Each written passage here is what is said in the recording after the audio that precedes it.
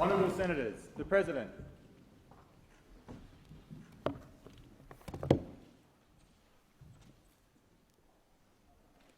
I acknowledge the Ngunnawal and Ngambri peoples who are the traditional custodians of the Canberra area and pay respects to the elders past and present of all Australia's Indigenous peoples.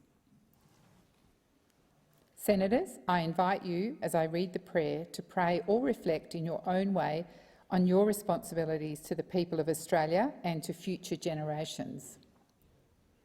Almighty God, we humbly beseech thee to vouchsafe thy special blessing upon this parliament, and that thou would be pleased to direct and prosper the work of thy servants to the advancement of thy glory and to the true welfare of the people of Australia. Our Father, which art in heaven, hallowed be thy name. Thy kingdom come, thy will be done in earth as it is in heaven. Give us this day our daily bread, and forgive us our trespasses as we forgive them that trespass against us. And lead us not into temptation, but deliver us from evil. For thine is the kingdom and the power and the glory for ever and ever. Amen.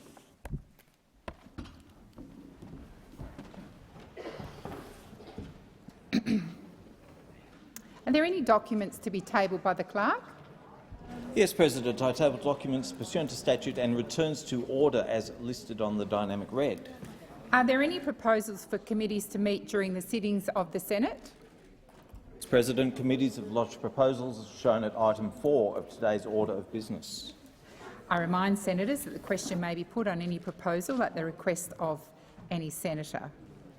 The question is that committees be authorised to meet during the sittings of the Senate today. All of those that view say aye. Against, I believe the ayes have it. I call the clerk. I think Senator Thorpe seeking the call.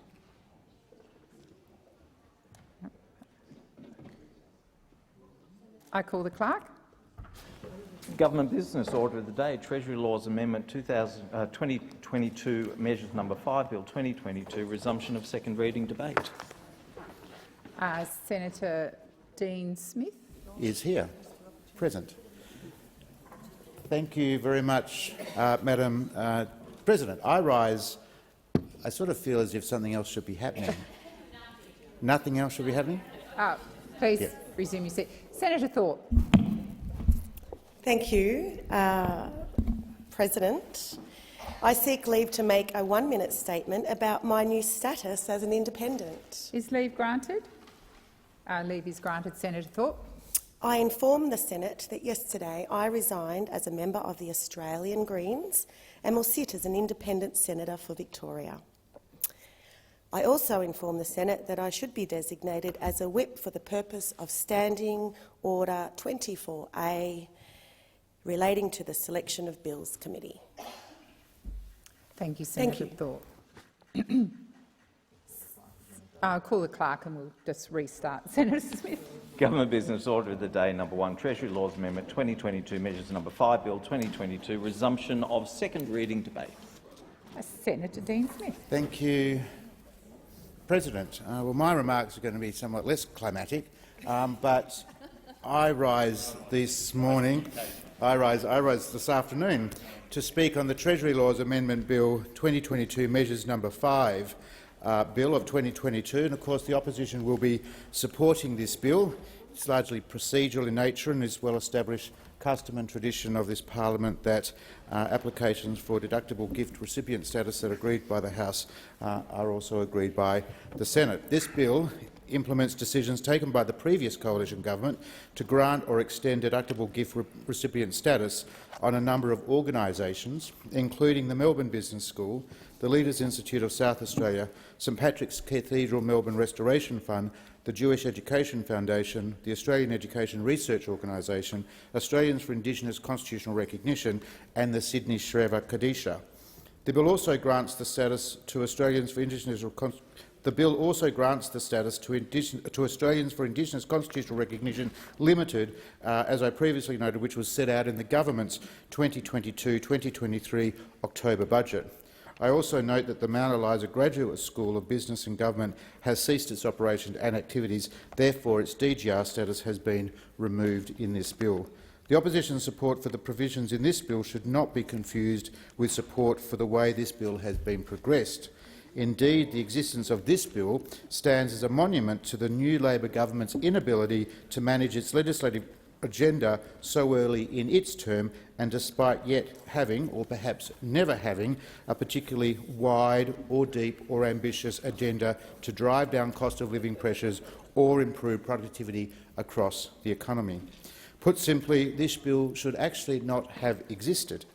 Those who have watched the passage of this bill closely will note that the inclusion of just a single schedule in this bill looks exactly the same as the schedule included in the Treasury Laws Amendment 2022 Measures No. 4 bill. The Treasury Laws Amendment No. 4 bill is actually currently before a Senate Economic Legislation Committee. The bill before the Senate today amplifies a significant legislative failure by the government.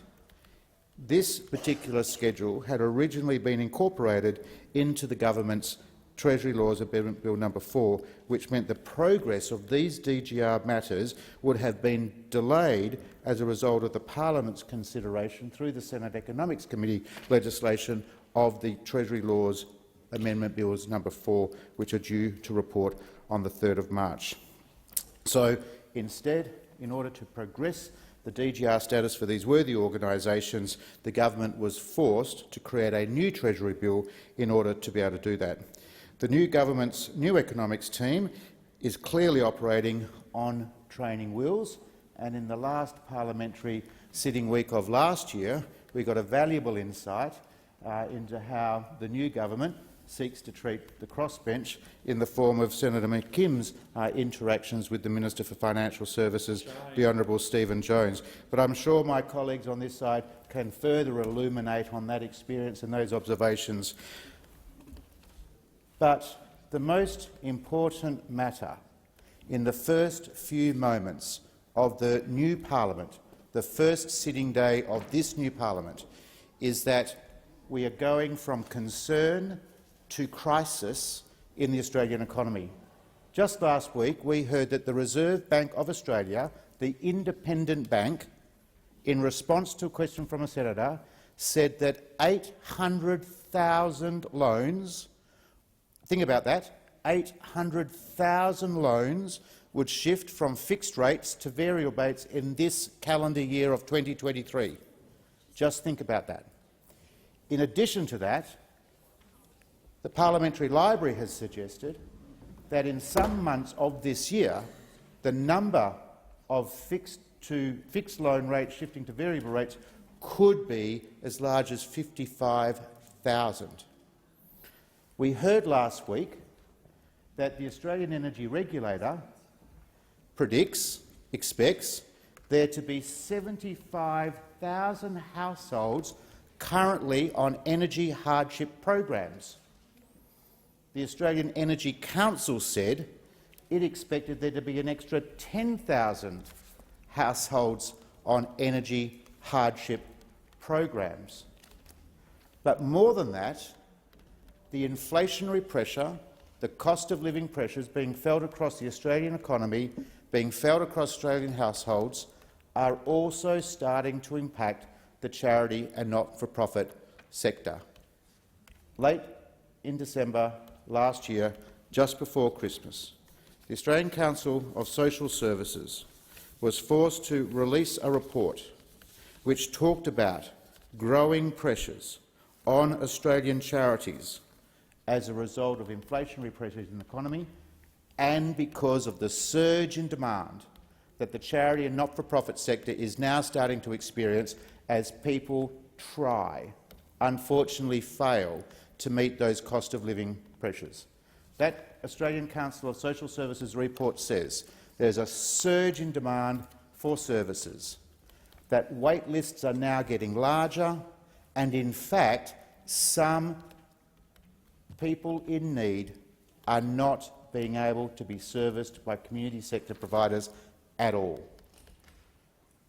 And if that wasn't bad enough, last week at the Cost of Living Senate inquiry we heard from charities in the not-for-profit sector themselves about how their sector is now suffering fatigue and exhaustion A very, very fair comment. And when you think about the fact that the Australian charities and not-for-profit sector has been at the forefront of dealing with natural disasters in our country, not one but many, stepped up, supported Australian households, supported their local communities during the pandemic, and without any reprieve are now being forced to respond, as they always do, respond to cost of living challenges being experienced by Australian households, from concern to crisis.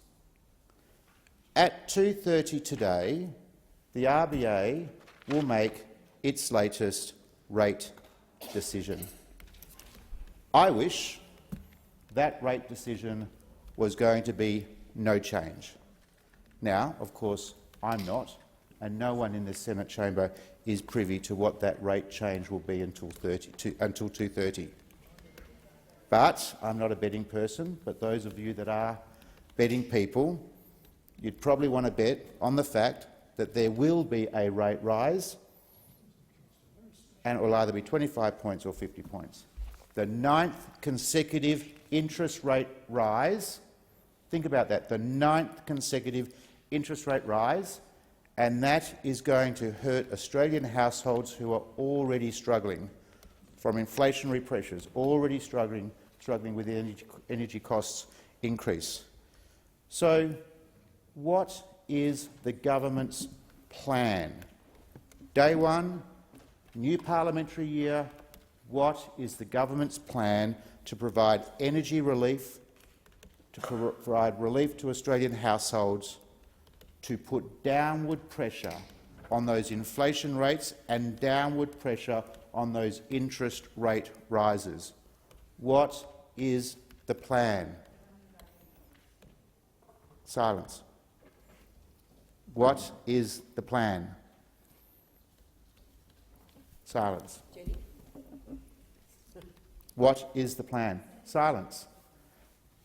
This new Labor government is imperiling the prosperity, the hard work, the effort of Australian households, and Australians will start to ask themselves, why does this new Labor government make my family poorer?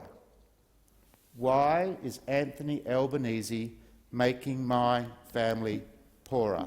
Why is the Treasurer, Mr Jim Chalmers, making my family poorer? Why is the new Labor government making it harder for the charity and not-for-profit sector in our country to meet the surge in demand for services? Why? Where's the plan? The government will say it's got a plan, but you have to wait until May. I can't tell you how many further interest rate increases there will be from today until May. I can't tell you how many of those 800,000 fixed-rate loans transferring to variable rate loans in 2023, I can't tell you how many will be transferring in February, in March, in April, in May. That is real hurt. That is real crisis for Australian households, no matter where they live across this country. Crickets from the government. Some in the government might want to say, well, the Treasurer, he's written us a 6,000-word essay. I don't know if Senator Pratt has had the time to read it. I don't know if Senator McAllister has had the time to read it. I don't know what their view is. None of us in this place would argue with the importance of ideas, but we all know how time poor we are and how important it is to keep ourselves focused on the real challenges of doing our job in the here and now. I suspect that many Australians, when they hear that there is no plan from Mr Chalmers for cost of living relief, when there is no plan from the Labor government on how better to support charities and not-for-profits, I think the conclusion that they might come to is that 6,000-word essay was a luxury, was largesse. was indulgent. The economy has gone from concern to crisis. Australian households will be starting this year with trepidation, taking their kids to school with trepidation. I'll be very interested to see what happens in May, where the government chooses to put that much-needed relief. I'm someone who says I would like to see that plan sooner rather than later. Senator Rice. Thanks, Deputy President. I'm rising to speak in relation to the Treasury Laws Amendment 2022 Measures No. 5 bill. The Australian Greens will be supporting this bill. It extends deductible gift recipient status to a number of organisations.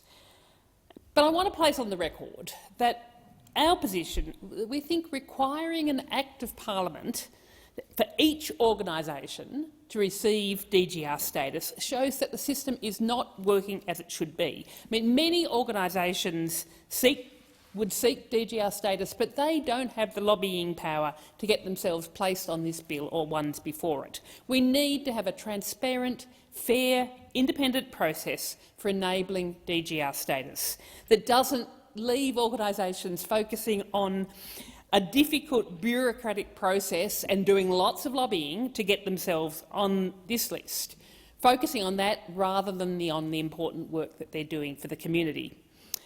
That's not to say that we don't support these organisations that are getting DGR status. In fact, we think a lot more organisations should. We just need to have a better process. The current process is not working, it is arbitrary and it is open to being politicised.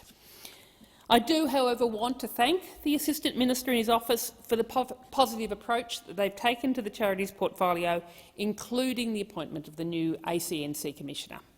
It's an important sector, and we really value the fact that the Minister and his office are working to consult with the sector and to begin to address some of the really important issues that the sector is facing.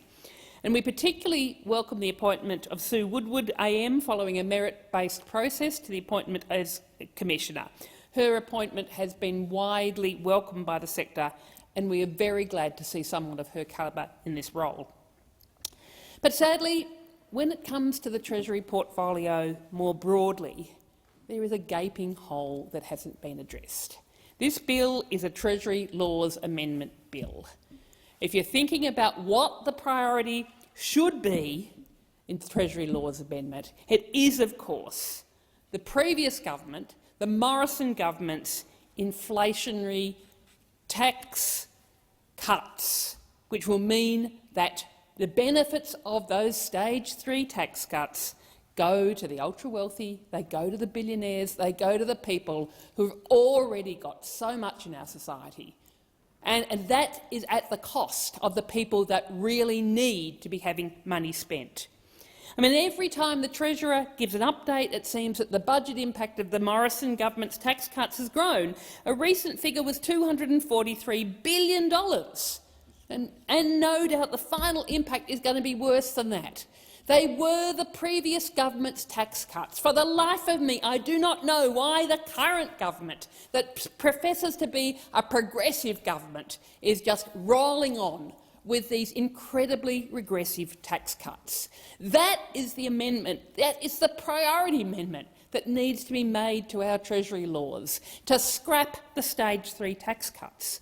Because that $243 billion, rather than providing a tax cut to the people that do not need it, do not value it, will use their tax cuts, it will go off in some investments, enable them to have their next overseas holiday, enable people to perhaps do some lovely renovations on one of their 7 houses that they've already got. Those tax cuts, that $243 billion could go to all sorts of things which would benefit ordinary Australians, in particular to raise the rate of JobSeeker and other income support above the poverty line. That is what would make a real difference to people's lives. That is the #1 amendment that we should be making to our Treasury laws. And this really matters because it is clear that this government is making a choice to amend our laws in one way but not another way. They are making a political choice. The poverty that people are living in is a political choice. And it's particularly clear when we're debating this tax legislation. The other element of this tax, yes, we're talking about charities. The impact of people living in poverty, the massive impact that that has on the charities, on the charity sector. I'm currently chairing our Senate inquiry into poverty in Australia, and we are hearing heartbreaking and absolutely awful stories of what people are going through living in poverty, and largely because there are all sorts of people living in poverty in Australia, but the ones who are suffering the most are those who are living on income support, that cannot afford to put a roof over their heads, to put food on the table, to pay for the medicines that they need to address their health issues. And they are having to choose to go hungry or to pay for their medication. They are having to choose how long can they cope with having their rent in arrears. When are they going to have to actually decide, nah, they can't live in that house. They're having to cope with landlords putting up the rent and being made homeless because they just cannot afford the rent on a house anywhere in our capital cities. And so then you're in a position of living in poverty and you're homeless and it's impossible to get your life back on track. And it's the charities that are left picking up the pieces. And every charity that has appeared before our inquiry so far, from Anglicare, ACOS, Uniting Care, every one of them have implored us to increase the rate of income support. So rather than spending $243 billion on tax cuts for the ultra-wealthy, spend that money on increasing income support. I mean, the decisions of the former Morrison government, of course, made it really clear that poverty is a political choice. And it matters for people's lives. I do want to take the opportunity, given we are talking about tax legislation today, given we are talking about support for charities, given that we know that it's the charities that are picking up the pieces, and given that we know that poverty is a political choice, I want to share some of the experiences of people that have spoken with me. I mean, one constituent told me about their experience on income support. As a young person on JobSeeker, I consistently struggled to find secure accommodation, healthy food, and was never able to save for essential big expenses like shoes or a licence. I wasn't having daily coffees, I wasn't eating at restaurants. Yes, I feel very fortunate to have been born in Australia and be eligible for social security at all. However, it shouldn't be such a degrading, time and energy-consuming process to get the very bare minimum for survival. Everything from claiming support to keeping it for any period is a stressful and dehumanising ordeal. It's worse for those trying to claim disability. And that person goes on to say, we're one of the wealthiest countries in the world, and our government has chosen to roll back support for students, the homeless, the disabled, the elderly, the inexperienced, about to enter or return to the workforce, single parents. All of these groups have substantial obstacles put in their way by our current welfare system and its draconian limitations. Poverty is a political choice. I mean, we are in a cost of living crisis. Rent's skyrocketing, food prices are soaring. It's more expensive than ever to see a doctor. So when we're talking about tax reform, it's very clear where our priorities should lie. We should be increasing income support rather than giving handouts to the ultra-wealthy. We should be spending that money on putting dental and mental care into Medicare. We should be building more affordable housing, 1 million affordable homes to get people off the public housing waiting list. We could make childcare free, and we could make a real difference in people's lives, rather than enabling people like Gina Rinehart and Clive Palmer to contribute to paying for their third private jet. And I remember in 2019, when the Morrison government was ramming these changes through, Labor senators in this place made points about how dangerous they were. They acknowledged the importance of the political decisions that were being made in this very chamber. As Senator Gallagher said at the time, the job of the government is to say where that money is coming from, how those tax cuts will be paid for, and whether there's a commitment from the government not to slash essential services to the Australian community in order to pay for them. Senator Wong said at the time, these are massive numbers with far-reaching consequences for health and for education and actually for the sort of society we want for Australia. and we have absolutely no way, and the government has no way of forecasting in 2019 how it can pay for $95 billion worth of tax cuts in 24-25. The reality is that the government is actually locking in tax cuts without identifying the spending cuts which are required to fund them. That's the hard reality. It's locking in tax cuts without identifying the spending cuts which we'll have to identify in order to pay for them. I couldn't have said it better, Senator Wong. We agree with those points, except that that $95 billion is now $234 billion.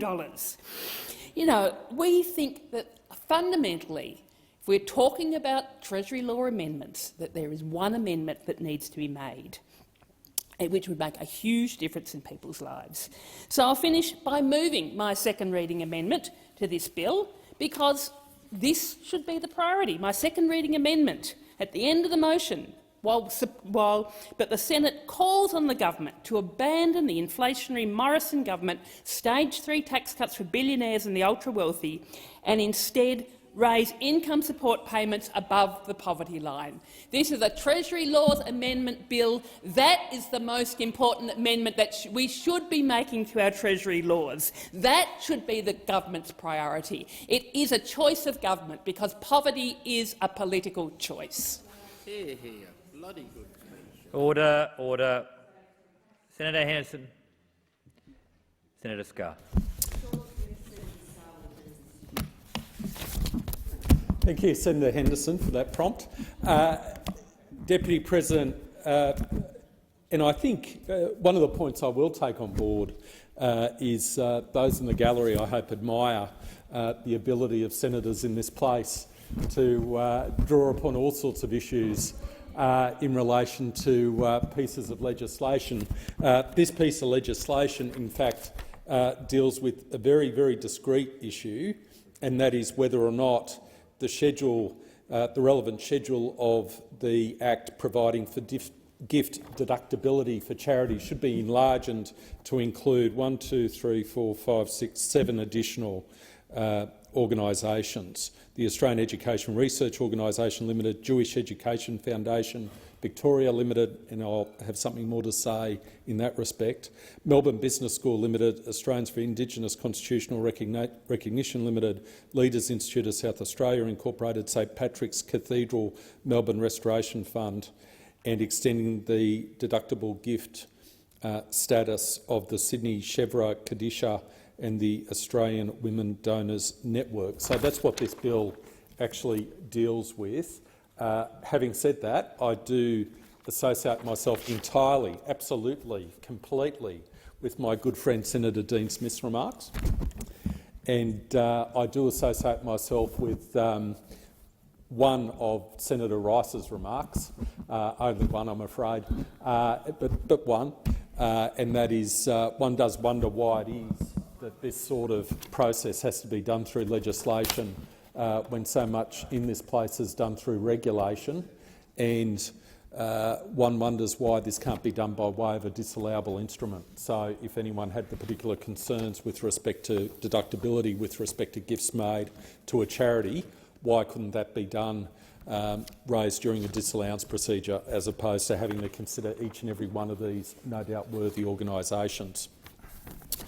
I wanted to make some comments with respect to what I believe is an important issue with respect to arising from the inclusion of the Jewish Education Foundation Victoria Limited. And when I was reflecting on this and I saw that they had been included, I did some research with respect to that foundation. I congratulate all members of that foundation with respect to the important work they do to make a Jewish education more accessible to members of the Jewish community, and I think that should be applauded. And from my perspective, it underlines the important place of religious schools in our community, and the fact that those schools, that community of faith, needs to be respected and supported in every way. So I do commend all of those associated with the Jewish Education Foundation Victoria Limited. I'm so impressed by what you're doing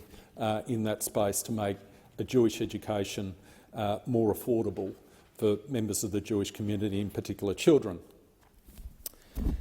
Secondly, this is my first opportunity to rise in this House to speak following the release by the Executive Council of the Australian Jury of its report on anti-Semitism in Australia 2022. And we need to deeply, deeply reflect upon the outcomes of this report, particularly or including with respect to the education sector. So I've referred to the Jewish Education Foundation Victoria Limited and its efforts to provide Jewish children with an opportunity to have a Jewish education. And in that context, reading the results of this report, which covers the period 1 October 2021 to 30 September 2022, research written and compiled by Julie Nathan, Research Director of the Executive Council of Australian Jury, makes extraordinarily disturbing reading. Very, very disturbing reading. And I've quoted from previous reports, annual reports by the Council in this place, and I want to take this opportunity to quote from this report. And I quote from the executive summary. During the 12-month period from 1 October 2021 to 30 September 2022, there were 478 anti-Semitic incidents logged by volunteer community security groups, official Jewish state roof bodies and the ECAJ. In the previous 12-month period ending 30 September 2021, these same bodies logged 447 incidents. So in 12 months, an increase in the number of what are horrific anti-Semitic incidents, and I'll give some examples, which I shouldn't have to give in this day and age. 478 this year, 447 last year. Accordingly, there was an increase of 6.9% in the overall number of reported anti-Semitic incidents compared to the previous year, 2021, which had a 35% increase over the number of recorded incidents in 2020. So year to year, from 2020 to 2021, an increase of 35%, and then in the subsequent year, an increase of 6.9%. Why is this happening? Why is this happening in our country? I want to give some examples, and they're in the education space. So I spoke about the Victorian Foundation providing assistance to Jewish children to go to Jewish schools. And this is what is happening in our community in this regard. And I'll quote some of the examples. And there are pages and pages and pages of them. 2 males verbally abused security guards outside a Jewish school, Perth, 7 October 2021. A student at a high school was the victim of ongoing Semitic abuse, both verbally in person and online, and was physically assaulted in regional New South Wales, 4 November 2021. Verbal abuse by 3 teenagers on electric scooters who yelled Heil Hitler at 2 identifiably Jewish teenagers near a Jewish school, Melbourne, 22 April 2022. The passenger of a passing vehicle yelled Jew, Jew, Jew towards a congregant outside a synagogue, Sydney, Friday 11 March 2022. And so it goes on. The occupant of a passing vehicle yelling something Jews multiple times, towards an identifiably Jewish male and female as they crossed the pedestrian crossing outside a Jewish school. The female in the car then made a Nazi salute. Sydney, 14 May 2022. The passenger of a passing vehicle yelled expletive Jews towards identifiably Jewish individuals and security personnel outside the front of a Jewish school, Sydney, 6 June 2022. Jewish student on a public bus harassed by students from another school. The perpetrator sat behind the victim on the bus, breathing down his neck and making anti-Semitic comments about the victim being Jewish and attending a Jewish school, Dover Heights, Sydney, 9 June 2022. And so it goes on. A man exited from a tram near a Jewish school and approached a female teacher waiting outside the school, asking her if she believed pedophiles were criminals. The teacher said yes. The men then asked her how she could believe that, as 90% of Jews are pedophiles. When the teacher walked away, he began yelling, "The rabbis in the school just wanted to expletive, expletive, expletive." That's in St Kilda, Melbourne, 1 December 2022. I think we need to know about this. I think we need to reflect on this. I don't enjoy reading these examples, but I think in this place that our Jewish community and students going to Jewish schools need to know that we are horrified that this is happening in our community. On page 45, there are further examples in the context of what is happening in schools and the manifestation of anti-Semitism against students. I want to read one particular example, and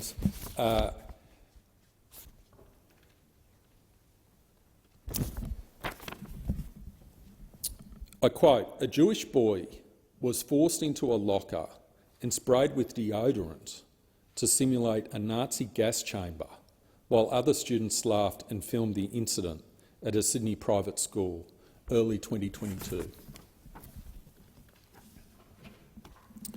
And so it goes on.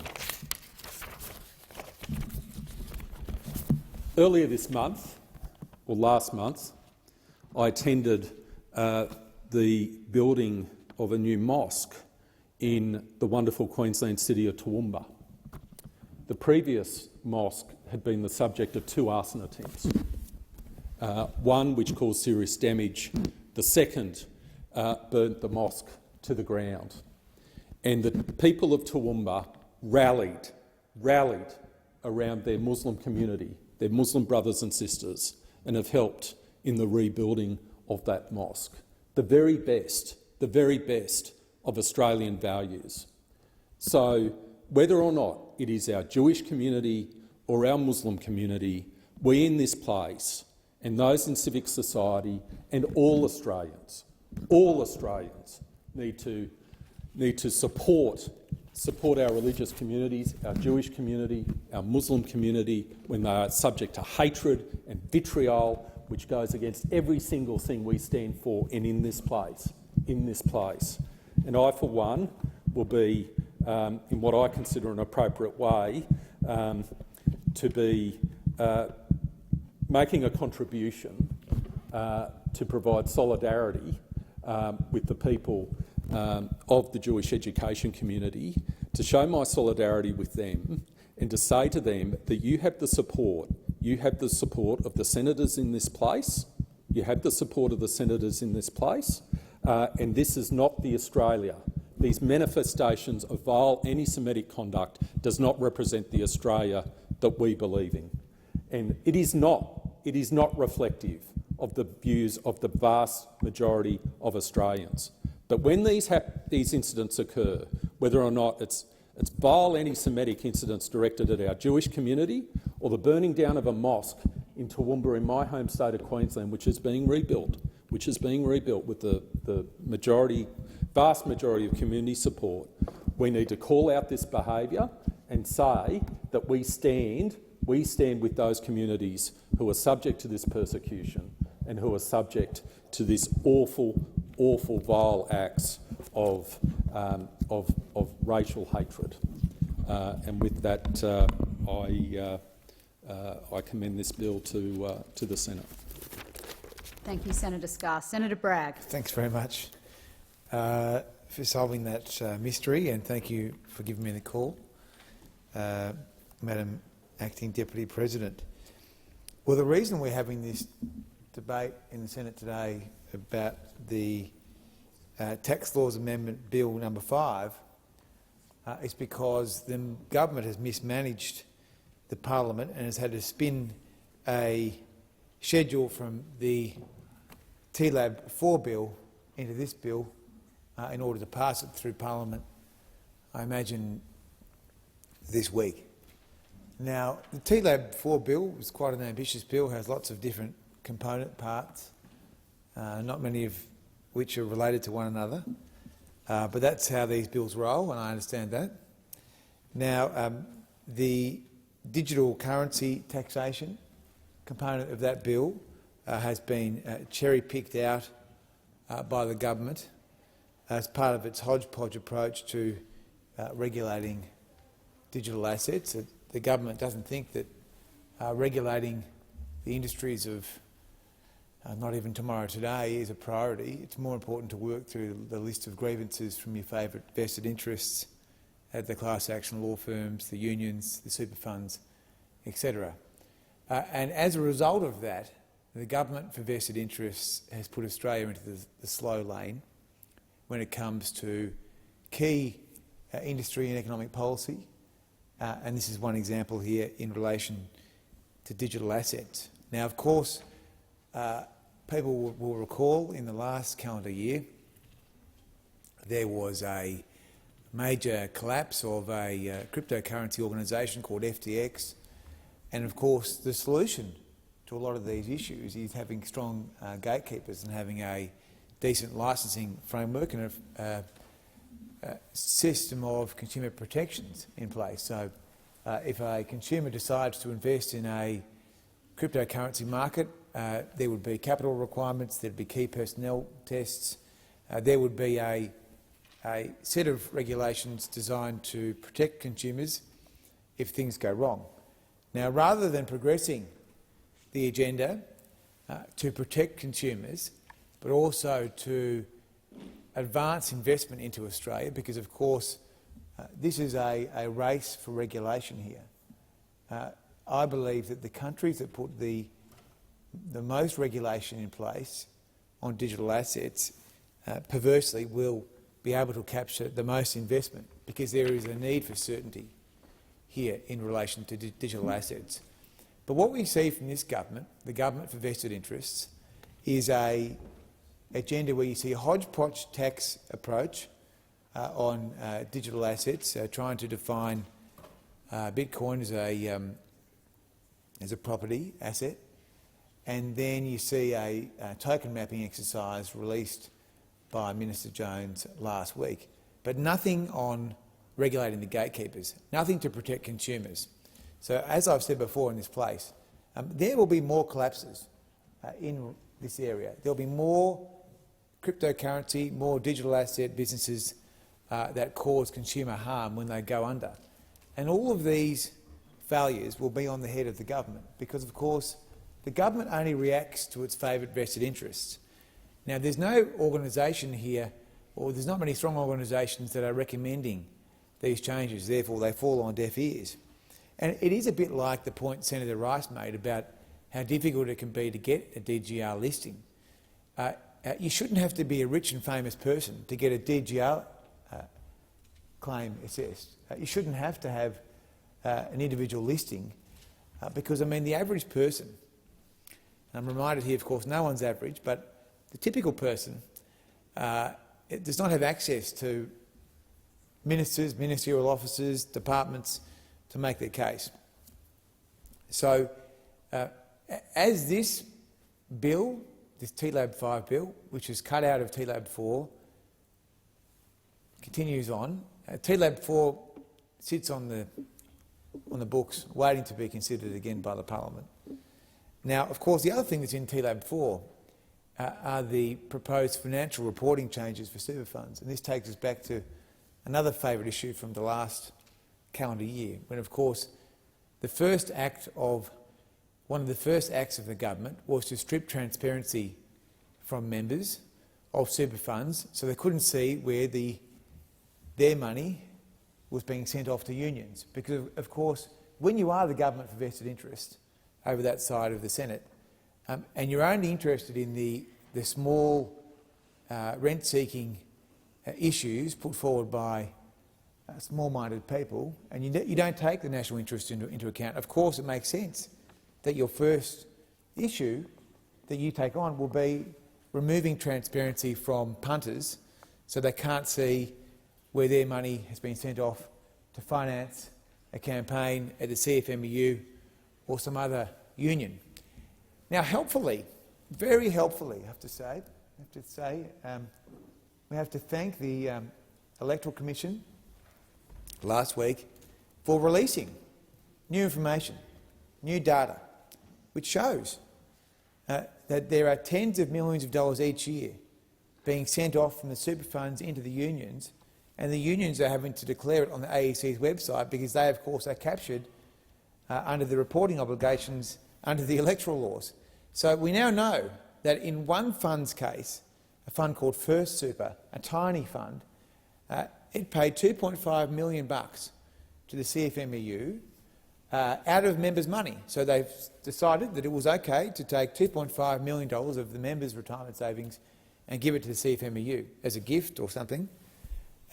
Now, we know that because of the AEC disclosures, but we don't know that members are able to access the information because that information has been cut out of the disclosures that go to the punters because, of course, Minister Jones made it his first order to cut out that level of transparency. And I note that this week, again very helpfully, the Senate will have an opportunity to consider whether it will disallow this regulation that was made by Minister Jones, which prevents the people of Australia from seeing whether or not their funds, their super funds, are taking their retirement savings and sending it off to related parties for political and other purposes. Now, the Senate last year, I believe, made a mistake in not knocking out that regulation then. I think this week, I hope this week we will see a different result, where the regulation made by Minister Jones would be knocked out, and then we would revert back to the regulation made by the coalition government last parliament.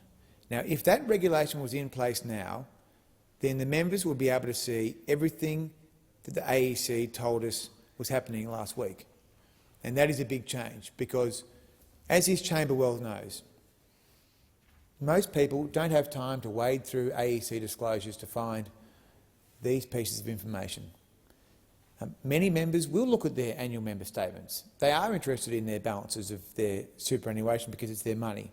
So the stripping of that information, I think, was very detrimental, and we look forward to the Senate reconsidering this matter later in the week. I agree with Senator Scarr and I agree with Senator Rice. I think it is too hard to get a DGR listing. I think it should be easier to do. And I have to say, for transparency, I believe it is a good thing that we are listing the Australians for Indigenous constitutional recognition.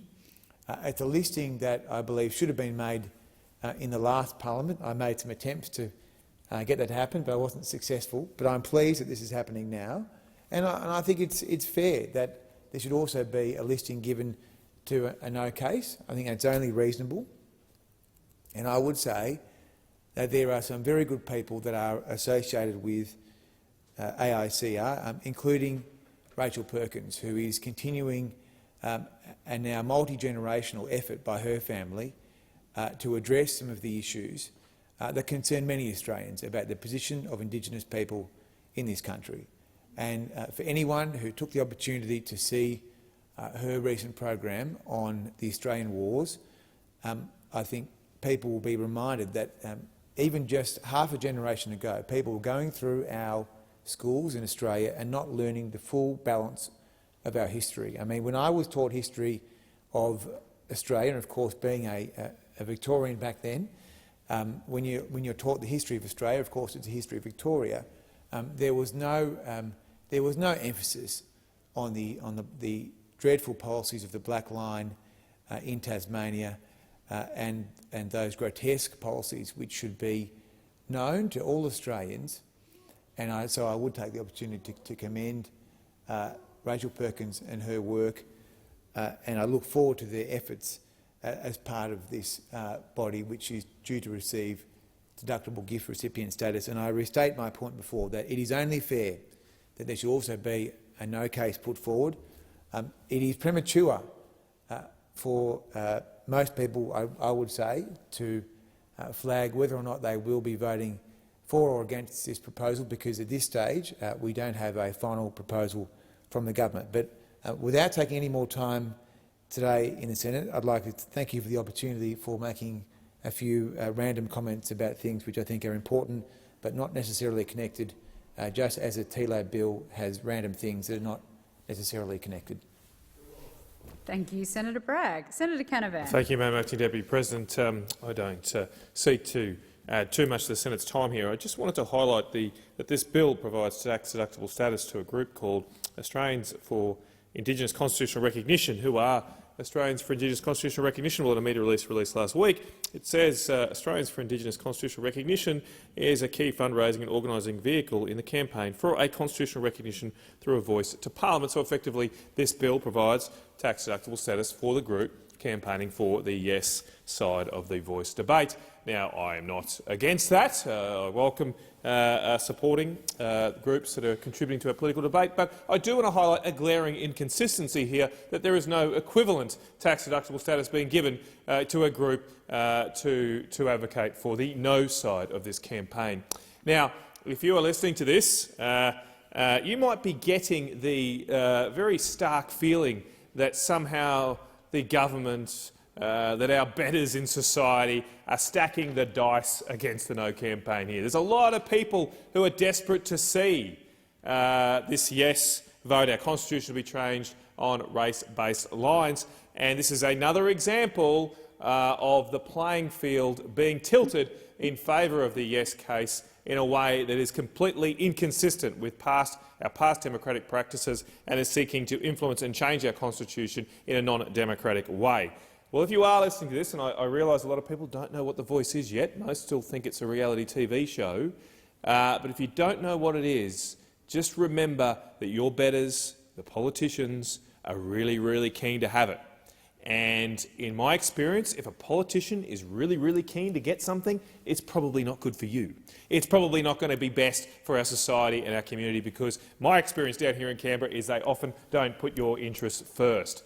So while this bill does not provide an equal playing field for the yes or no case, I have great faith in wisdom in the common sense and appropriate cynicism about authority that Australians represent. They will not have the wool pulled over their eyes. They will see this what it is for, that this is a blatant attempt to support one side of a political debate and not another. It should not stand in our democracy, and I'm hopeful the Australian people will make sure it doesn't later this year. Thank you, Senator Canavan. Senator McAllister. Thanks very much, Acting Deputy President. As Senator Bragg observed about his own contribution, it's been a wide-ranging debate which has canvassed a range of issues, few of which are directly connected to the substance of the bill before us, and to that extent it's not my intention to range quite as widely as all of my Senate colleagues. But I did want to make just this one comment. Senator Scarr, of course, took the opportunity to elevate some of the recently published research about an increase in reported incidents of anti-Semitism and racism. He sought to make some comments here, I think, about our shared obligation and responsibility to combat these behaviours and to combat the beliefs that enable them and support them. Because words matter, and words, as Senator Scarr's earlier contribution demonstrate for us, can lead to action, to giving permission to people who believe that it's okay to bully, intimidate, harass and vilify people on the basis of their faith or on the basis of their race. And it's completely unacceptable. Racism and anti-Semitism is completely unacceptable, and I hope that everyone in this chamber would share that view and would understand our mutual responsibility to combat it. But to return to the matters that are before the Senate in the bill that's before us, the bill, of course, amends the Income Tax Assessment Act to include the Australian Education Research Organisation Limited, the Jewish Education Foundation, Melbourne Business School Limited, Australians for Indigenous Constitutional Recognition, the Leaders Institute of South Australia and St Patrick's Cathedral Melbourne Restoration Fund on the list of deductible gift recipients. It extends the current listing for Sydney Shevra Kadisha and Australian Women Donors Network, and it removes the listing for Mount Eliza Graduate School of Business and Government Limited. I think people here and people listening understand that deductible gift recipient status allows members of the public to receive income tax donations, deductions for the donations that they make to these organisations. In contemplating this legislation, and I hope providing support for it, the Parliament and the Australian Government are supporting these organisations in their provision of valuable community services by granting them deductible gift status, and I commend the bill to the Senate. Thank you, Senator McAllister. The question is that the second reading amendment moved by Senator Rice be agreed to. All those of that opinion say aye. Those against say no. I think the noes have it. The ayes have it. Division required. Ring the bells for 4 minutes.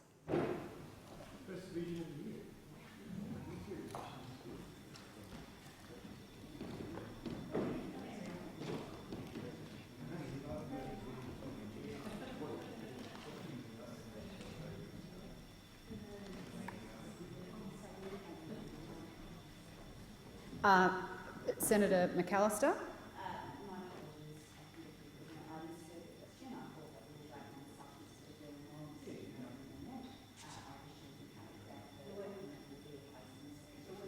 Okay, is a division still required? I still have an indication from senators that a division is still required, so we will continue the division, but thank you for indicating that, Senator McAllister.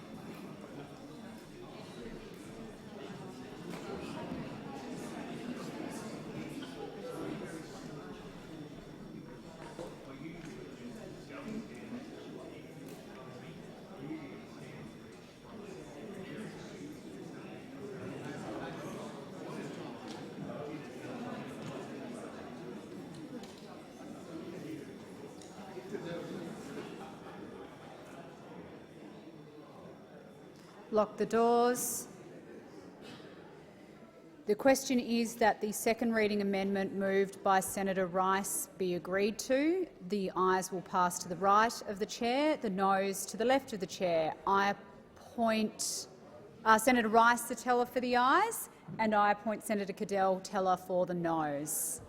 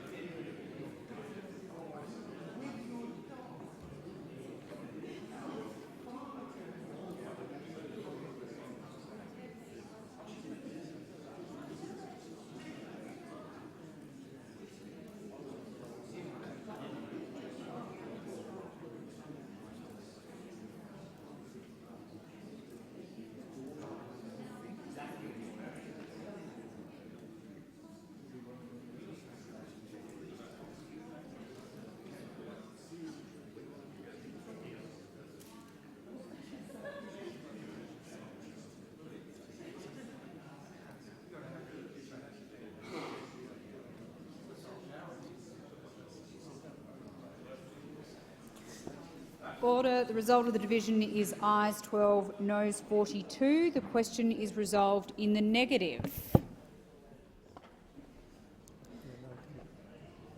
The question is that the bill now be read a second time. All those of that opinion say aye. Those against say no. I think the ayes have it. The ayes have it. No amendments have been circulated. Oh, apologies. I call the clerk. A bill for an act to amend the law relating to taxation and for related purposes. Thank you, Clerk. No amendments have been circulated. Does any senator require a committee stage on this bill? If not, I shall call the minister to move the third reading. I move that the bill now be read a third time. The question is that the bill now be read a third time. All those of that opinion say aye. Those against say no. I think the ayes have it. The ayes have it. I call the clerk. A bill for an act to amend the law relating to taxation and for related purposes.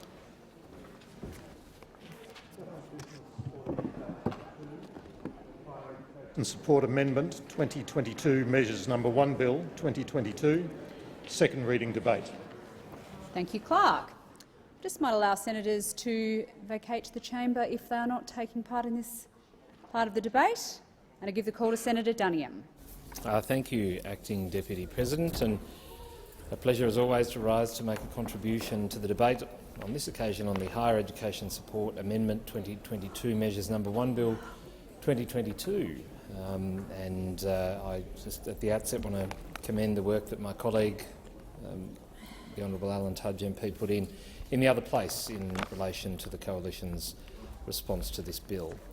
To begin with, the purpose of this bill is to give effect to, broadly speaking, two legislative changes which were introduced before the last election by the Coalition, which of course lapsed at the dissolution of the Parliament, and they were the Education Legislation Amendment, Measures No. 1, Bill 2022, and the Higher Education Legislation Amendment 2021, Measures No. 1, Bill 2021.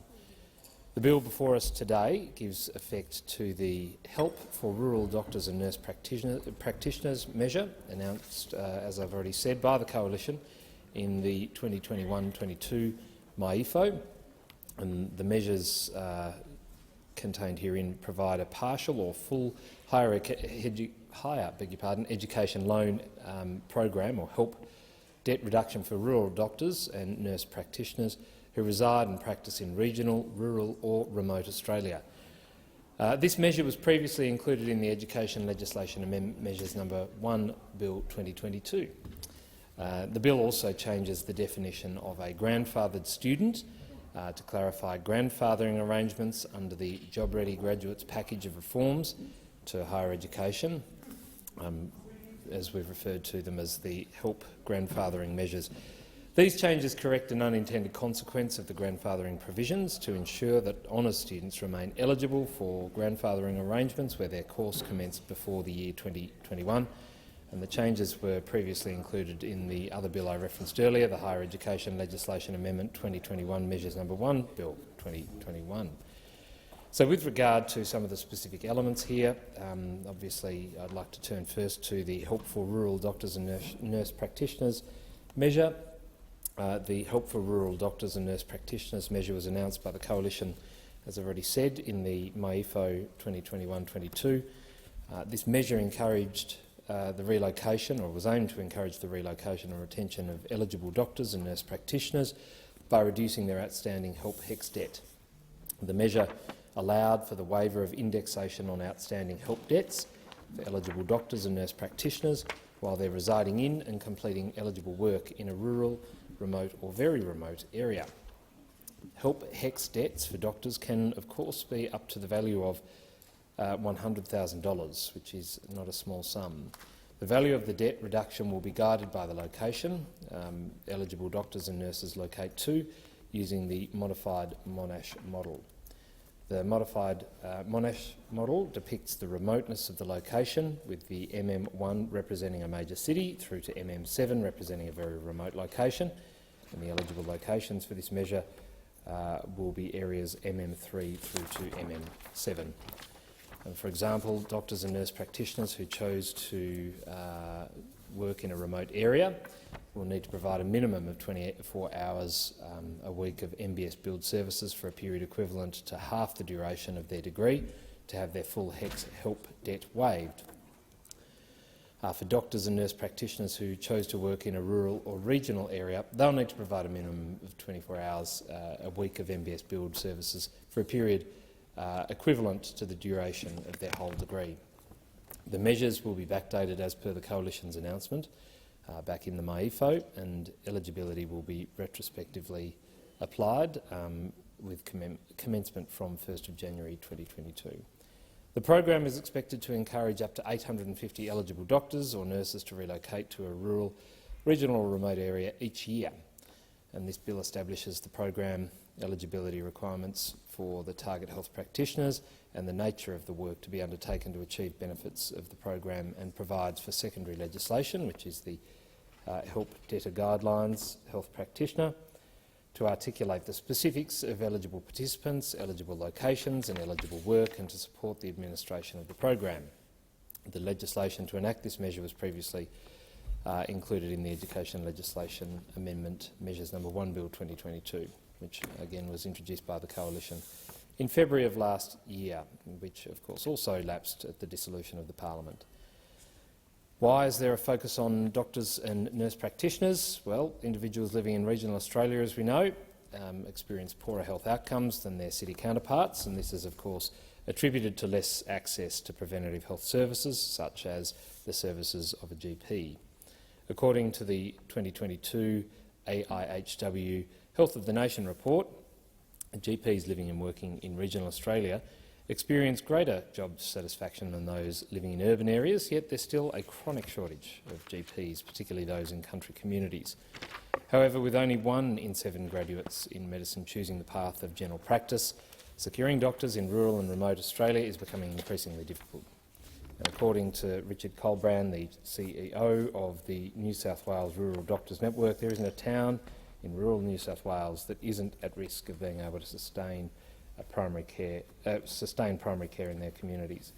Without general practice, patients will turn to the already overstretched emergency departments and won't seek medical treatment at all, leading to poorer health outcomes. As I've already said, this is coalition legislation in essence. It was introduced before the last election, and we therefore support the bill.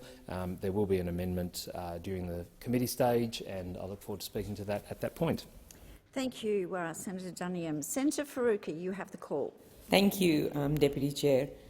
I wish to speak to the Higher Education Support Amendment 2022 Measures No. 1 Bill 2022. And I will come to the Greens' position on this bill in a few minutes.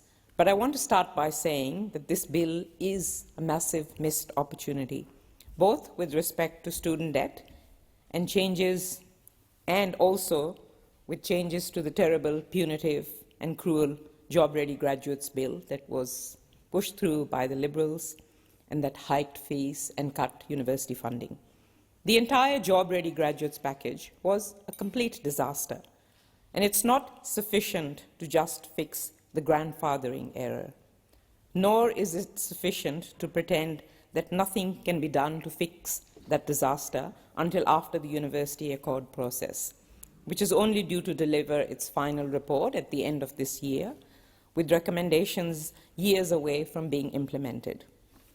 When current policy is causing problems for so many people and is deeply flawed, like this job-ready graduates, urgent action is warranted. Job-ready graduates raise student fees and cut billions from Commonwealth contributions to teaching and learning. It failed in its attempt to encourage more enrolments in priority courses such as science, engineering, and mathematics, and burden hundreds of thousands of students with billions in additional collective debt, shifting the overall cost of university education away from the Commonwealth and onto students. Job-ready graduates, as designed, had unfair and disproportionate impacts on students who may already be marginalised, subject to structural discrimination, or at greater risk of dropping out, including women, Aboriginal and Torres Strait Islander students, low SES students, first and family students, and students who live in regional areas. It just entrenched pre-existing inequalities. As the CEO of the Grattan Institute, Danielle Wood, stated in relation to the Job Ready Graduates Bill back in 2020, and this is what she said, "I honestly think it's one of the worst designed policies that I have ever seen. Even if you accept its stated rationale, it doesn't go anywhere near achieving it." So the current bill that we are debating is a missed opportunity with regards to this particular grandfathering requirement, and also with regards to the student debt. Education is a right, not a privilege reserved for those who can afford to pay for it. It should be universal, and it should be free at all levels. And it is a travesty that student debt exists in the first place. It should be completely wiped. Tinkering around the edges and reducing student debt for certain cohorts is totally insufficient. The need to address ballooning student debt in this country has never been greater. And again, it's not a problem which should be palmed off until after the accord process has wrapped up. If inflation continues to rise, as is expected, student debt is likely to be indexed by around 7% on June 1 this year. And this means that a person with an average help debt of around $24,770 will face an increase of over $1,700 to that debt. And this is pretty staggering, particularly in the midst of a cost of living crisis, which is hitting young people the hardest. The increase in debt will be much higher for those who are shackled with a bigger study debt burden. For those close to 600,000 people who have a help debt of $40,000, debts could rise by almost $3,000. These debts are holding people back from being able to get a car loan, a loan to purchase their first home, and severely limiting the amount that they are able to borrow. Ballooning student debt, so it's already causing harm. And last year, I heard from so many people about how rising student debt was holding them back. And I just want to put on the record here what some of them said. So one said, "I'm literally 20 and already owe more than $20,000. That's more than $1,000 for every year of my life." Another one said, "My HECS and student loan comes to $80,000. Indexation will mean all I have paid in the last 12 months comes to nothing." And then there's this: "I've just finished my degree, mum of two who staggered through it during lockdowns, and about to enter the full-time working world, feeling like I'm behind before I even begin." Another person told me, "I'm going to pay about $3,500 in HECS this year, and at the end of the year, my HECS debt will increase by $4,760. Absolute nightmare." And then this is the last one I'm going to read out today, although there's plenty more. "This year, my debt went up by more than the compulsory payments reduced it by. Paying thousands to still have my HECS debt growing is so disheartening." And that is why I say that this bill is just tinkering around the edges and not sufficient. At the very least, we need to freeze indexation now to stop pouring fuel on the student debt crisis. We also need to raise the minimum repayment threshold to the median wage so we can ease the cost of living pressures for millions. And that's why I have introduced a bill to do just that. The bill we are debating amends the grandfathering provisions in the Higher Education Support Act to make them fairer and introduces a scheme for eligible doctors and nurses to have their help debts reduced or wiped if they live and work in rural and remote areas for a period based on the length of their degree. The bill also allows for the waiver of indexation in relation to eligible health practitioners' help debts while they are working in rural or remote areas. And so the Greens will support this bill because it does fix at least one broken element of the Liberals' job-ready graduates package, the current unfair grandfathering of fee increases, which saw students who enrolled in honours courses who were hit by such high fees. It does also at least introduce measures to lower and wipe student debt for one cohort of students, so that's a step forward. But what we really need to work towards is the complete wiping of all student debt in this country and making education free for all. And I'm proud to be a member of the first and the only party in Australia to commit to this vision. And that's why I will be moving a second reading amendment to this effect to make sure that student debt is wiped and to recognise that tertiary education, like all education, is an essential service and it should be universal and free. Thank you, Senator. Senator Smith, Mario. Thank you, Madam Acting Deputy President. I'm also rising today to make a few brief remarks on measures within the Higher Education Support Amendment 2022 Measures No. 1 Bill. And particularly, I want to acknowledge the measures within this bill that work to encourage doctors and nurse practitioners to live and work in rural, remote and very remote areas in Australia. This bill will allow for eligible doctors and nurse practitioners to have their help debts reduced or wiped if they live and work in those areas for a period based on the length of their degree. And I rise today to welcome these initiatives, this part of the bill, because we know that bringing healthcare professionals to our regions is urgent business. As a senator for South Australia, as I travel around our state, I have heard countless times the difficulties South Australians living in our regions, in our remote areas, in our rural areas have in accessing adequate healthcare services, quality healthcare services, and importantly, continuity of care in the services that they do access. We know that the provision of healthcare services in our regions is simply not up to scratch. And over the past few years since I've been elected, we've seen things like the repeated cancellation of obstetric services in Ceduna.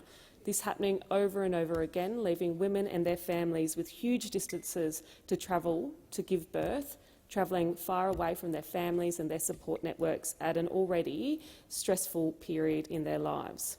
And we see it in the provision of completely substandard health facilities in rural and regional South Australia, in towns like Ceduna, where thankfully this government, the Labor government, in partnership with our state Labor government, is finally rebuilding the local health clinic, Yardoo Health, something I've been campaigning for years on in this case, in this place, a situation we had in Ceduna which was completely substandard and where the previous government refused to act. We know in communities there are people travelling incredibly long distances to see their GPs and who have suffered from a lack of timely access to quality healthcare and, of course, to a lack of continuity of care from their healthcare providers. And we know, especially when it comes to managing chronic disease and complex conditions, a trusted relationship matters. Continuity of care matters. In towns like Murray Bridge, a town that can be disadvantaged at times by its proximity to Adelaide, a town where it can be close enough to miss out on some good services because it's assumed that it's easy enough to get to Adelaide, these types of measures will really matter. Acting Deputy President, our healthcare systems have been under strain. They need help, and I'm proud to be part of a government not afraid of doing the hard work to tackle these challenges. So whilst I appreciate this bill is primarily relating to higher education, I did want to note and draw out the measures within this bill which go to having an impact on workforce, having an impact on the workforce of doctors and nurses in our regions. This is a critical issue, one which I think we have seen repeated failures in over many, many years, which have left people in my state very, very disadvantaged. And any measure that we can do as a government and as a parliament, which will mean we have access to better services, continuity of care, more professionals out in our regions, our rural and remote areas, making a difference to their local communities, providing that continuity of care, providing those services locally in a way which is accessible, in a way which allows people to stay closer to their families, closer to their support networks and, of course, closer to their employment is a really positive thing. So I do commend those measures in the bill and look forward to continuing to work amidst this government's broader work and efforts on strengthening Medicare, strengthening our healthcare system, because we know after 9 years of the previous government, it has never been in worse shape. So there is a lot of work to do, and I commend the measures in this bill, which will hopefully make a difference in regional South Australia. Thank you, Senator. Senator Scarr. Thank you, Madam Acting Deputy President. At the outset, we should note that the purpose of this bill is actually to give effect to 2 legislative changes that were introduced by the coalition government. So this bill actually gives effect to 2 changes introduced by the previous government, which Senator Smith heavily criticised in her contribution in this place. And the first change gives effect to the Higher Education Loan Program Debt Reduction Scheme for rural doctors and nurse practitioners who reside and practice in regional, rural or remote Australia. And then the second change in this legislation is to fix an anomaly such that students who are undertaking honours programs actually also qualify for the assistance. So the basic proposition is that if those people who are studying medicine, studying nursing, choose to work and live in a regional or remote community, then the quid pro quo is that they're given fee relief in terms of their university fees. And that is entirely appropriate, and hopefully, and I share this ambition with Senator Smith, hopefully will go some way towards alleviating the crisis that is currently occurring, especially in remote and regional communities in relation to healthcare. Research from the Australian Healthcare and Hospitals Association provides some really startling facts, in terms of the health of people living in rural and remote communities as opposed to the health of those who had the benefit of living in larger major cities. People in, and I quote from an information statement which they released, which lists a number of these differences. Firstly, people in rural and remote areas on average have shorter lives, higher levels of illness and more disease risk factors than those in major cities. Shorter lives, higher levels of illness and more disease risk factors than those living in major cities. The next point is quite startling. Mortality rates for males in very remote areas are 1.4 times higher than those living in major cities and 1.8 times higher for females. Mortality rates are that much higher for our fellow Australians who are living in remote communities. Age-standardised suicide rates increase with remoteness, and the total burden of disease rate in remote and very remote areas is 1.4 times higher than in major cities. People living in rural and remote areas are more likely to have long-term health conditions including arthritis, asthma, diabetes, heart disease, stroke and mental health conditions. A higher proportion of Aboriginal and Torres Strait Islander people with worse health outcomes than other Australians live in rural and remote areas. So the need is there, but the supply of health professionals is wanting. And that's one of the things which this bill seeks to address. In the limited time available before 2-minute statements, I do want to make some reflections on the current state of the health system in my home state of Queensland. What is happening in Queensland, especially in regional Queensland, is an absolute disgrace. An absolute disgrace. Gladstone Hospital, and I'm reading from an ABC article dated 15 January 2023, Gladstone Hospital in central Queensland, this is a city of 60,000 people, has been on maternity bypass for more than 6 months. And this is a city which typically the population, women of Gladstone give birth to approximately 600 babies a year. 600 a year, population of 60,000, but the Queensland Public Health System, under the Palaszczuk Labor government, is incapable of providing obstetric services.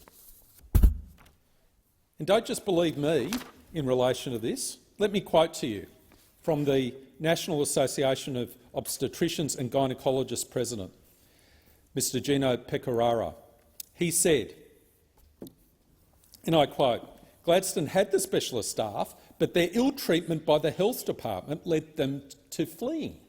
So we had the obstetricians in Gladstone, but they were treated so appallingly by the Queensland Health Department under the Anastasia Palaszczuk Labor government, they actually left the system. They couldn't bear working in the system. This cannot be stressed enough, Dr Pecoraro said. Doctors, myself included, have been warning the health department of the imminent collapse of maternity services for 2 years. The root cause of this collapse was the closure of the private maternity unit in Gladstone. This led to private specialists previously living and working in Gladstone moving out. Dr Pecoraro said following the closure, specialists were prevented from delivering private patients in the public hospital. So that's the issue. It's an ideological issue. It's an ideological issue that the Labor Party state government in Queensland wouldn't permit private patients for obstetricians being able to be delivered in a public hospital. Why? Why have this ideological blind spot in terms of the cooperation between the public health system and the private health system? When we look around the world, when we look at the health system in the United States, surely we all observe, or we should all observe, that one of the strengths of Australia is a strong public health system and a strong private health system. And the two should be working together to provide the best health services to all people, including Queenslanders living and working in our remote and regional communities who do so much for this country and produce so much in terms of revenue to pay for health services and education services, which under the Queensland Labor government they simply aren't getting. It's a travesty. 60,000 people, a city of 60,000 people without an obstetrician to deliver babies. It's extraordinary, absolutely extraordinary. And I think the people of Queensland should carefully reflect on the situation of our health department and our health system in the lead up to the next election. Thank you, Senator Scarr. You will be in continuation. You're finished. That's good. Thank you. It is now 1:30, so I shall now proceed to 2-minute statements. Senator Payman. Thank you, Acting Deputy President. Over the break, I had the pleasure of meeting with Aisha and Stephen from the Western Australian Justice Association. WAJA are university students studying across a range of academic fields with a shared passion for social justice. They're currently focusing on exploring ways to prevent young people coming into contact with the criminal justice system with early intervention and community-based support programs. Now, to see West Aussies taking the initiative to meaningfully collaborate with community groups, not-for-profit organisations and the legal sector in such a professional way, all whilst balancing their studies and work, gives me so much hope for the future of leadership in this country. The reports their work generates can make a significant contribution to shaping a system where promoting rehabilitation is a priority and imprisonment is a last resort. Groups like WAJA deserve a seat at the table when these issues are being discussed, and under this government they will get one. As someone who's decided to get involved in politics at a young age, I know the struggle of questioning if your opinion matters when talking about such important issues, especially with people who may seem more experienced or knowledgeable. But once I started working on local campaigns and meeting Labor MPs, I quickly realised that they wanted to hear what I had to say.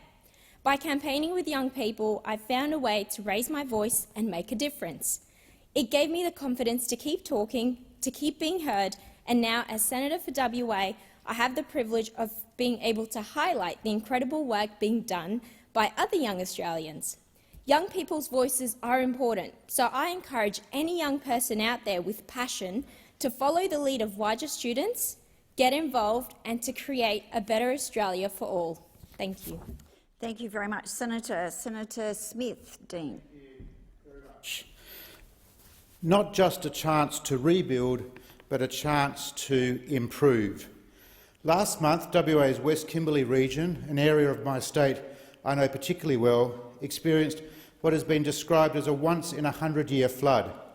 This disaster is unprecedented in its scale, with meteorologist James Ashley outlining that the amount of water moving down the Fitzroy River in a day is about what Perth uses water-wise in 20 years.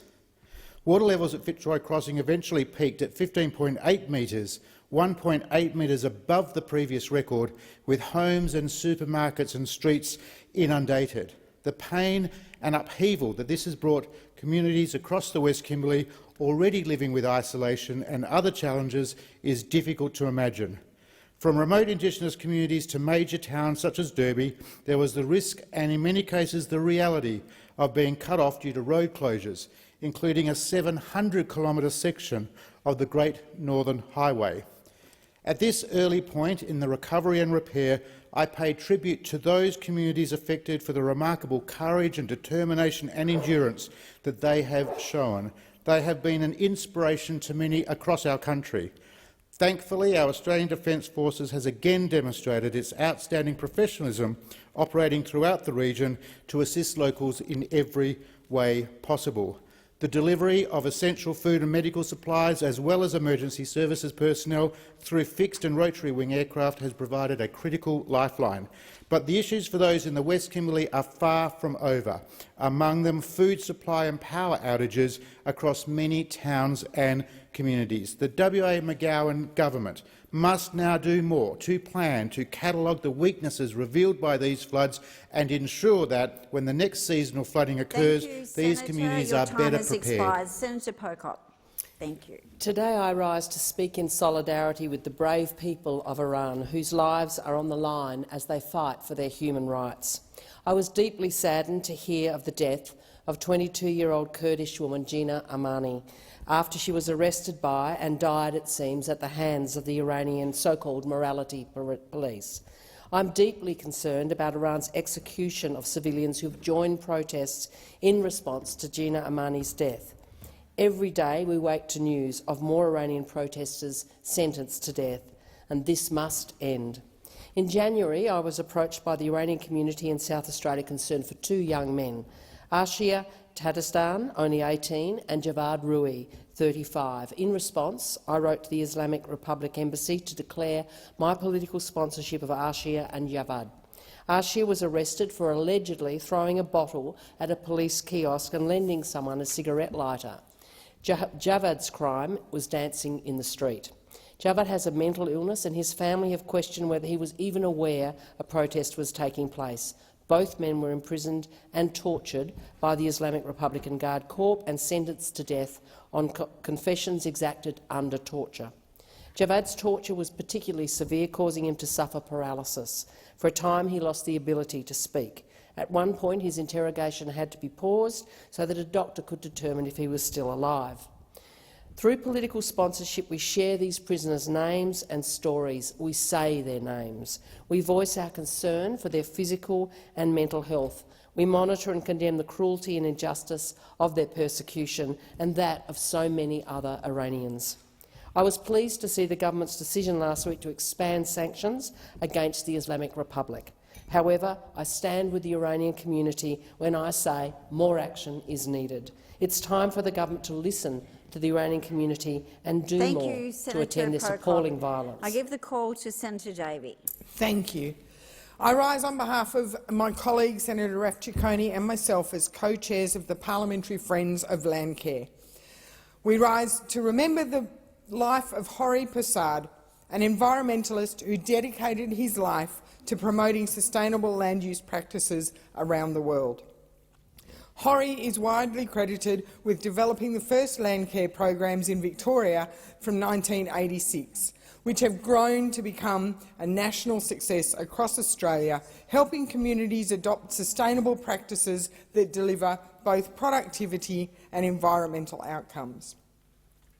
Landcare is now an international success, with Hori becoming head of the Global Landcare Organisation, a non-government organisation that works with local communities, providing technical assistance and training, as well as supporting research and development of new technologies and sustainable practices for land use. In June 2021, Hori was recognised for his contributions to conservation and the environment with an Order of Australia Medal. He remained an active and interested member of the Global Landcare Organisation until his sad passing on Christmas Day 2022. Hori Prasad was a true champion of the environment. He will be deeply missed by all who knew him and by the countless individuals and community organisations around the world who've benefited from his work. Vale Hori Prasad. Thank you, Senator McCarthy.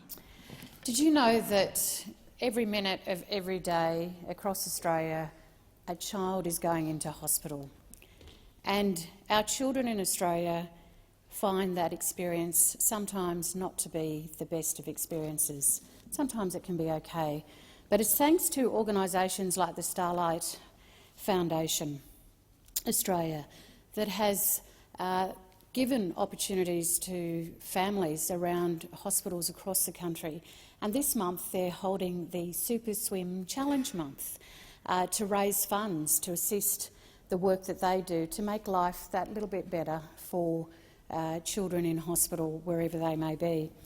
In the Northern Territory, over 60 communities in some of the most remote places in the Northern Territory, from the Central Desert and all the way up to the top end, are visited by the Starlight Children's Foundation. And Starlight captains trek to remote communities with doctors and nurses and join them in local clinics to help engage with and interact with the local children, and often obviously learning about the cultural practices in some of the areas and some of the languages as well. And I know it's really good for some of the Starlight captains. Kids are often keen to come to community clinics knowing that the Starlight captains are around. And I just bring it to the attention of the Senate that this month in particular is a fundraising month for the Starlight Children's Foundation across Australia. And if you're keen, as I have been, I've put my hand up to swim for the Starlight Children's Foundation. So you're very welcome to go on my webpage and see if you can donate towards them. It's caring for our kids, all kids across Australia, and their experiences in hospital, and just to make it that little bit better for their families, but especially for the children themselves. So please sponsor me in my swim. Thank you, Senator Tyrrell. Thank you, Acting Deputy. If you eat Cadbury chocolate, and let's be honest, I reckon most of you do, odds are that a Tassie family farmed the dairy to make that chocolate. I think that's pretty cool. Did you know that local dairy farmers in northwest Tasmania supply almost 1 billion litres of milk to Cadbury a year? And that makes about 60,000 tonnes of chocolate. I was lucky enough to visit the Burnie Cadbury factory a few weeks ago. The Burnie factory is where the fresh, local milk is collected. I love getting to do on-site visits, meet the amazing Tassie people who are working so hard and learn about how the fabulous technology they're using results in product. After the milk is processed in Burnie, it's transported to Cadbury's factory in Claremont, just outside of Hobart. And I'm looking forward to doing the Cadbury's paddock to plate and sampling the finished product at the Claremont factory soon. Cadbury's has been operating in Tasmania for over 100 years. Today they employ 700 direct and indirect full-time workers, and the company contributes a huge amount to the Tasmanian economy. We've talked a lot about local manufacturing in the past few years. We don't make cars here anymore, but in the pandemic we realised we were completely reliant on China for critical health equipment, and we need to do more stuff here. Cadbury shows that making stuff in Australia is possible, that you can have success doing it. They've proven that local manufacturing can be competitive globally. Investing in making things here is investing in Australian jobs. Doesn't that just make sense? It did to Cadbury's, and you can see the benefits to Tasmania. So next time you're enjoying a little piece of chocolate, thinking about the amazing Tassie dairy farmers and hundreds of Tassie workers who made it possible. What an amazing story, and I can't wait to see what they do in the next 100 years. Thank you, Senator. Senator Canavan. Many Australians have had what should otherwise have been a blissful summer ruined by the scourge of violent crime. On Boxing Day, Emma Lavelle, a mum of 2, was fatally stabbed by violent criminals at her home just north of Brisbane. I've had a stream of incidents reported to me through my office over the summer. Australians deserve to live safely in their homes, but their governments are failing to deliver that basic human right. The tragic stories are backed up by the statistics. There has been a staggering 63% increase in juveniles breaking into people's homes and businesses in Queensland since mid-2019. What happened in mid-2019? Well, in August 2019, the Queensland Government changed the Youth Justice Act. In the words of the government's explanatory note about these changes, they had the objective of removing legislative barriers to enable young people to be granted bail. The changes told judges that the principle should be detention as a last resort, and that the bail decision-making framework incorporated an explicit presumption in favour of release. The Queensland Premier has cowardly blamed judges for the rise in violent crime when judges have just been clearly implementing her own laws to put violent criminals back onto our streets. The local police know the offenders, but their hands are tied by Queensland's lax youth crime laws. The Queensland Government has finally, after much pressure, woken up to the problem, and they say they're going to prioritise changes to the youth justice laws when the Queensland Parliament meets next week. What they need to do is eat some humble pie and admit that their 2019 changes have been an absolute disaster. If there is credible evidence that a juvenile has committed a crime, they deserve a fair trial, but they should not have the presumption in favour of release. The Australian people deserve the presumption in favour of their safety, and it's high time the Queensland Government put the interests of law-abiding citizens first. I want to particularly give credit to Julie West, who has established a petition which has attracted almost 150,000 signatures asking for the Queensland Government to act to protect Queenslanders and guarantee their safety. Thank you, Senator. Senator Green. Thank you very much. As a senator for Queensland, particularly one from the far north, I am incredibly proud of the unique and special relationship our state shares with Papua New Guinea. Often in my travels to PNG or when meeting with visiting delegations, I'm reminded that my electorate office is actually closer to Port Moresby than it is to Brisbane. And so during January, I was very privileged to join the Prime Minister on his first official visit to Papua New Guinea. I joined a delegation including our Minister for International Development in the Pacific, Pat Conroy, and the High Commissioner of Papua New Guinea and key Australian officials. Over 3 days, we were honoured to tour their national parliament, see the length and breadth of their beautiful country, and of course travel to Wewak to pay our respects to the former Prime Minister, the father of Papua New Guinea, Michael Somare, and meet with his family. It was a historic event not just for our government but for Papua New Guinea's parliamentary history. Our Prime Minister was the first foreign leader to ever make an address to the PNG Parliament. I was proud to listen to the speech that he delivered as he affirmed the importance of our relationship and the strength of the connection that our two countries have. As a Queenslander especially, I know how much we have in common with our friends across the way. A border we share, a climate we share, hopes and anxieties we share as well. And of course, we share our love for rugby league, the true religion, I think, of both Queenslanders and Papua New Guineans. As a representative of communities with deep links to PNG, it was an honour to represent our country and learn more about the closeness of our dearest relationship. So many of Australians have commented on the pride that they feel that our country is finally restoring its relationships and reputation on the world stage, and I thank our hosts, the Prime Minister of Papua New Guinea, Thank you, Senator Green. Senator McKim. Thank you, Acting Deputy President. I want to acknowledge someone very special in the chamber with us today, Mr Behrouz Boochani.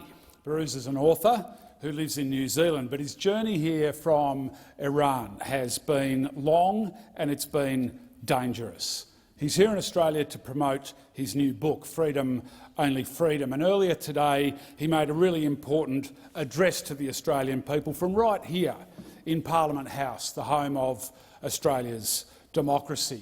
And many people, including opposition leader Peter Dutton, said that Behrouz would never set foot in Australia.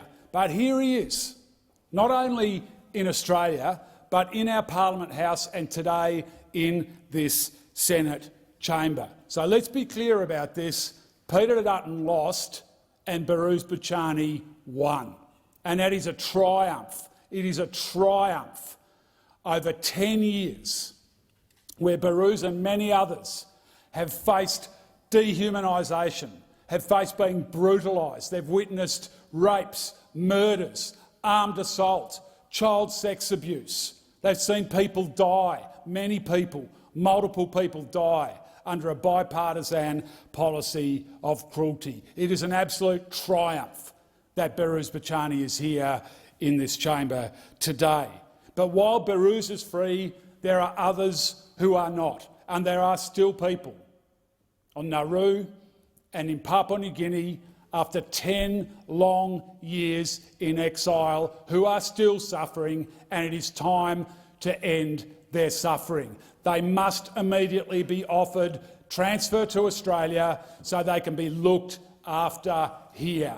Ultimately, that is the responsibility of this parliament, and that is what the Greens are calling on all senators from all parties to support. Senator Pocock David. Thank you, Acting Deputy President. I rise to pay tribute to a great scientist, a great communicator and a great Canberran, the late Emeritus Professor Will Steffen. William Lee Steffen was a gifted scientist and a powerful communicator. He was kind and generous and loved by many in the science community and at the ANU. Will Steffen was an intellectual giant, a leader in climate change and Earth system science.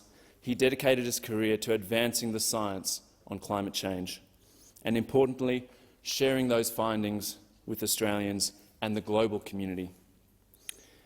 He was a world-renowned scientist and, I believe, one of the most influential thinkers of our time. He was a contributing author and a reviewer on 5 IPCC assessments and special reports, as well as scores of other critical scientific publications.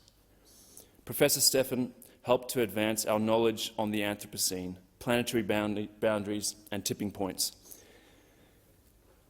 He was a powerful leader and a cherished mentor to so many within and outside the scientific community. Known for his clear, crisp communication style, his voice has been heard in classrooms, within this very building, in courts, at the United Nations and in our homes through the TV, the radio and on countless podcasts. Professor Stephan has left an incredible legacy, a wealth of advice that our Parliament would do well to heed. I'm pleased to echo his advice into this chamber in his honour. The climate has tipping points beyond which lies an irreversible path to a new state. Our next actions will shape the future of the Earth and its inhabitants for centuries, potentially millennia. Vale, Professor Will Stephan. Thank you. Senator Reynolds, you have the call. Thank you very much, Acting Deputy President. I rise to discuss a piece of what I see as unfinished business as the Minister for the NDIS, and that is the introduction of the NIIS, the National Injury Insurance Scheme. In 2011, the Productivity Commission recommended two schemes, first the NDIS but also the NIIS, which is for people who have acquired catastrophic injuries, for example in motor vehicle accidents, people who fall off ladders, etc., who don't qualify for the NDIS. Now, as Minister, I did write to the then Treasurer, but unfortunately the election occurred. So in September I wrote to the new Treasurer, to the Ministers for Health and also NDIS. I haven't yet had a response, but I hope that's because they are actioning this. This scheme is not only the right thing to do, but it's also economically sound, as it would take significant pressure off the NDIS, but also provide people who are currently not covered when they have catastrophic accidents.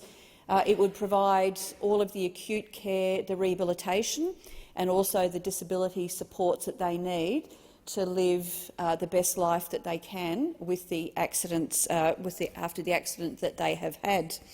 I'd also like to pay special tribute to Kerry-Ann Kennelly, who has campaigned tirelessly after the experience she had with her husband's accident. And again, she noted that while they had the financial resources to look after him, many others do not. So I commend the NIIS to this chamber, and I would ask in due course that members support the private members' bill that I will be bringing forward to introduce this scheme. Hopefully it won't be necessary and that the new government will act on this with the other states and territories. Thank you. Thank you, Senator. Senator Hanson, you have the call. Thank you very much. I rise to express dismay at the abysmal state of health services available to Australians living in remote areas.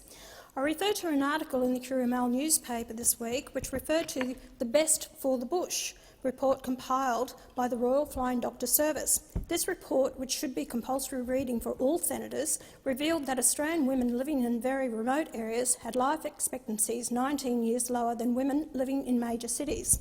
The report revealed Australian men in very remote areas had life expectancies almost 14 years lower than men living in major cities. According to this alarming report, Australians living in the bush are 2.8 times more likely to be hospitalised, 2.3 times more likely to die by suicide and 3.8 times more likely to die from diabetes. These are appalling statistics.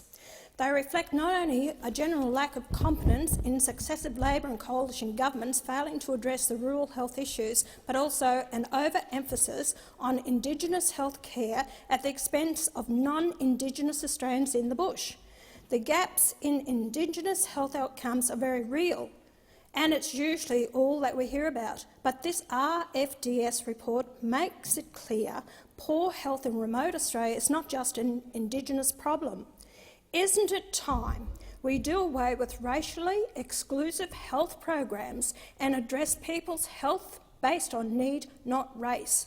Race should not be a factor in any government policy ever. Either we are all Australians, fairly and equally, or we are not.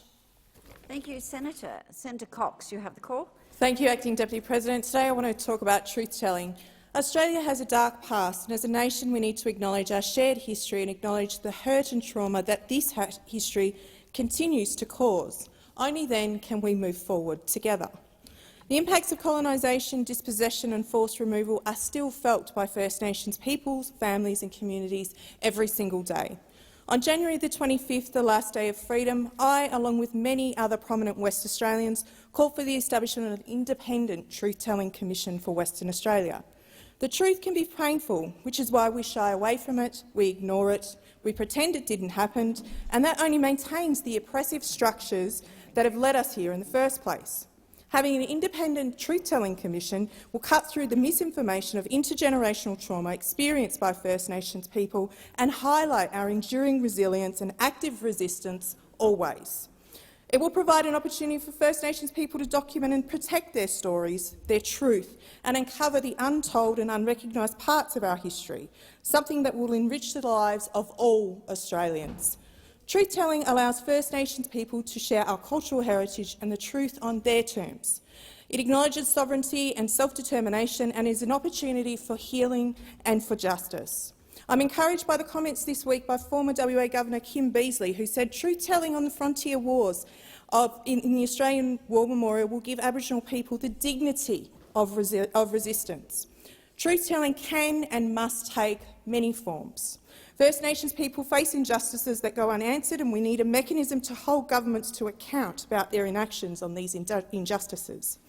Truth-telling and treaty-making are essential parts of a reconciled society, and as the Senator for Western Australia, I'm calling on the WA Government to establish a Truth-telling Commission and the Federal Government to take action on advancing the work of the Makarrata Commission. Thank you, Senator. Senator McDonald. Show societies the length and breadth of this country are a vital part of their communities and the people that make up the largest volunteer network in the land. So, on behalf of the RNA, I'd like to express our great sadness at the passing of Mr Fred Andrews, our 2019 Ekka legend, and our thoughts are with his family at this very sad time. Fred began his association with the show as a harness racing competitor in the early 70s, moving on to RNA trotting and swabbing steward roles, which he fulfilled until 2018 when he retired at the age of 92. A mainstay of the Ekka horse stables for nearly half a century, Fred was highly regarded, admired and greatly respected by all. His passion for horse racing and the show's horse competition was inspiring, and his contribution to the show was remarkable. And in 2019 he was awarded the RNA's highest honour, the Ekka Legend Award. The Ekka Legend Award is bestowed on those who have made an extraordinary contribution to the show. The award was introduced in 2004, and just 15 people have been awarded this prestigious honour. It is the selfless dedication of people like Fred which has made the People's Show what it is today. And for 50 years he gave so generously of his time to help make the Ekka a wonderful event for our competitors and our patrons. We join with all the Ekka family in mourning the loss of a remarkable man whose Ekka legacy we greatly revere and appreciate, because it is with the support and the volunteerism of volunteers and people like Mr Fred Andrews that makes us all the richer for it. Thank you.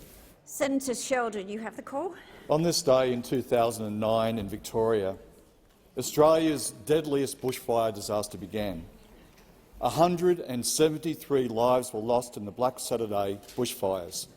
More than 2,000 homes destroyed, $1 billion in recovery costs. Now that was bad enough, but through the lens of time we know natural hazards will keep climbing in frequency and intensity. In just a couple of weeks, we'll mark a year since the beginning of one of our most catastrophic flooding disasters. The Eastern Australian floods were estimated by the Insurance Council of Australia to have cost $5.65 billion. They had a particular devastating impact on the New South Wales Northern Rivers region, where 5 people died in a rolling crisis beginning on February the 28th. You'd think a bipartisan approach would have been the best approach, as the months of flooding went on. And yet, when the former Prime Minister, Mr Morrison, looked at what needed to be done, he was having none of it. In the Northern Rivers and elsewhere, Mr Morrison simply decided some residents were more deserving than others and allocated relief funding accordingly. Favouritism. That is disgusting. Now it turns out his approach mirrored the way the New South Wales coalition government approached its own Black Summer bushfires disaster of 2019-20. A New South Wales Auditor-General's report found that former Deputy Premier John Barilaro rorted a $541.8 million bushfire grant scheme so that some Labor electorates would miss out, despite being in dire need. There is a much better way to deal with disaster. The Albanese government will treat and tread the better path, not just ones who vote for us, but for all Australians. Thank you, Senator Sheldon. The time for 2-minute statements has expired. Senator Wong. Thank you, President. For the information of senators, I table a revised ministry list as tabled yesterday by the Prime Minister in the House of Representatives.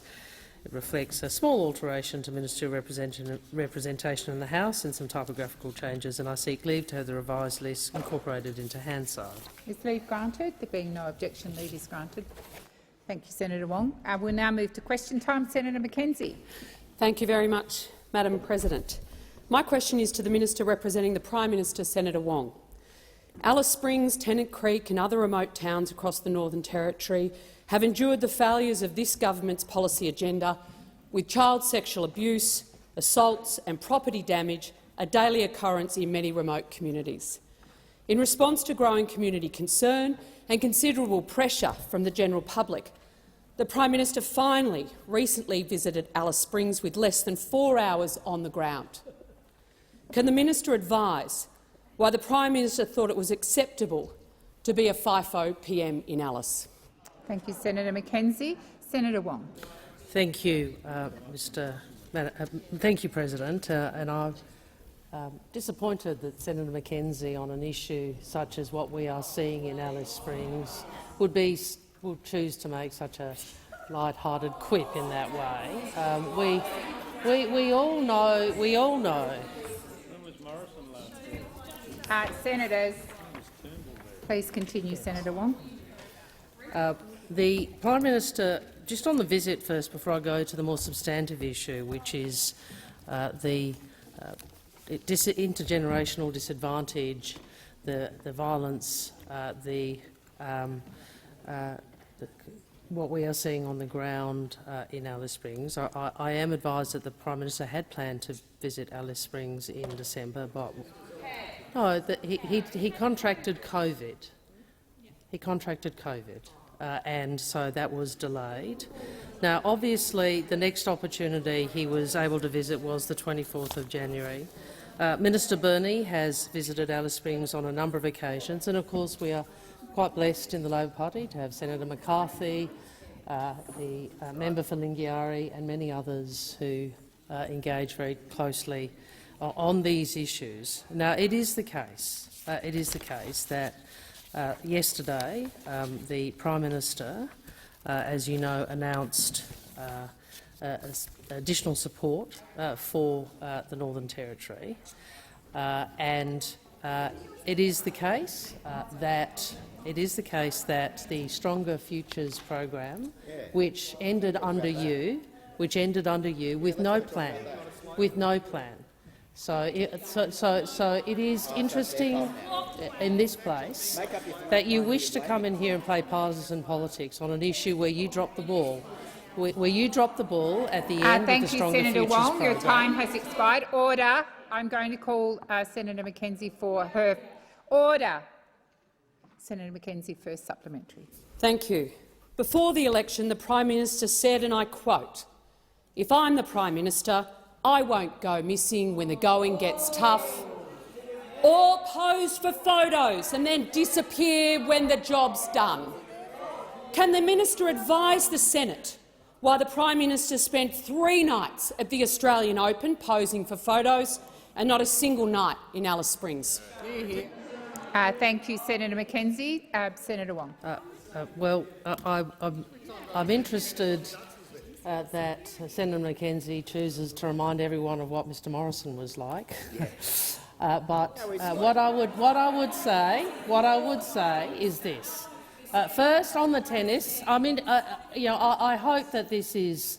I hope that you are very careful about who on your side has gone to major sporting events, because I can say to you, I remember a lot of Liberal Party ministers with a lot of good hats at the Melbourne Cup and other things. So Senator Wong, please resume your seat. Senator Mackenzie.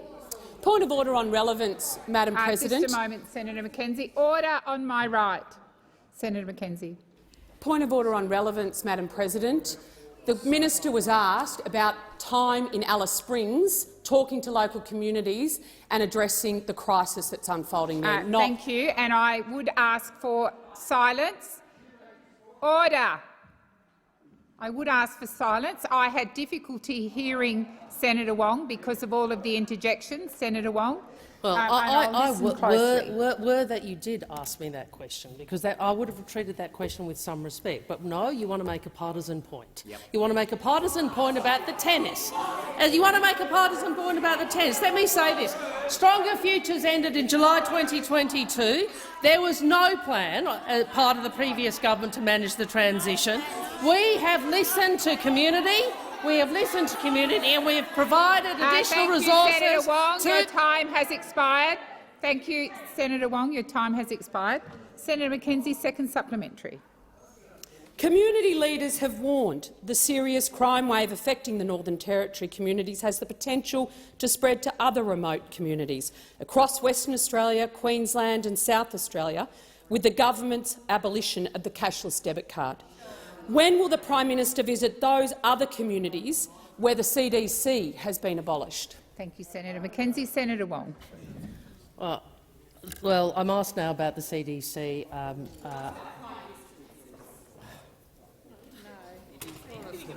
I would make a few points.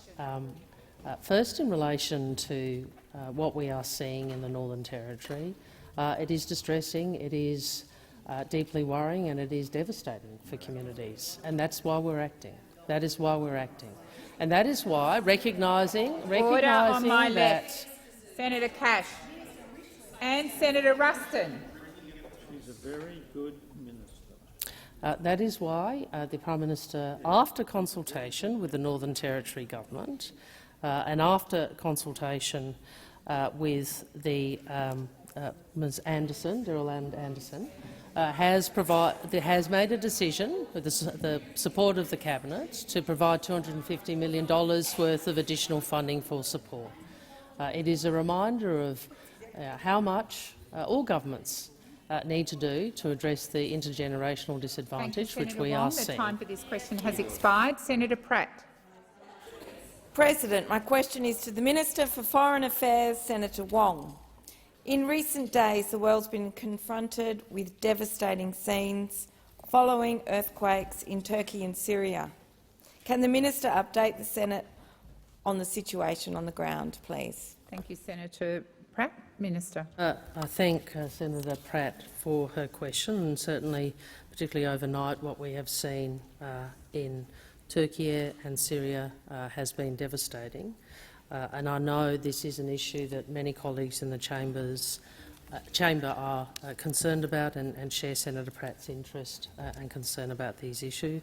So I want to acknowledge that so many from the parliament and across the community have reached out to my office to express concern and to ask what they can do and what our country can do. The true extent of this devastation is still emerging. What we do know is that at 4:13 a.m. local time on Monday, a magnitude 7.8 earthquake struck Nurdar, Turkey, in the far east of the country near the border with Syria. Then, at 1:24 p.m. that afternoon, a second of magnitude 7.7 earthquake struck Elbistan, which is 80 kilometres to the south. The affected provinces have been devastated by a series of 100 aftershocks. The devastation of the earthquake spanned both Turkey and Syria, and we know that these are extraordinarily vulnerable parts of the world which are already devastated by conflict and by disruption. I'm not in a position to advise the Senate of verified numbers. What I can say is that media reports just before I came into question time put the number of those who have perished in these earthquakes of at least 3,800. This will almost certainly rise. Rescuers are still searching through collapsed buildings. Access to the affected areas is being hampered by damage to roads and collapsed buildings, severe weather and traffic from those trying to flee. The impact in Syria is still emerging, and the affected areas are in non-government held territories, which makes information very difficult to verify. The government is monitoring the situation closely, and in subsequent answers I'll respond to what the government is seeking to do. Thank you, Senator Wong. Senator Pratt, first supplementary. What do we know, please, about Australians in affected areas? Thank you, Senator Pratt. Senator Wong. Thank you. I know some MPs and senators have had Australians contact them about family in affected areas. Our diplomatic missions in Ankara, Beirut and Istanbul are working closely with local authorities to ascertain the welfare of our citizens. Ankara Post is following up on a small number of Australian citizens who may be in the affected areas, and I'm not in a position at this stage to provide any further details. Australians in need of emergency consular assistance should contact our 24-hour consular emergency centre, that is 612 6261 3305, and on 1300 555 135, the latter number if calling from within Australia. Thank you, Senator Pratt. Senator Wong. Senator Pratt, second supplementary. Thank you. What is the Australian government doing to support all those affected? Senator Wong. Thank you, Senator Pratt. The Prime Minister Albanese announced in the press conference held just over an hour and a half ago an initial commitment of $10 million in humanitarian aid to support the people of Turkey and Syria. $7 million will be dispersed immediately. $4 million of that will be delivered to support those affected in Turkey through the International Federation of the Red Cross and Red Crescent appeal. These funds will support the delivery of food, shelter and basic aid items. We have also allocated $3 million to northwest Syria to be delivered through UNICEF to assist with immediate needs, with a particular focus on women and girls. An additional $3 million will be allocated as we work to understand needs on the ground. This is obviously a crisis. It is a crisis which is affecting so many of our fellow human beings. We will continue to monitor the unfolding situation on the ground. Thank you, Senator Wong. Senator Birmingham. President, I seek leave to make a short statement. Please leave is granted. Senator Birmingham. President, I thank the Senate. Senator, can I associate the opposition coalition parties with the remarks made by Senator Wong and the government in sending our most sincere condolences to the people of Turkey and Syria following yesterday's major earthquake and the events that have unfolded since. When we go to bed at night and tuck our children into bed, none of us imagine that the homes we are living in will collapse upon us in the midst of the night. As Turkey's ambassador to Australia said to me when I spoke with him earlier today, he recounted stories that he is seeing of those in the zone saying they now feel ashamed to go to sleep. The difficulties that are facing, the human toll, not just the immediate loss of life, the many thousands to whom we send our love, prayers and best wishes, who have lost loved ones, the thousands more injured, but of course the ongoing humanitarian crisis that follows from a tragedy and disaster like this. It is, of course, in these events we see the best of humanity, rescuers working heroically, international community responding comprehensively, disaster and aid workers coming to provide assistance, and even Ukraine fighting for its freedom, offering to provide support. We acknowledge and thank the government for the support that they have announced and provided. We stand with the government in supporting that and in supporting the Australian Turkish and Australian Syrian communities in this time of concern for all of them. Thank you, Senator Birmingham. Senator Cash. Thank you, President. And my question is to the Minister representing the Minister for Social Services, Senator Farrell. As reported by the West Australian newspaper today, in the WA goldfields town of Laverton, formerly a place where the cashless debit card was in operation, last week the Desert Inn Hotel, after discussions with the local police, voluntarily imposed liquor restrictions to combat alcohol-fuelled violence. What role has the withdrawal of the cashless debit card played in increasing crime, domestic violence and dysfunction in Laverton? Thank you, Senator Cash. Senator Farrell. Thank you, Madam President, and I thank Senator Cash for her question. The cashless debit card was obviously a controversial issue going into the last election, and as a government, as an opposition, we took to the Australian people the proposition that we should remove the cashless debit card.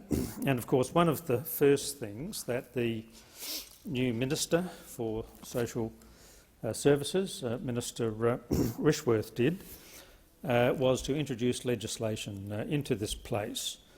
Senator Farrell, please resume your seat. Senator Cash. You are, President, and I think it's pretty obvious the point of order is relevant. Could you at least direct your comments to the alcohol-fuelled violence in Laverton? Thank you, President. Senator Cash. The Minister is being relevant. You have asked about the CDC. He's entitled to put the government's reasons for its abolition. Minister, please continue. Thank you, Madam President. So we took the proposition to the Australian people, and that included Senator Cash, people in Western Australia, and well, the people in Western Australia voted overwhelmingly for an Anthony Albanese Labor government. In fact, you know, Senator Cash, you know as well as I do the number of seats that your government lost in Western Australia. So all I'm saying is, Order. Senator Ruston. Minister, please continue. Look. We took our policy to the last. We took our policy to the last election, and you would be appalled. You would be appalled if we didn't do what we said we were going to do. Thank you, Minister. Your time has expired. Senator Cash. Thank you, President. The Shire of Laverton President Patrick Hill was today reported as saying, "The kids are not getting fed, the women get bashed up, and it's going back to the way it was." Minister, what are you going to do to protect the women and children in Laverton and other towns around Australia where you've withdrawn the cashless debit card? Thank you, Senator Cash. Minister. Regrettably, Senator Cash, the issues that you raise as significant issues in Laverton are not unique to that town, and the whole issues. Let's take one of the issues that you're talking about. Let's take one of the issues that you're talking about. Senator Cash, when I'm deliberately answering or doing my best to answer your questions, well, that may be so. That may be so, but the people of Australia have made a decision, and one of the reasons they voted for us at the last election were our policies on domestic violence. One of the reasons they voted for us was our policies on domestic violence. Now, I don't say that overnight that we are going to solve all of the problems. Thank you, Minister Farrell. Your time has expired. Just a moment, Senator Cash. I'll wait until there's silence on your side. Senator Ruston, I've just called for silence.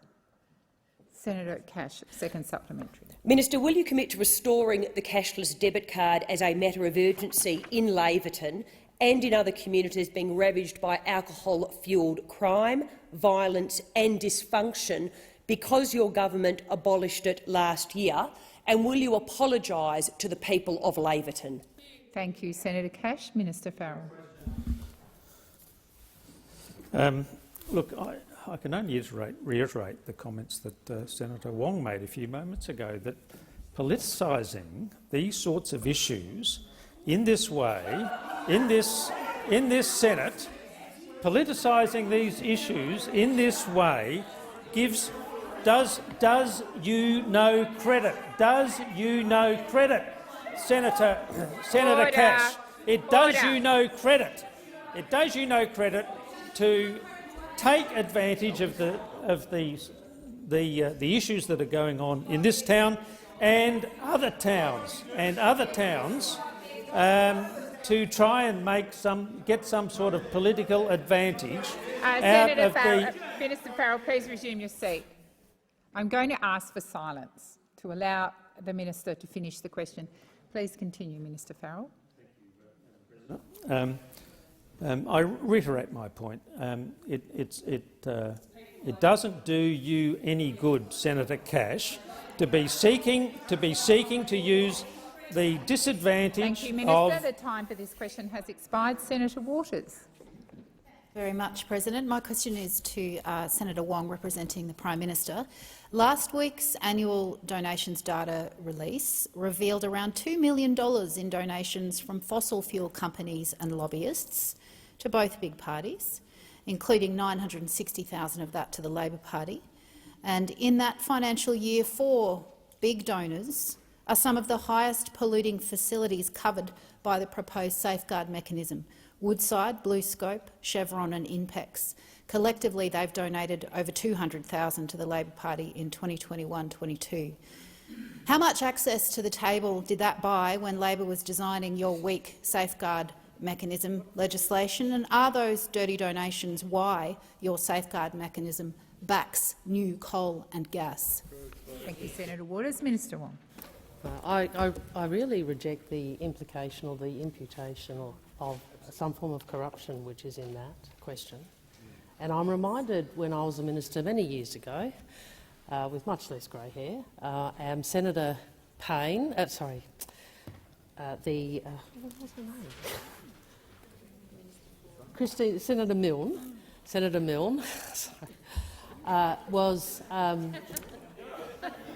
Senator Payne did vote with Senator Milne. In fact, they voted together to get the cashless debit card. Cashless debit. I'm very tired.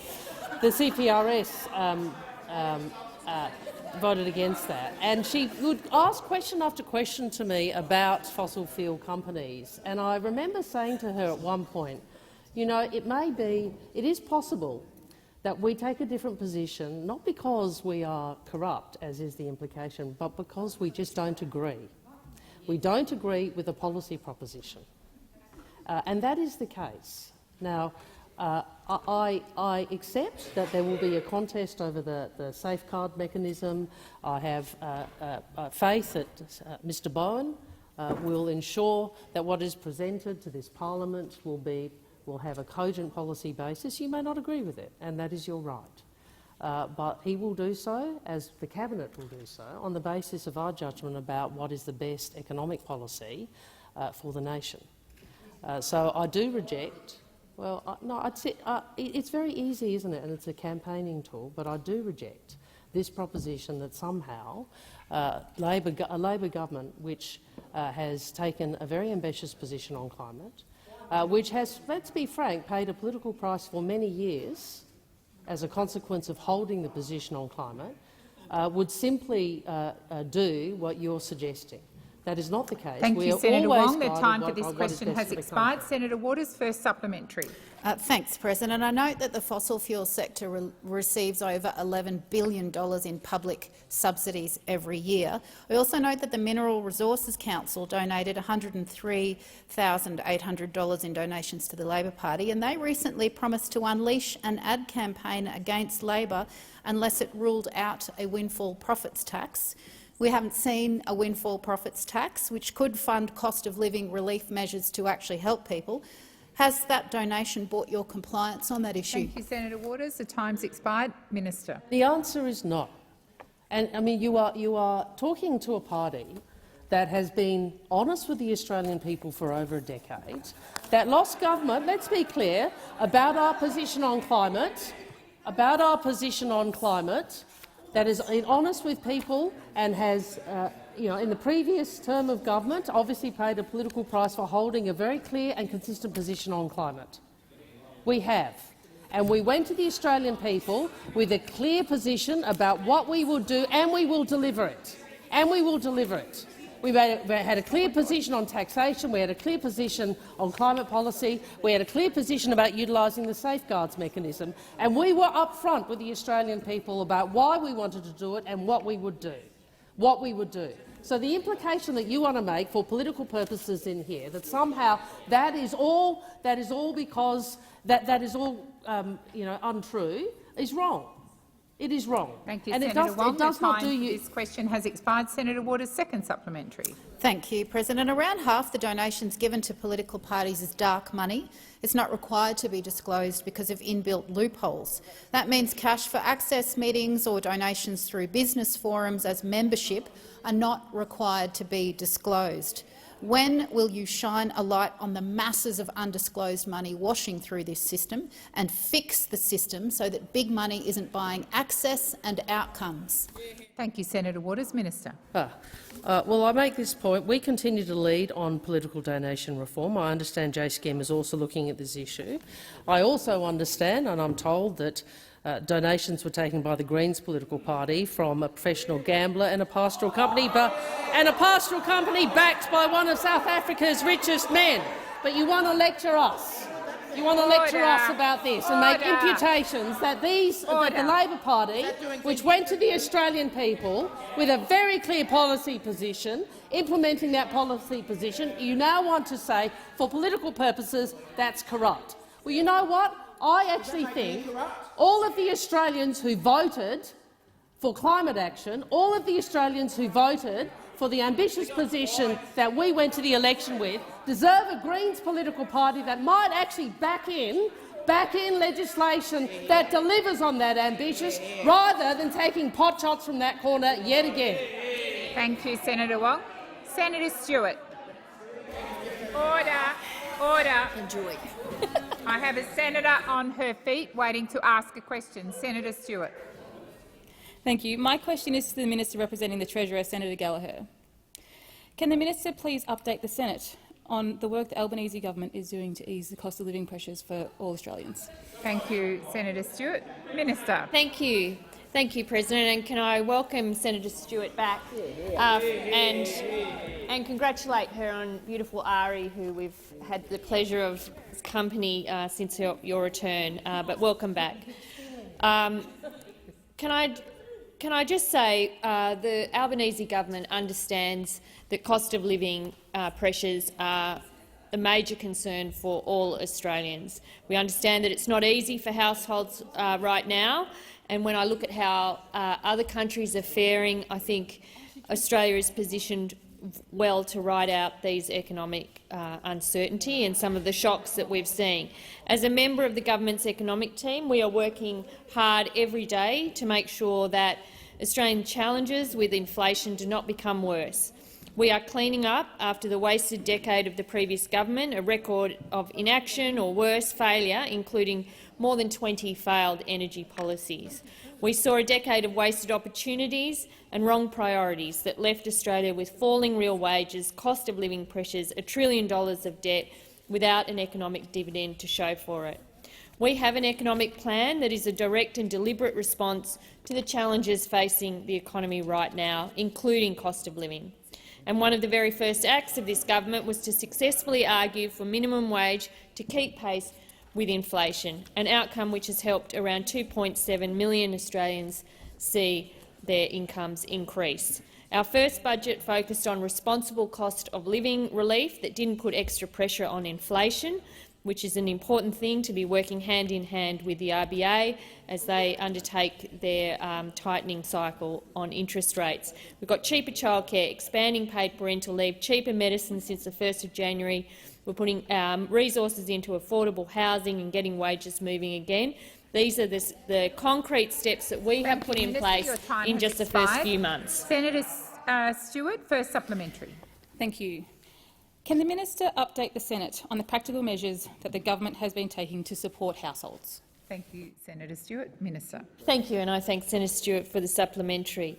There are some things in this economic environment that we are experiencing that are out of the government's control, such as the ongoing war in Europe and the ripple effects of the pandemic. But there are also things that are within our control, and the government is focused on those. So, as I said in the previous answer, making medicines cheaper, childcare cheaper, and of course relief to householders facing those rising energy costs, which the Senate dealt with in December last year. And let's not forget, because we won't ever forget, that you voted against it. The money that will flow to households to help with their energy bills, you voted against it.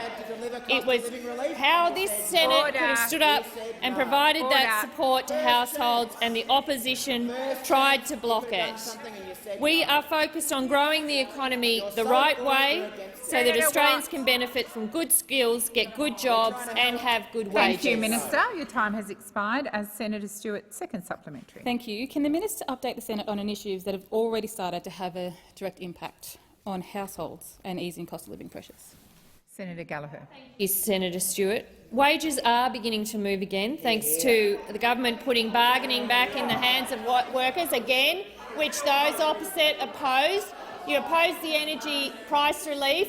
You also opposed sensible changes to improve the bargaining framework so that workers could get pay rises. It is no surprise, after a decade of wage stagnation, a deliberate design feature of their economic architecture, let us never forget that, 2%, stuck at 2% or worse, and we're already seeing wages starting to move, nudging just above 3%. But we get that households are still doing it tough.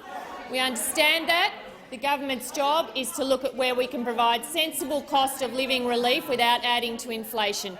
That is the defining challenge as we go to put this budget together. The May budget will continue a focus on cost of living, including providing that household assistance for energy bills, working with the states and territories that you oppose.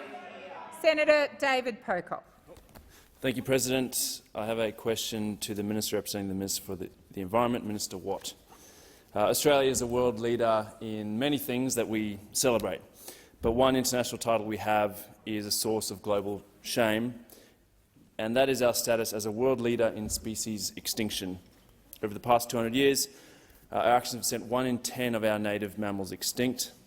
By comparison, the US, similar landmass, has lost just one species.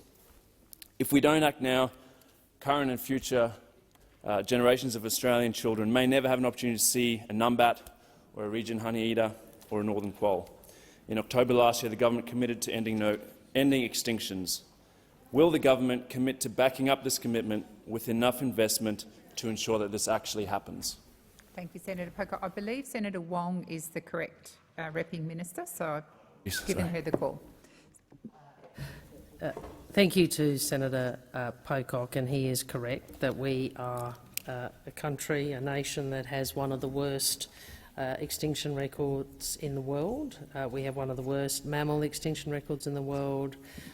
We have obviously seen land and water degradation, which has an effect not just on humans but on our many animal and plant species. I know that the Minister for the Environment has been very clear about the importance of working towards zero extinctions. This has been endorsed by every state and territory. As part of that, we are investing in excess of $200 million in the Saving Native Species program. We have put in place a new Threatened Species Action Plan which sets ambitious targets seeking to protect 30% of our land and seas by 2030. And of course, critically, we are looking at reform of the environmental legal framework. Senator Pocock would be familiar with the Samuels Review into the EPBC Act. Obviously, Ms Plibersek is taking forward a process to reform those to protect, restore and manage native habitats. The ACF, Australian Conservation Foundation, has welcomed the government's new threatened species objective and have made the very important point that extinction is a choice, and we need to choose a better path. We need to change the trajectory for the range of threatened species and their habitats, and certainly the government, and particularly Ms Plibersek, is focused on doing so. Thank you, Minister. Senator Pocock, first supplementary. Thank you, President. I welcome the government's commitment. Would point out that this will require significant investment. In fact, in 2019, 13 of Australia's most eminent environmental scientists looked at the question of how much it would take to do exactly that, to halt extinctions. And the figure then was about $1.7 billion per year. Does the government accept the overwhelming scientific evidence that we need significantly more investment in this area? Thank you, Senator Pocock. Minister. I would make a point, if I may, about funding, and one of the things that I certainly learnt as Finance Minister, and I'm sure Senator Gallagher is managing, is that there are very few requests for spending which are not worthy. There are some. We saw some under the previous government. Well, maybe a few of the sports rorts might have been a bit of a problem, but anyway. You know, we have completely legitimate requests for expenditure in environment, in climate, in energy, in social security, in a whole range of areas, including First Nations policies, health, Medicare, PBS, National Disability Insurance Scheme. All of these are matters. I'm making a point about. Well, I'm surprised that the Shadow Minister of Finance wouldn't like me to actually talk about opportunity costs, given that is the heart of the job you have to do. The heart of the job you're supposed to be doing. Minister, your time has expired. Senator Pocock, second supplementary. Thank you, President. Thank you, Minister. My question really is about funding, though. Will the government match ambition with action? And with a shortfall of some $1.6 billion at the moment, does the government have a plan for which species you're going to select to not go extinct and which we should just let go extinct? Minister.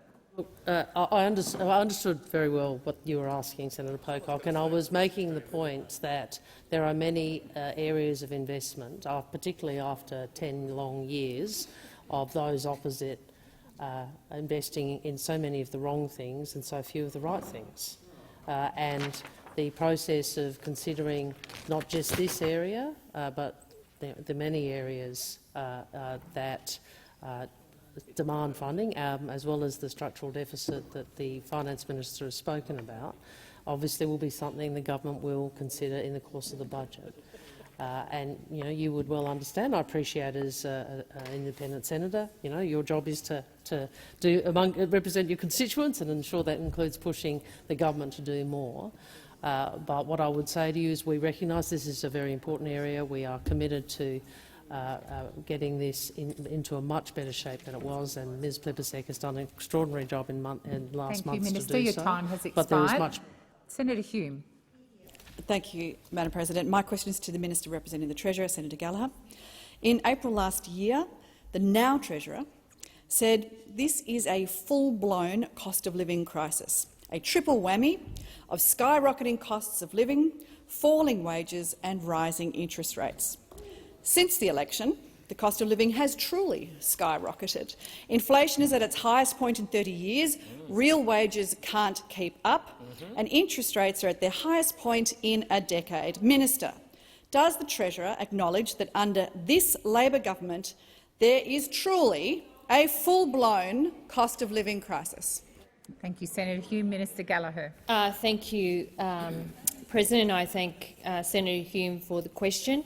And I think the government has been very clear that cost of living pressures and addressing them in a responsible and reasonable way is a priority for this government.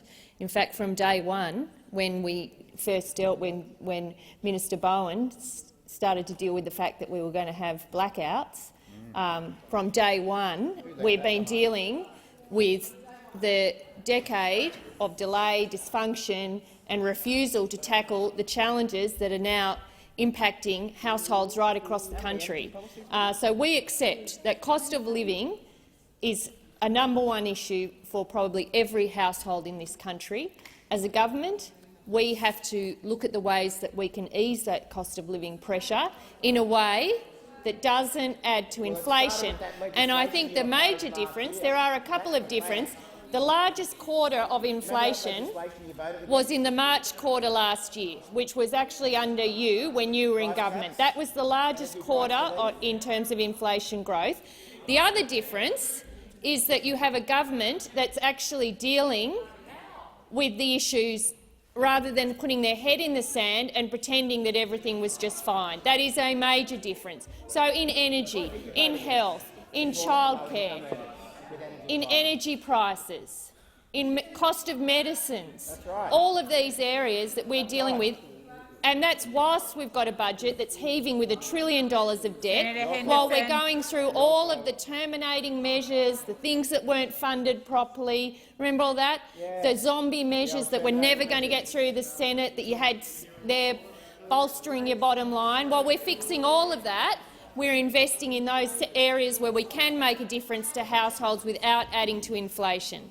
Thank you, Minister. Senator Hume, first supplementary. Thank you, Madam President. The Cost of Living Committee last week heard that Woolworths charity partners have already told them that they will need increased food donations in 2024 and that there has been a 12% increase in the number of Australians struggling to pay their power bills. Minister, why hasn't the government delivered the $275 price cut or other cost of living relief that it promised last year to help Australians with their energy bills? Good question. Thank you, Senator Hume. Minister. Well, that question is just wrong. We are doing what we said we would do in terms of implementing our cost of living measures that we took to the election: cheaper childcare, cheaper medicines. We have been dealing with the energy crisis that you opposed. Minister, please. The gall of you are. Senator Hume, point of order. On the issue of relevance, I specifically asked about energy bills. Yes, and you started off with a couple of sentences around charity and increases. So the minister, I think, order. Senator O'Neill, a point of order is being called. I'm responding to it, and all I can hear is you. I ask all senators to be respectful and to listen and to be quiet. So I believe the minister's being relevant, but I'll continue to listen and I will direct her to the body of the question if she doesn't go there. Minister. On energy, I mean the gall, frankly, of being asked that question when you opposed the cost of living relief in the bill that this Senate passed in December last year. Over $1 billion to actually go to help with the cost of energy increases that occurred under your watch, that Minister Taylor, when he was minister, hid before the election.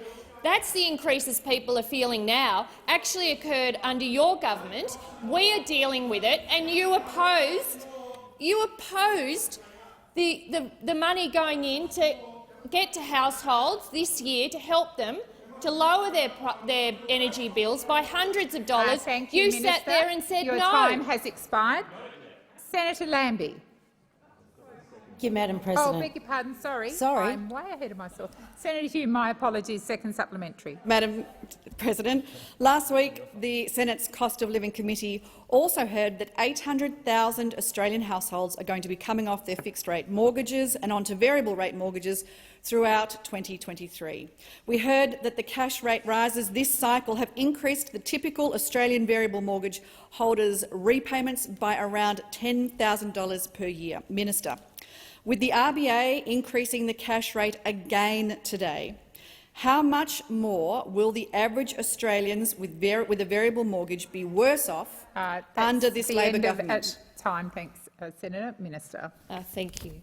Dealing with the inflation challenge is the defining economic challenge facing the country. We've been very clear about that. The RBA has increased the cash rate by a further 25 basis points today. They are, of course, independent and make those decisions based on the economic data that they are seeing. And we have been saying for some time that we understand that these increases, particularly for those households where they have mortgages and often large mortgages, are significantly impacting their household budgets. There is no doubt about that. Depending on what to specifically answer your question, it depends on what your mortgage is and the terms with which. Minister, please resume your seat. Senator Hume. Thank you, Madam President. If the minister doesn't know the answer to this question, I would be point very of happy order? if she took it on notice. Senator Sorry, Hume, the point of what's order the was point of order? relevance. She clearly Okay, didn't know the answer. If she doesn't Thank know, I'm quite you. happy to have it taken on notice because it Senator was a very Hume, specific please question. resume your seat. The minister is being directly relevant. Minister. Well, it is, and it's very patronising of you, Senator Hume. I have the answers. It depends on how much you owe and the rates for which your mortgage is. But it is hundreds of dollars, Thank you, Minister. and we Your understand time has that. expired. Senator Lambie. Thank you, Madam President.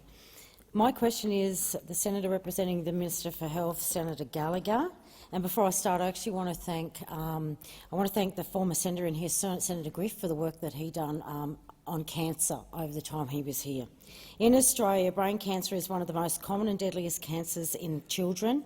Approximately 120 children are diagnosed each year with brain cancer, and for 45% of those children, their diagnosis is fatal.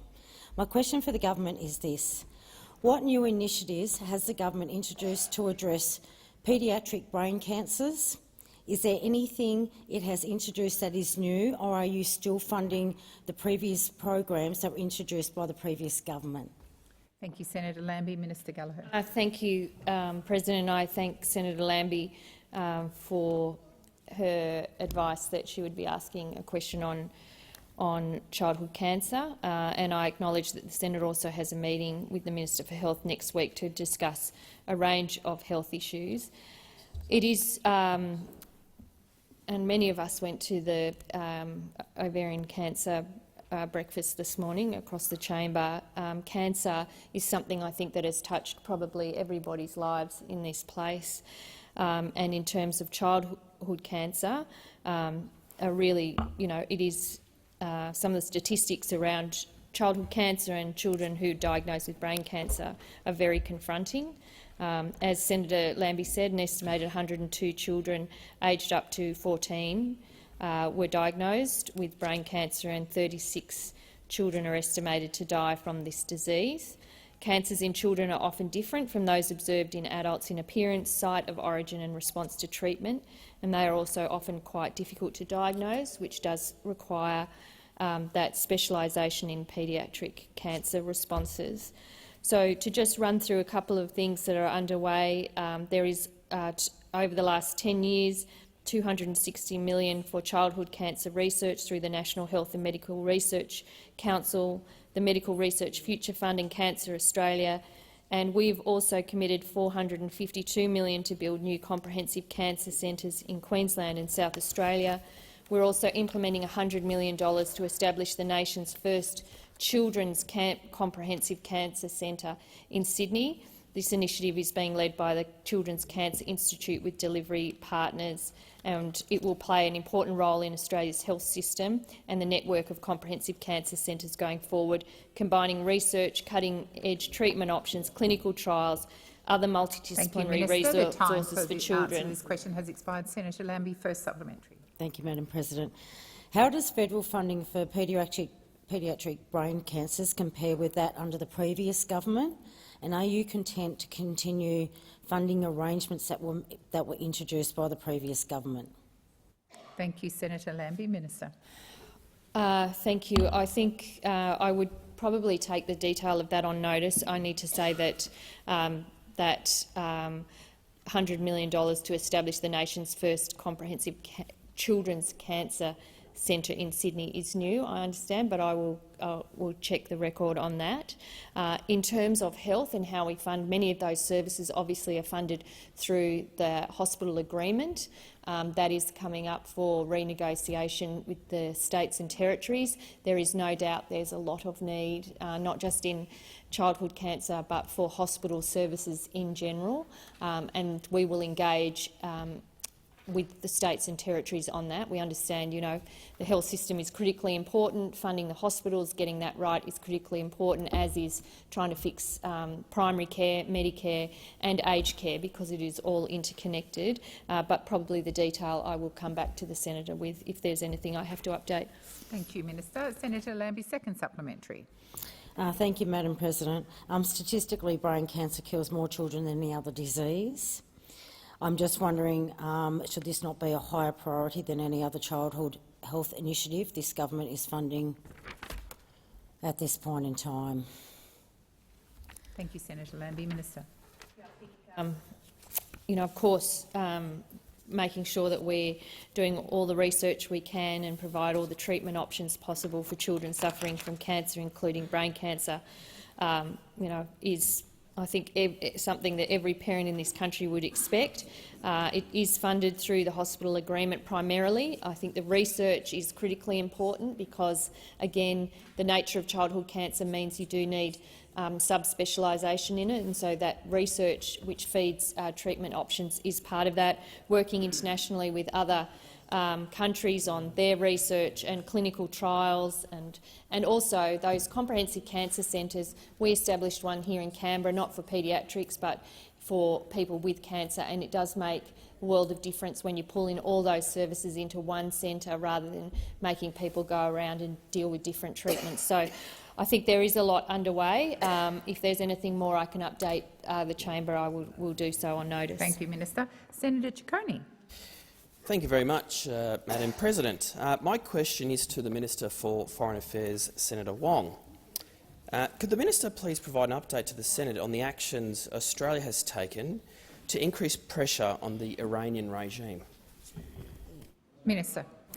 Thank you to President, and can I thank Senator Ciccone not only for the question but for his consistent championing of human rights issues at home and abroad, and for his leadership as chair of the Senate Committee for Foreign Affairs, Defence and Trade. I appreciate the opportunity to work with him, and I know I speak for all senators, regardless of our political differences, when I say we stand in solidarity with the people of Iran, who have demonstrated immense bravery in the face of a brutal regime.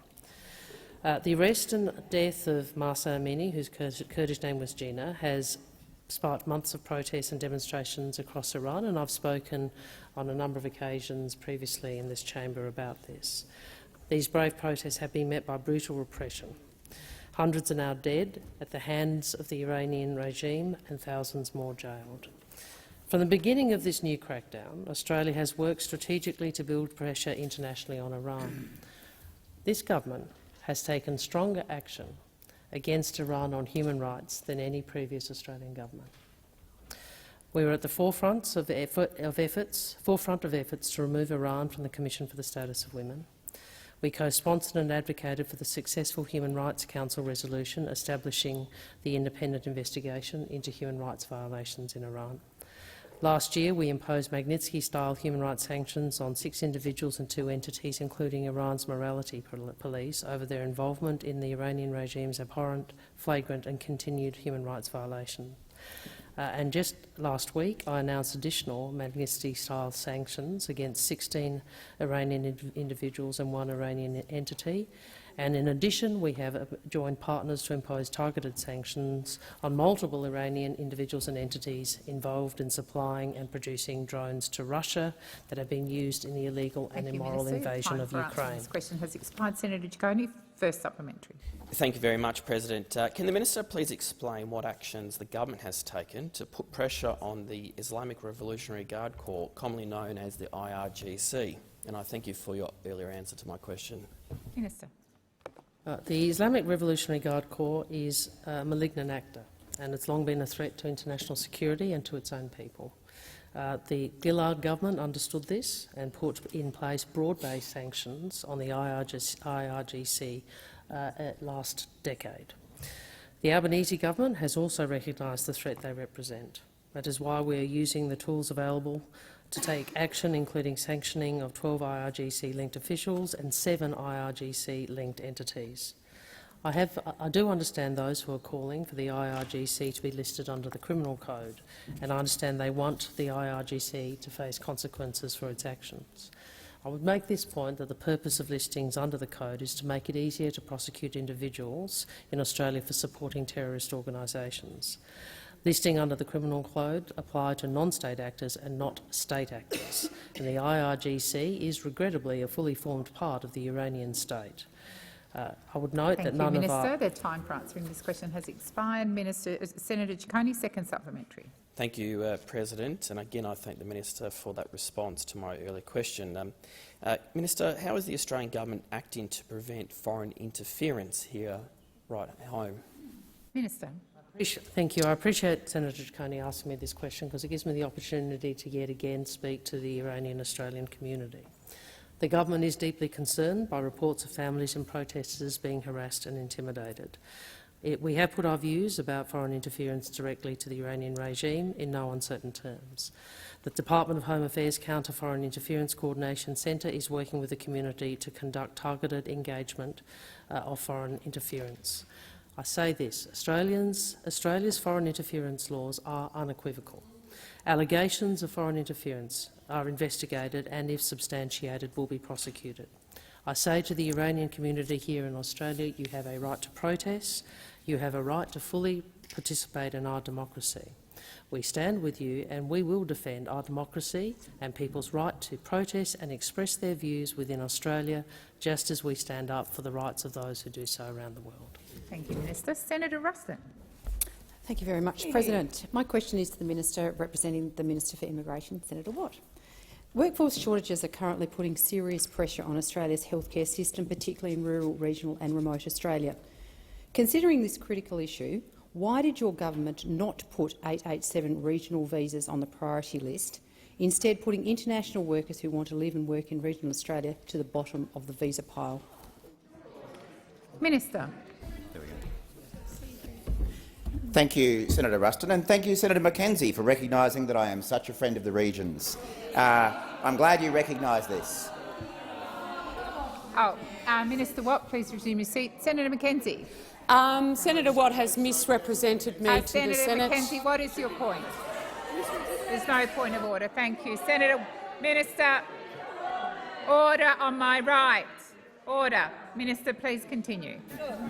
Thank you, President. And sometimes Senator McKenzie says things before she thinks them through, and that was— Senator Watt, please resume your seat. Senator Watt, Senator Ruston's asked a serious question to which she's entitled to respond, so please direct your answers to her question.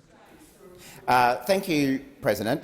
And Senator Ruston does ask a serious question because we know, and anyone in this chamber who spends any time in regional Australia, whether it be me, whether it be Senator Ruston, whether it be Senator McKenzie or many others, knows that for many years there has been a serious problem for regional Australians accessing healthcare.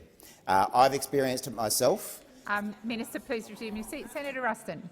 Thank you, Madam. Thank you, President. It's on a matter of relevance. I was actually asking the Minister about 887 visas and why your government has not prioritised 887 visas, which directly impact rural and regional Australia. I'd ask you to draw his attention to my question. Thank you, Senator Ruston. And you also talked about the crisis of health in regional and rural areas, and I believe the Minister is being relevant, and if he's not, I will direct him to the question. Minister.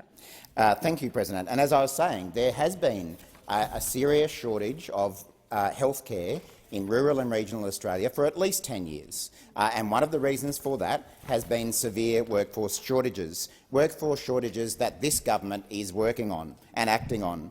Now, in the short time that we've been in office, the Albanese government has increased regional visas from 11,200 to 34,000 this financial year.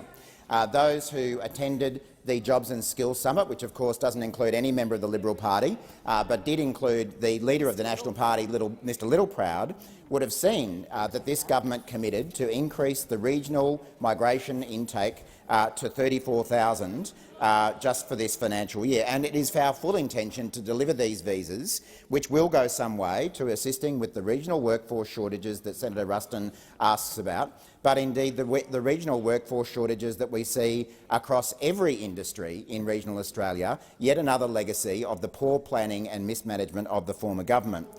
If there's one example in this space that really exemplifies those failures, let's not forget that the former government left a visa backlog of 1 million visas. 1 million people waiting for visas to be processed. We've got it down to 600,000 and we're going to go further. Thank you, Minister. Your time has expired. Senator Ruston, first supplementary. Thank you, President. In my electorate, a local GP living and working in the community is currently waiting for his 887 regional visa to be processed, but like other applicants of this visa, he's been knocked down to the bottom of the pile by your government. The constituent is providing essential primary care and his wife is a nurse and is equally providing critical care in our community. Why has your government neglected my regional community and others across Australia in their need to have doctors and nurses in their local area? Order. Order. Order. I have the minister on his feet. Minister Watt. Thank you, President. Well, Senator Ruston, the answer to your question is very simple, and it's a 7-digit number, 1 million. 1 million visas. That was the backlog that we inherited from your government in visa applications. 1 million people who had applied for visas to work in healthcare and a range of other industries. Oh, sorry, Senator Ruston. Order. Thank you, President. The minister is obviously choosing not to answer my question. Order. Order. Order on my right and left. Senator Ruston, I believe it's a point of order. It's a point of order on relevance. This is a very serious issue for regional communities. I'm talking about 887 visas and why your government has chosen not to prioritise them. Thank you, Minister Ruston. I believe the minister has been answering your question. I'll continue to listen closely. Minister. Thank you, Minister. And I do know Senator Ruston's electorate. In fact, I had the pleasure of joining you to meet with people who'd experienced the floods in the Renmark region just before Christmas. And I'm not surprised that Renmark and that wider region is suffering Minister from extreme Watt, workforce shortages in the health area. Minister Watt, please resume your seat. Senator Ruston. Thank you, President. Your gratuitous response is not very becoming. But on relevance, I asked you specifically about 887 visas. Senator Ruston, do you know what an 887 visa is? Your seat. When I give you the call, don't be disrespectful. If you're calling a point of order, stand and make that clear, not just launch into an attack on a minister because you don't like the answer to his question. Minister, please continue. I'm very familiar with the issue, and it was obviously in the various newspapers today. And the point I'm making is that, unlike the former government, this government is actually dealing with the situation of extreme visa processing backlogs that we inherited. As I say, in the short time we've been in office, we have got the backlog of visa applications down to 600,000 from the 1 million that we inherited. And how did we do that? By actually putting more staff in the system to process those visas. Staff to support the visa system decreased by 20% from 2015-16 until we came to government, and that's the answer to the question. Minister, Senator Ruston, second supplementary. Thank you very much. Minister, will you please advise this chamber whether your government will commit to adding 887 visas to the priority list for processing, as you currently have done for the same workforce in city areas? Thank you, Senator. Minister. Thank you, President. Well, I'm absolutely happy to commit to the statement that our government will always run our migration program in the national interest. And of course it's in the national interest to ensure Senator that regional rural people can get health care. Please resume your seat. Senator Ruston. Thank you, President. On a point of order in relevance, I was very tight in my question. I just asked the minister whether he would commit to the adding of the 887 visas to the priority list in the same way as they have in the cities. Thank you, Senator Ruston. I'll direct the minister to the question. Minister. Thank you, President. And again, this government will always run our migration program in the national interest, and part of that obviously is about ensuring that rural and regional Australians have access to the health care they deserve and the health care that they did not get for the 10 years of the Liberal National Party government. It's the Albanese government that is in the process of rebuilding our health system, whether it be in the cities or our regions. I have been out there in regional Australia door-knocking people who couldn't get GP appointments for 3 or 4 weeks. Minister Wong? He hasn't finished. I was calling order. Thank you. But we got there, so Minister. Sadly, for rural and regional Australians, the difficulties in accessing healthcare is not a new problem. Order. This is something that goes back— Please resume your seat. Senator Ruston. Yeah, point of order. One last time. No, we're still in time. One last attempt at asking the minister whether he'll confirm whether 887 visas will be included. Thank you, Minister. Thank you, Senator. The minister is being relevant. Minister. Thank you, President. Again, the evidence is already in that this government is taking action to clear the backlog of visas that we were left by the former government. That will benefit rural and regional Australians for healthcare, and it will benefit employers right across rural and regional Australia. Your time has expired. Senator Wong. President, I ask that further questions be placed on notice. Thank you.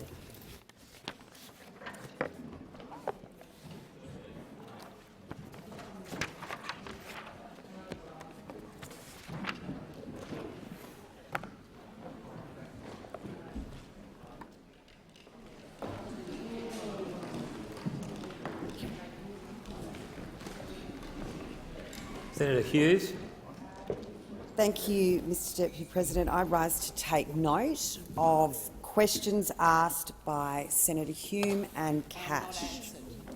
Thank you. And not answered. Well, it's almost like, Voldemort, the number that cannot be named. $275. Remember that amount that was going to be, coming off everyone's energy bill, those cost of living pressures that were going to be so just easy street for all Australians under the Albanese government. We did warn them. We did warn Australians it won't be easy under Albanese. Well, let me tell you, it's getting tougher and tougher every day. Tougher today with another 0.25 basis point. Remember when you told us that there was going to be a reduction in interest rates under Labor? Instead, they're going in the other direction, putting more and more stress on everyday Australians and their families. Remember, 97 times $275 was mentioned as going to be saved off energy bills. We now know, and it's being acknowledged through gritted teeth, that energy bills are going to continue to rise this year by over 50% in some instances. And what are those opposite looking to do? Now they're in government, they actually don't know what to do because they are pulling switches and rolling out policies that is making a bad situation worse. A bad situation is constantly being made worse by those opposites, and their inability to make a policy decision that will actually benefit Australians, will reduce cost of living pressures on family household budgets.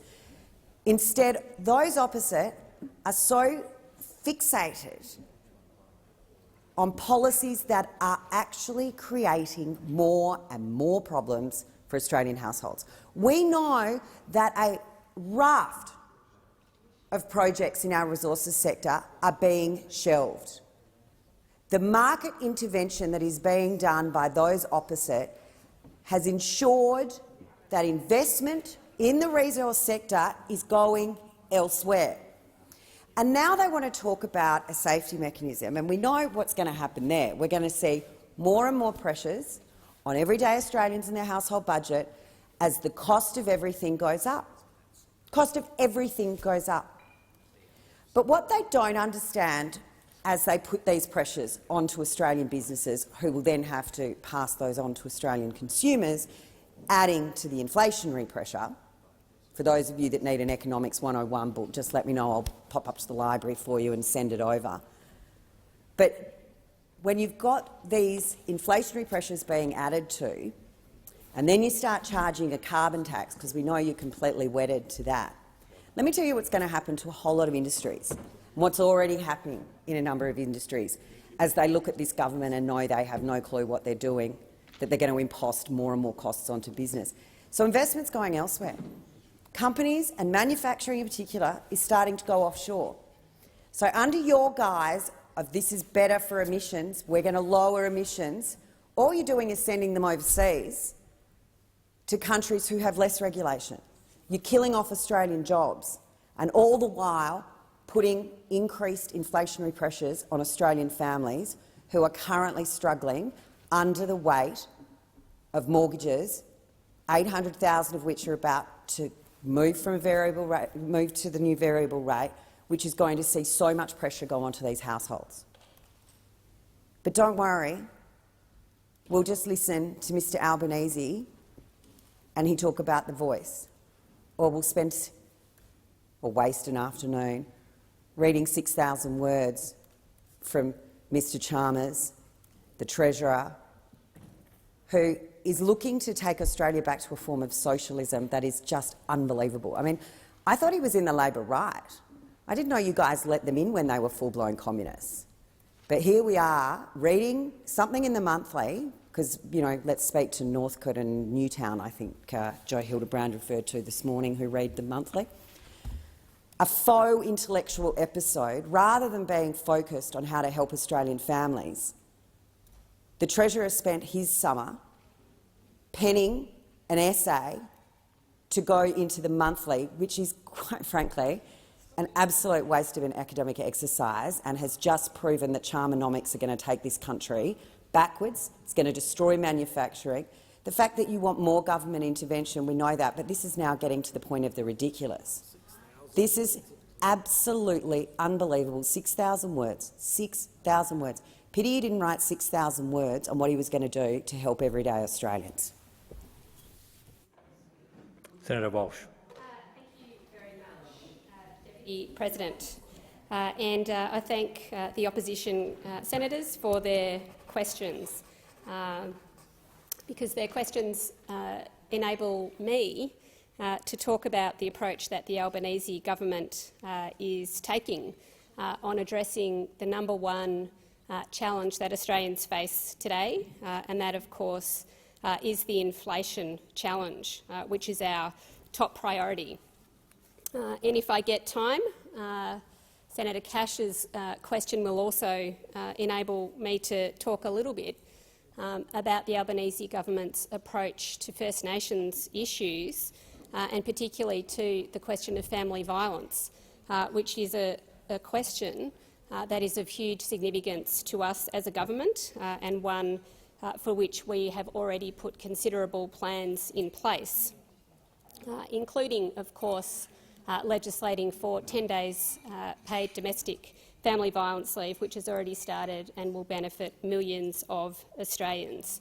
But on the questions raised about inflation and the cost of living, these are the questions that we came into government to address. These are the questions that we are working to solve for the Australian people, because our guiding principle as a government, as you all know in this place, is that we want to ensure that no one is left behind and no one is held back. And we know that Australians are doing it tough right now with the rising cost of living. And of course, there are a number of things that we can do and that we are doing to put practical solutions in place to help Australians with the challenges that they're facing. We need to strengthen Medicare and we need to make medicines cheaper, and that is exactly what we have done by cutting the maximum co-payment under the PBS by up to $12.50. And I'm proud to say that that has already started this year, and for an average person who's relying on PBS medications, that person could save hundreds of dollars a year because we have taken this cost of living measure. We're delivering cheaper childcare to 1.26 million families. And of course, under the watch of the previous government, childcare prices, which are such a huge impost on the family budget, rose by 41%. 41%.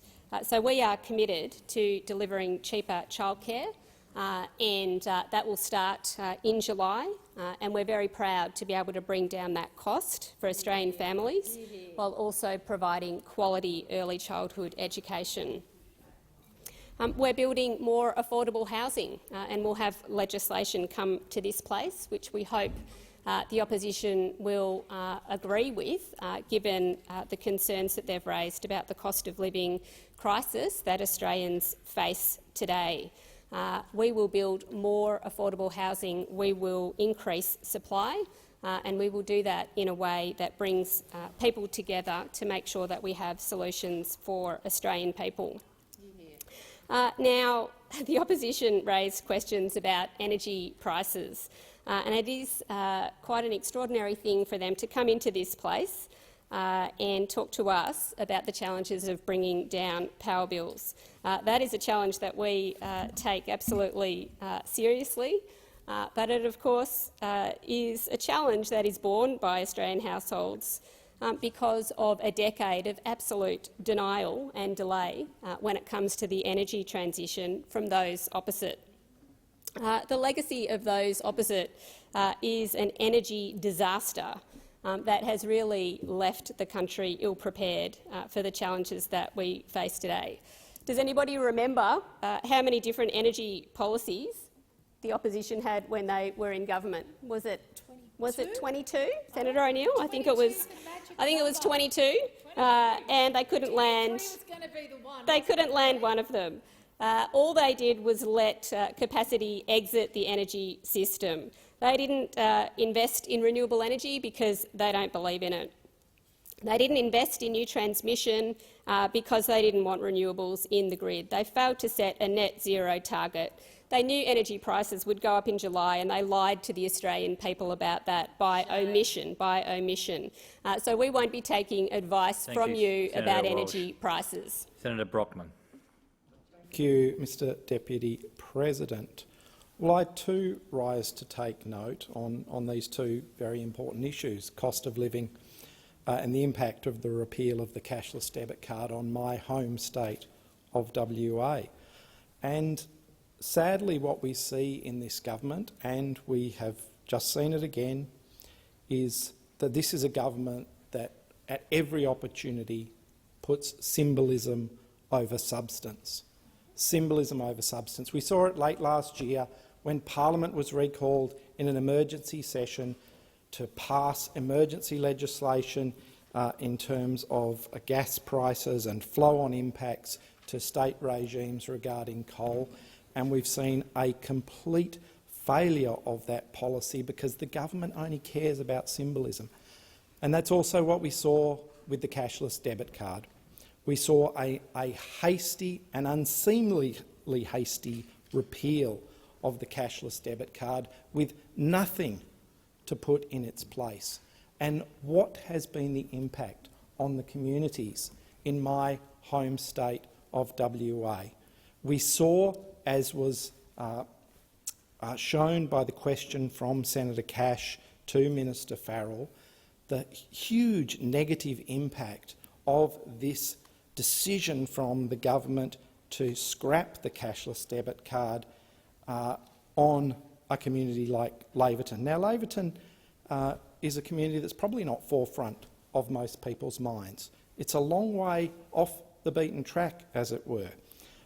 Now, I know Patrick Hill well, and he has spoken. I know how much he loves his community. I know how much he has put into his community. The advocacy on behalf of the Outback Way, the advocacy on behalf of enabling his community to get ahead, to thrive, to get people who are at risk of social harm back as part of that community.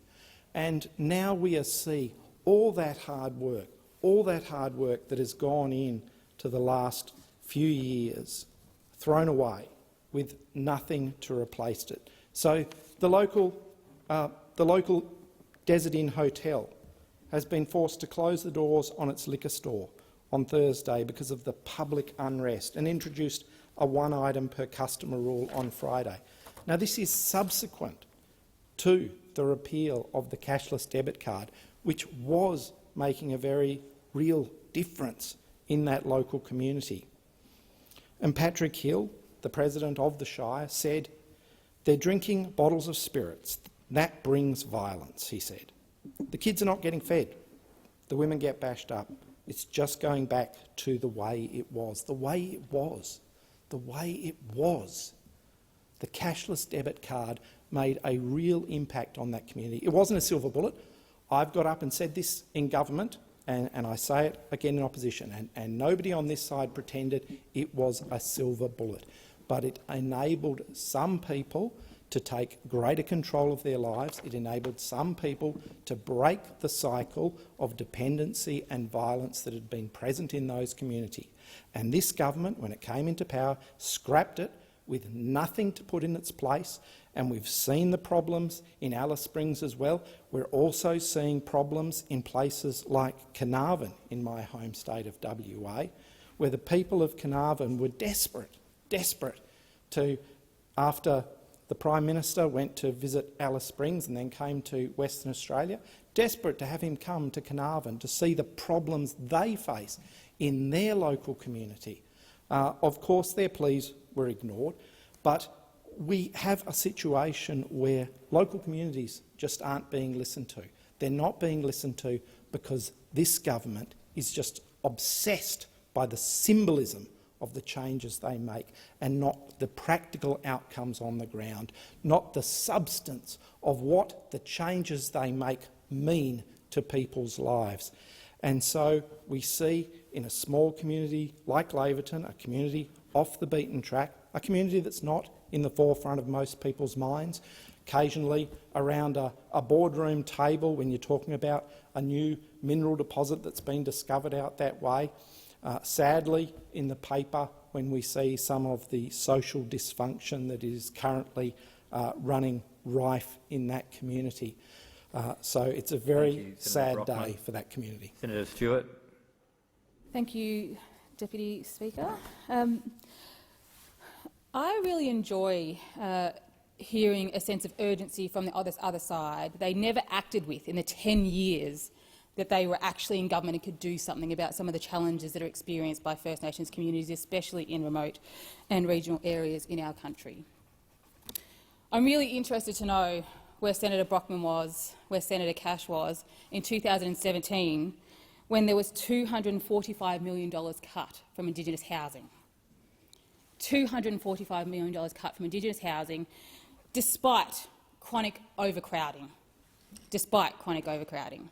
In your home state that you're standing over there right now claiming to care so much about. And don't even get me started about the almost $1 billion of cuts that happened under the former government's watch when they first came to power. Almost $1 billion.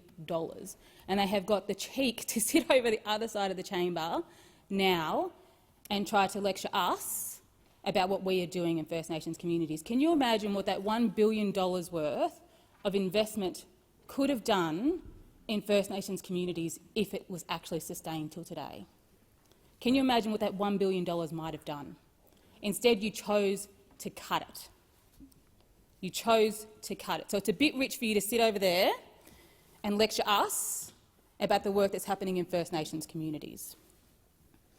And particularly rich hearing it as someone who's worked on the front line with lots of Aboriginal children and families, in out-of-home care, in child protection, doing the clinical work in the room with families. I've seen the impact of the challenges that you talk about looking in the eyes of families. So I absolutely understand how critically important it is that we get these things right. But one of the things that we know wasn't right, and it's interesting you talk about the cashless debit card, because I find it interesting that you can talk about the difficulties experienced since the abolishing of the CDC, but actually nobody can find any evidence that it was working in the first place. It's actually really incredible. But this was in briefs to your minister, who apparently said, it's interesting. Like, what did she say? How disappointing it was that there was no evidence that it worked. She wrote that on her briefs. But you wasted more than $170 million in that anyway, even though it didn't work. $1 billion of cuts, or more than $1 billion of cuts, spending money on things that don't actually work, but sure. Let's blame us for everything when we've been in power for 8 months. What we do know represents the very best opportunity for change is supporting a voice to Parliament. Because the very communities that you claim to care about will have a direct voice into this place. What a difference that might make to the communities that you sit over there and claim to care about. We know, and certainly I've seen from the work that I've done, what can happen to the lives of Aboriginal children and families and people when they are given a seat at the table, to be part of the decisions and the conversations that affect their lives. I've worked in Aboriginal organisations in Victoria. I've spoken with many workers on the ground and CEOs of Aboriginal organisations who can give me many examples of where they have been put in the driver's seat and they're getting real outcomes for their families on the ground.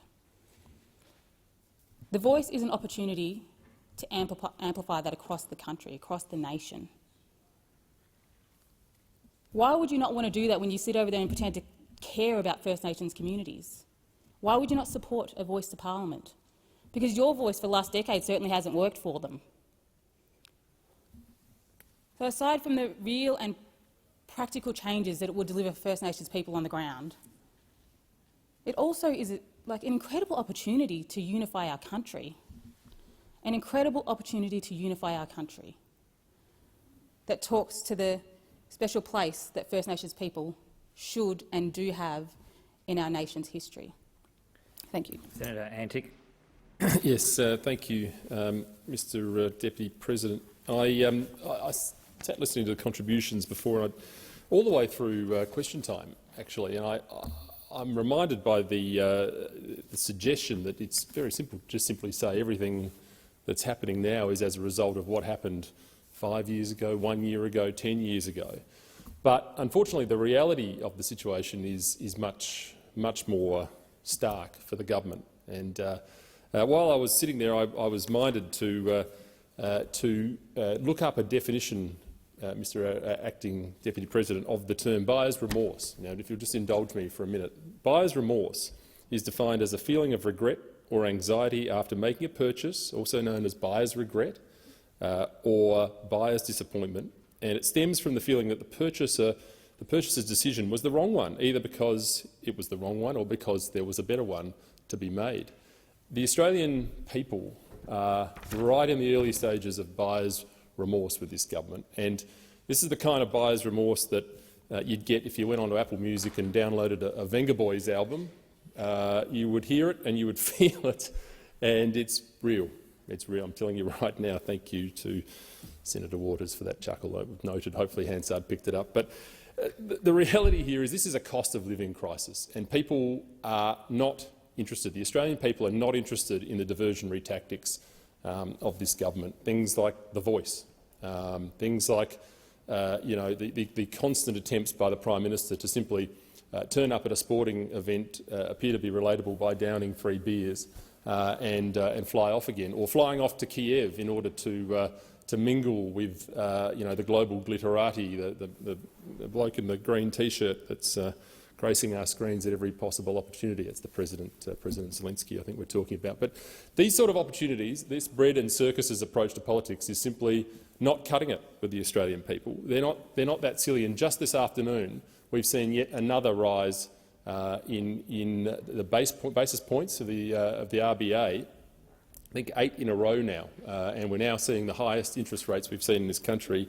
in 10 years, which is absolutely no laughing matter at all. And no amount of diversion, no amount of trying to divide Australians by initiatives like The Voice, no amount of, as Senator Brockman quite rightly pointed out earlier on, removing the cashless debit card, which has had a completely counter effect, is going to cover up from the fact that Australians aren't buying what they're selling. In fact, we're actually seeing now a government that is actively falling back on promises. There was a promise to, I think, cut the $3.2 billion in spending on consultants, and the government's already $1.2 billion down the tube after 9 months. So the spending bill is real, and the cost of living issue is the real one, the one that Australians are focused on. And yet we've got a treasurer who graced us with 6,000 words of intolerable diatribe, which I started reading. It was like a murder mystery. It was like an Agatha Christie novel. And I'll give you the spoiler alert. Who done it? It was the treasurer with the chequebook in the finance department. This is not a position that's come as a result of a government of Christmas past. This is coming because of decisions that are being made by this government today. And for all he wants to do, the treasurer, Jim, you will own nothing and be happy Chalmers, wants to tell us it's something otherwise. It is not the case. In fact, these are particularly uniquely Australian issues, economic challenges this year. We haven't covered off on high inflation. We're seeing the highest inflation we've seen in decades, and something in the order of 800,000 Australians, mortgage holders, who are this year going to switch from fixed term to variable term interest rates. Now, with the news today that those interest rates are going up, we're looking at something in the order of $1,800 extra per month for many mortgage holders in this country. So let's not beat around the bush. Let's not try and blame this on things done by, what should we say now, done by the Fraser government in 1980. These are things that are happening as a result of policy levers that are being pulled by this government. And don't take my word for it. In the past week, the Australian Industry Group, the Business Council of Australia and the Australian Chamber of Commerce and Industry's pre-budget submissions have all echoed the opposition, the coalition opposition's calls since the October budget to restore fiscal guardrails and to rein in spending and to drive productivity reforms to support businesses invest and to grow our economy. Thank you, Senator Antique. I put the question. Those questions say aye. Against, no. The ayes have it. Senator Waters. Very much, Deputy President. Well, just once a year we get to see who is donating to political parties, and every year it's a wash, with big corporates and big polluters donating big money to the big parties and usually getting big access and big influence over policy making.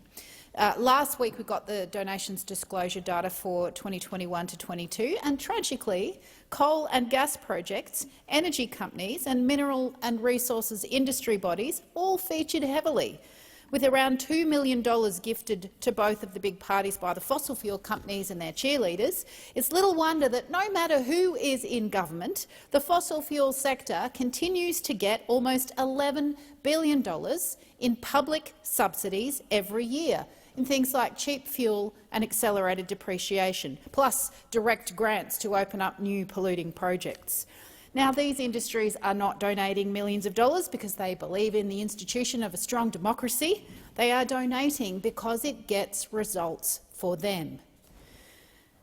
The coal and gas donors' fingerprints are tragically all over Labor's safeguard legislation. Labor is taking money from the coal and gas corporations causing the climate crisis and then proposing laws that allow new coal and gas projects to go ahead. 4 big donors represent 5 of the highest polluting facilities covered by the safeguard mechanism: Woodside, BlueScope, Chevron and Inpex.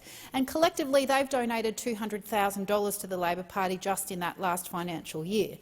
You have to wonder how much access to the table that bought them when Labor was designing its weak safeguard mechanism, which allows new coal and gas. Now, Woodside and Santos donated more to the ALP than to the Liberals and Nationals combined. And, of course, they now have free rein to open new projects and trash the climate. Projects which damage land and water, which turbocharge the climate crisis and which do not respect and, in fact, ignore the wishes of First Nations communities. Inpex gave $157,300 to the Liberals, the Nationals and the Labor Party. Now, they're a major polluter that is covered by the safeguard mechanism, and they're currently seeking support for a carbon capture and storage project that will benefit from the publicly funded Middle Arm hub. Now, I wonder what legislative concessions and public support their donation will get for them. The Mineral Resources Council, who recently threatened to unleash an ad campaign against Labor unless it rules out a windfall profits tax, declared nearly $250,000 in donations to the big parties in 21-22. And still there is no windfall profits tax on the horizon. Santos, which is pushing to frack the Beetaloo Basin and the Narrabri gas fields, received $16 million in public money for its Moomba carbon capture and storage project. It gave $154,000 to the major parties. It's a pretty solid return on investment for Santos there. Tamboran donated $200,000 to the big political parties, the first time they've declared a donation. They also received $7.5 million of public money from the Coalition for a natural gas exploration in the Beetaloo Basin. Now, the Greens attempted to disallow that grant in the Senate, but the Labor Party decided to support the grant of that money. No idea what could have influenced that decision. And these, of course, are only the donations that Australians are told about. More than a third of all donations either fall below the disclosure threshold or they rely on weak categorisation and loopholes to stay hidden from public view. That is why the Greens want real reform to get the influence of big money out of politics. My private member's bill to end dirty donations would cap political donations at $1,000 a year no matter who you are, and ban donations from industries with a track record of seeking to buy policy outcomes, including the fossil fuel sector.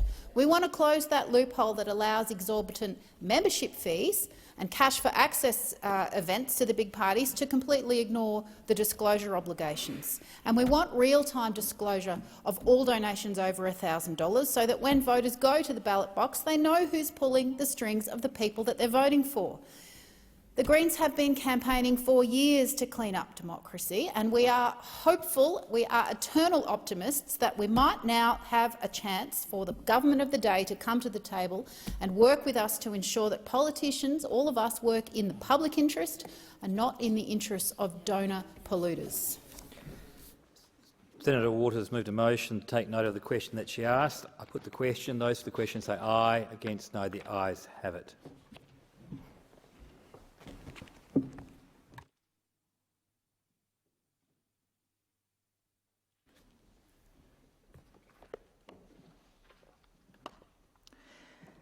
Are there any notices of motion be given for another day? Senator Chisholm. I give notice that on the next day of sitting I shall move that the provisions of paragraphs 5 to 8 of Standing Order 111 not apply to the Migration Amendment Aggregate Sentences Bill 2023, allowing it to be considered during this period of sittings. I also table a statement of reasons justifying the need for this bill to be considered during these sittings and seek leave to have the statement incorporated in Hansard. Is leave granted? There being no objection, leave is granted. Senator White. President, on behalf of the Standing Committee for the Scrutiny of Delegated Legislation, I give notice of my intention at the giving of notices on the next day of sitting to withdraw Business of the Senate notices of motion number 2, 3 and 4 for one sitting day after today, proposing the disallowance of the Australian Capital Territory National Land Lakes Ordinance 2022, the Competition and Consumer Industries Codes Franchising Amendment, Franchise Disclosure Register Regulations 2022 and the Competition and Consumer Amendment, Consumer Data Right Regulations 2021. Thank you, Senator White. I believe there's some leave, so go to Senator Chisholm. Is it further rearranging? No. So I'm with Senator. Yeah, placing. Thank you. I seek leave to move a motion relating to the routine of business on Wednesday, 8 February 2023. Is leave granted? There being no objection, leave is granted. I move that on Wednesday, 8 February 2023, at 9 a.m, a minister may move a motion relating to the draft behaviour standards and codes as presented in the final report of the Joint Select Committee of Parliamentary Standards, and B, after the motion referred to in paragraph A has been determined, senators may make statements of not more than 5 minutes each relating to the implementation of the Set the Standard report for up to 1 hour. So the question is, the motion as moved by Senator Chisholm be agreed to. Those of that opinion say aye. Against, I believe the ayes have it. Senator Chisholm. I seek leave to move a motion relating to the routine of business for today. Is leave granted? There being no objection, leave is granted. I move that Government Business Notice of Motion number 3 be called on after formal motions today and debated for not more than 60 minutes, after which the question be put. So the question is, the motion is moved by Senator Chisholm be agreed to. Those of that opinion say aye. Against, I believe the ayes have it. So finished with placing. Yes, Senator Urquhart. Thank you. I seek leave to move a motion relating to leave of absence for senators. Is leave granted? Leave is granted. Senator Urquhart. I move that leave of absence be granted to the following senators for personal reasons: Senator Brown for the 6th of February 2023 and Senator Sterle from the 6th to the 8th of February 2023. So the question is, the motion is moved by Senator Urquhart be agreed to. Those of that opinion say aye. Against, I believe the ayes have it. Senator Askew. I seek leave to move a motion relating to leave of absence. Is leave granted? There being no objection, leave is granted. Senator Askew. I move that leave of absence be granted to the following senators: Senator Brockman for the 6th of February for personal reasons and Senator Nampijinpa Price for the 8th and 9th of February for personal reasons. So the question is that the motion is moved by Senator Askew be agreed to. Those of that opinion say aye. Against, I believe the ayes have it. Senator Hanson. Thank you very much. I seek leave to move a motion relating to a leave of absence. Is leave granted? There being no objection, leave is granted. Senator Hanson. I move motion that that leave of absence be granted to Malcolm Roberts from the 6th to the 9th of February for personal reasons. Thank you, Senator Hanson. So the question is, the motion is moved by Senator Hanson be agreed to. Those of that opinion say aye. Against, I believe the ayes have it. So that deals with leave of absence. Yes? Okay. We're moving to postponements. I call the clerk. President, postponement notifications have been lodged in respect of business of the Senate notice of motion number 1 for today, postponed to the 8th of February. Business of the Senate notice of motion number 2 for today, postponed to the 6th of March. General business notices numbers 124 and 125, postponed to the 6th of March. And business of the Senate notice of motion number 7 for the 8th of February, postponed till the 8th of March 2023. Committees have also lodged extension notifications as shown at item 10 of today's order of business. Thank you.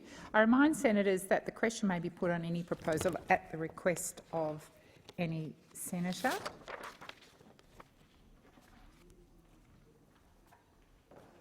I shall now proceed to the discovery of formal business, and I'll go to business of the Senate number 2, standing in the name of Senator Colbeck and others. That's, I beg your pardon, sorry, it is 2. No, I should listen more, Senator Rossett.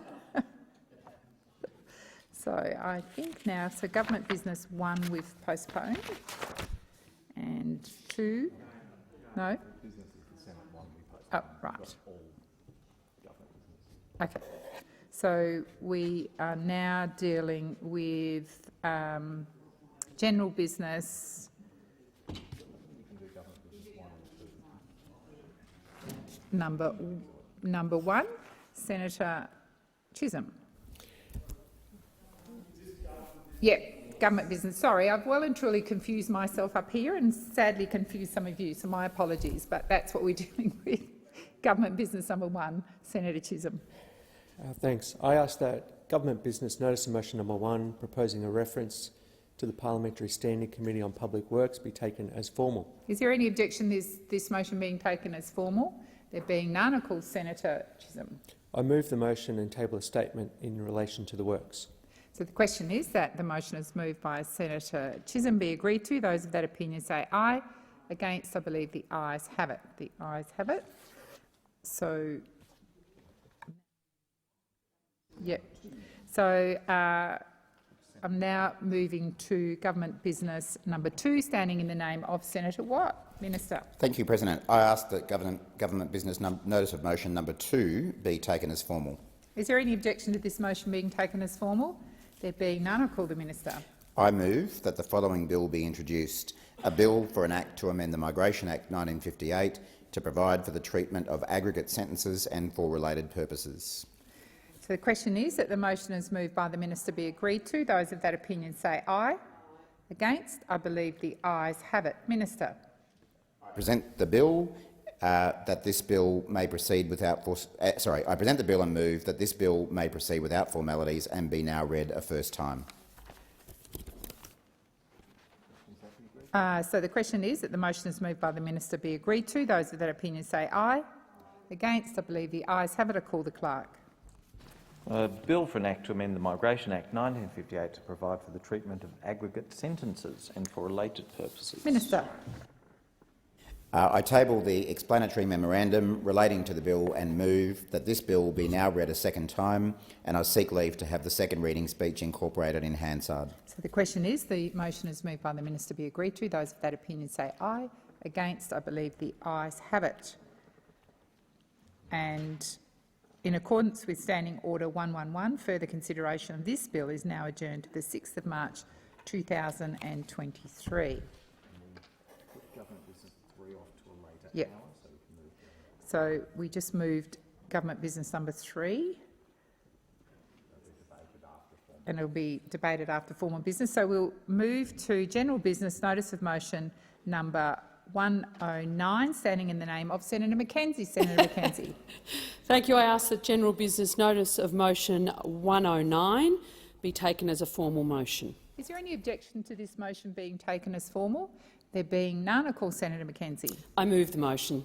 So the question is that general business notice of motion number 109, standing in the name of Senator Mackenzie, be agreed to. Those of that opinion say aye. Aye. Against? I believe the ayes have it. We'll now move to general business notice of motion number 110, standing in the name of Senator Mackenzie. I ask that general business notice of motion number 110 be taken as a formal motion. Is there any objection to this motion being taken as formal? There being none, I call Senator Mackenzie. I move the motion. So the question is that general business notice of motion number 110, standing in the name of Senator Mackenzie, be agreed to. Those of that opinion say aye. Against? I believe the ayes have it. I'll now move to general business notice of motion number 122, standing in the name of Senator Barbara Pocock. Senator Pocock. I ask that general business notice of motion number 122, proposing an extension of time for the Select Committee on Work and Care to report, be taken as formal. Is there any objection to this motion being taken as formal? There being none, I call Senator Pocock. I move the motion. So the question is that general business notice of motion number 122, standing in the name of Senator Pocock, be agreed to. Those of that opinion say aye. Against? I believe the ayes have it. We'll now move to general business notice of motion number 124, standing in the name of Senator Roberts. That's been postponed. Thank you very much. And 125, the same. We'll now move to general business notice of motion number 123, standing in the name of Senator Hume. Senator Askew. On behalf of Senator Hume, I ask that general business notice of motion number 123 be taken as a formal motion. Is there any objection to this motion being taken as formal? There being none, I call Senator Askew. I move the motion. So the question, Senator Chisholm. Seek leave to make a short statement. Is leave granted? Leave is granted for 1 minute. Labor will be opposing this motion. We have commenced the 23-24 budget process, and it is the budget process operational rules that govern the consideration of policies that are being brought forward. Given these are Cabinet deliberations, it would be inappropriate for these to be released at this time. I note that we released the previous budget process operational rules after the budget process was completed in the interests of transparency and accountability. Once the 23-24 budget is delivered, we will consider further requests for these rules, given the obvious interest in them. Thank you, Senator Chisholm. So the question is that general business notice of motion number 123, standing in the name of Senator Hume, be agreed to. Those of that opinion say aye. Aye. Against? No. The ayes have it. No. Division required. Ring the bells for 4 minutes.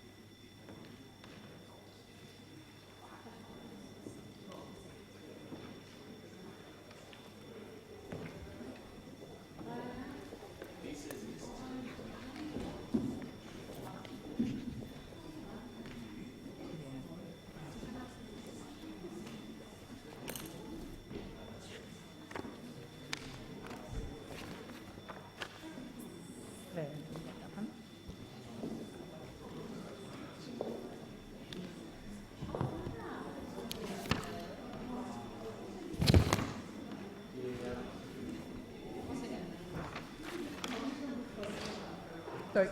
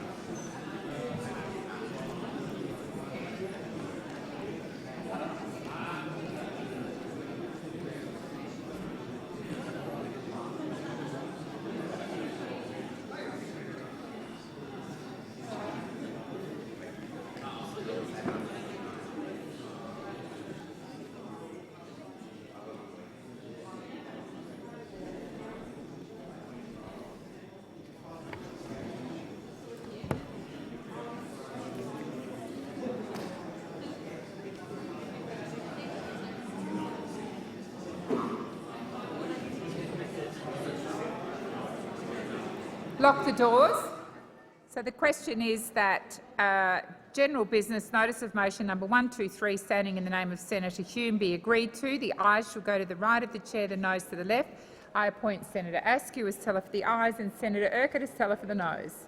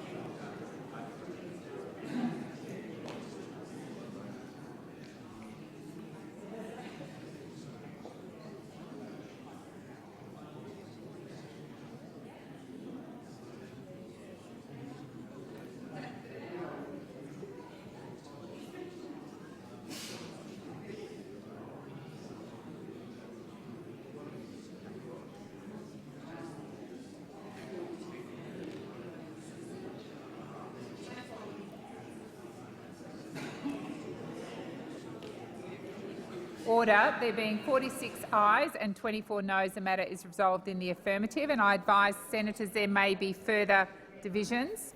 We'll now move to general business. Notice of motion number 120, standing in the name of Senator Orman-Payne. Senator Orman-Payne. Thank you, President. I ask that general business notice of motion number 120 be taken as a formal motion. Is there any objection to this motion being taken as formal? There being none, I call Senator Orman-Payne. I move the motion.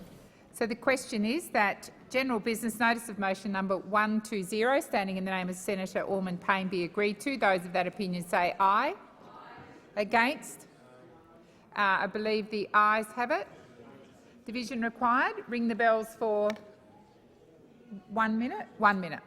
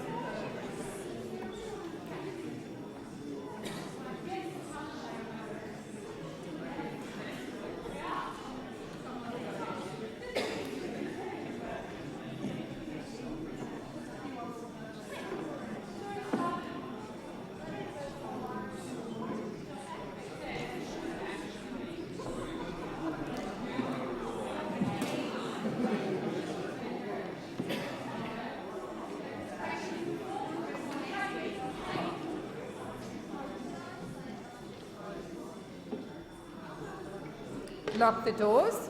So the question is that general business notice of motion number 120, standing in the name of Senator Orman-Payne, be agreed to. The ayes shall move to the right of the chair, the noes to the left. I appoint Senator Askew as teller for the ayes and Senator Urquhart as teller for the noes.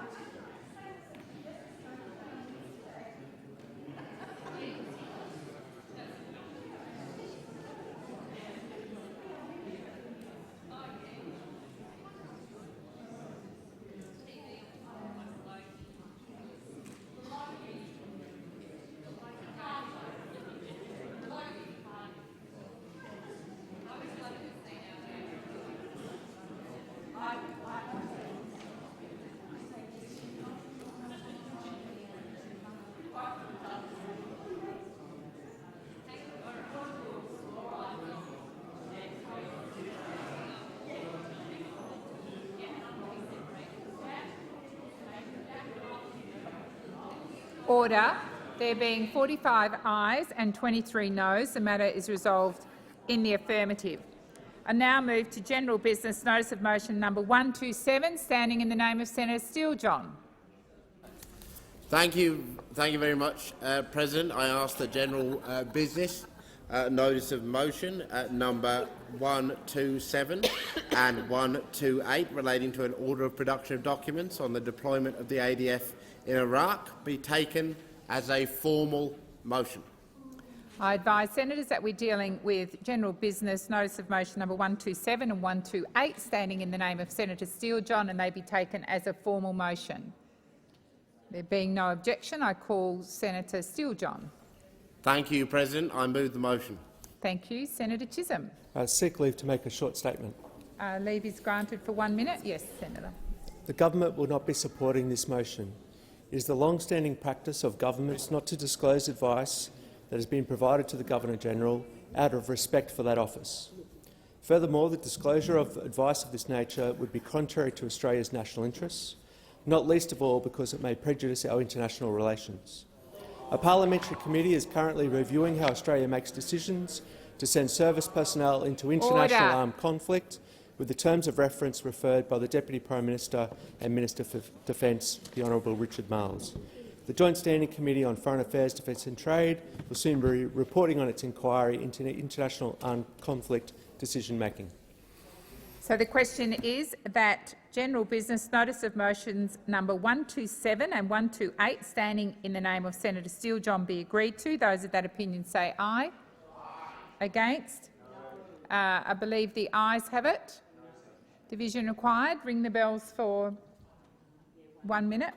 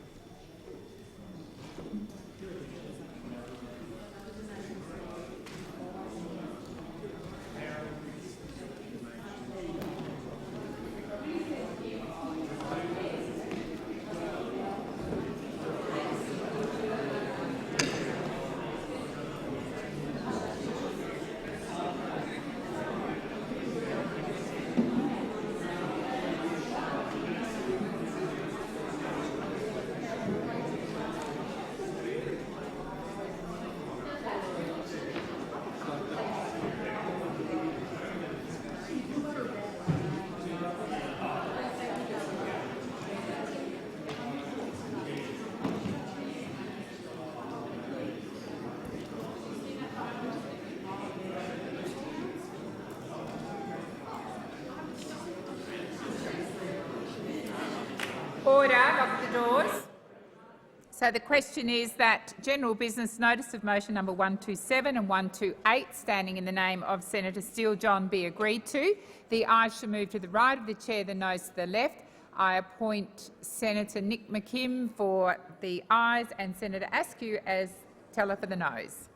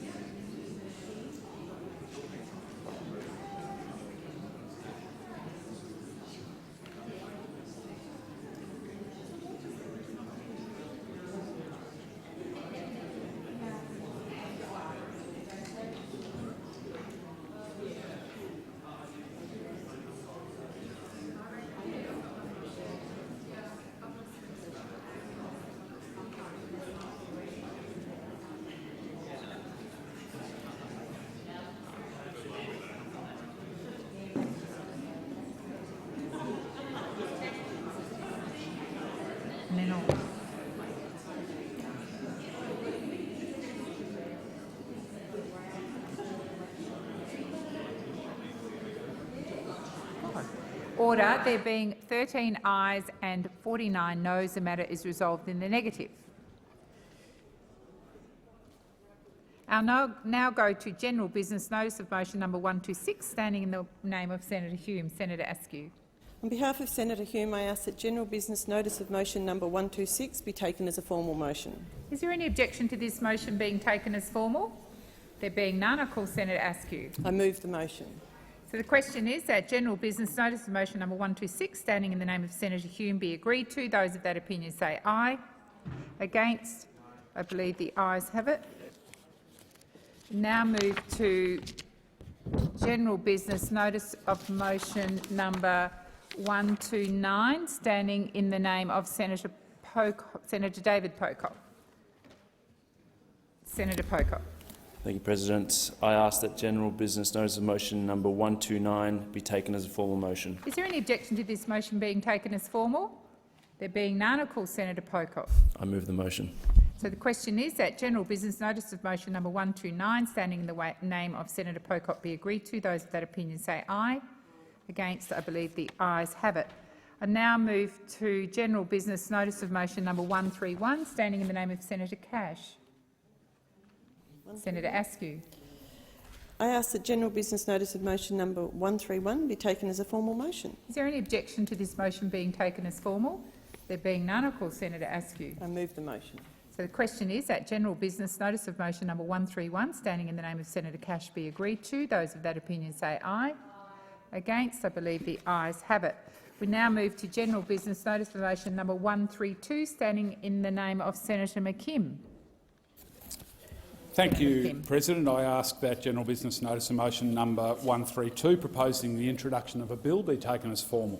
Is there any objection to this motion being taken as formal? There being none, I call Senator McKim. Thank you, President. I move that the following bill be introduced, a bill for an act to amend the Migration Act 1958 and for related purposes. So the question is, the motion is moved by Senator McKim be agreed to. Those of that opinion say aye. Against? I believe the ayes have it. The ayes have it. Senator McKim. Thank you, President. I present the bill and move that this bill may proceed without formalities and be now read for the first time. So the question is, the motion is moved by Senator McKim be agreed to. Those of that opinion say aye. Against? I believe the ayes have it. Call the clerk. A bill for an act to amend the Migration Act 1958 and for related purposes. Senator McKim. Thank you, President. I move that this bill, the Migration Amendment Evacuation to Safety Bill, now be read for a second time, and I seek leave to table an explanatory memorandum relating to the bill. Is leave granted? There being no objection, leave is granted. Senator McKim. Thank you, President. I table an explanatory memorandum and I seek leave to have the second reading speech incorporated into Hansard and to continue my remarks. Is leave granted? There being no objection, leave is granted. Thank you, Senator McKim. We'll now move to general business notice of motion number 133 to 135, standing in the name of Senator Dean Smith. Senator Smith. Thank you, President. I ask that general business notice of motion number 133 to number 135 be taken together as formal motions. Is there any objection to these motions being taken as formal? There being none, I call Senator Smith. I move the motions. So the question is that general business notice of motions number 133 to 135, standing in the name of Senator Dean Smith, be agreed to. Those of that opinion say aye. Against? I believe the ayes have it. We'll now move to general business notice of motion number 136, standing in the name of Senator Nampijinka Price. Thank you, Madam President. I ask that general business notice motion number 136, proposing the introduction of a bill, be taken as formal. Is there any objection to this motion being taken as formal? There being none, I'll call Senator Nampijinka Price. Thank you, Madam President. I move that the following bill be introduced, a bill for an act to reduce alcohol-related harm to vulnerable communities in the Northern Territory and for related purposes. So the question is, the motion is moved by Senator Nampijinka Price, be agreed to. Those of that opinion say aye. Against? I believe the ayes have it. The ayes have it. Senator Nampijinka Price. Thank you. I present the bill and move that this bill may proceed without formalities and be now read a first time. So the question is, the motion is moved by Senator Nampijinka Price, be agreed to. Those of that opinion say aye. Against? I believe the ayes have it. I call the clerk. A bill for an act to reduce alcohol-related harm to vulnerable communities in the Northern Territory and for related purposes. Senator Nampijinka-Price. Thank you, Madam President. I move that this bill be now read a second time, and I seek leave to table an explanatory memorandum relating to the bill. Is leave granted? There being no objection, leave is granted. Senator Nampijinka-Price. I table an explanatory memorandum, and I seek leave to have the second reading speech incorporated in Hansard and to continue my remarks. Is leave granted? There being no objection, leave is granted. Thank you, Senator Nampijinka-Price. I'll now move to general business notice of motion number 137, standing in the name of Senator Cash. Senator Askew. On behalf of Senator Cash, I ask that general business notice of motion number 137 be taken as a formal motion. Is there any objection to this motion being taken as formal? There being none, I'll call Senator Askew. I move the motion. So the question is that the motion is moved by Senator Askew in the name of Senator Cash be agreed to. Those of that opinion say aye. Against? I believe the ayes have it. The ayes have it.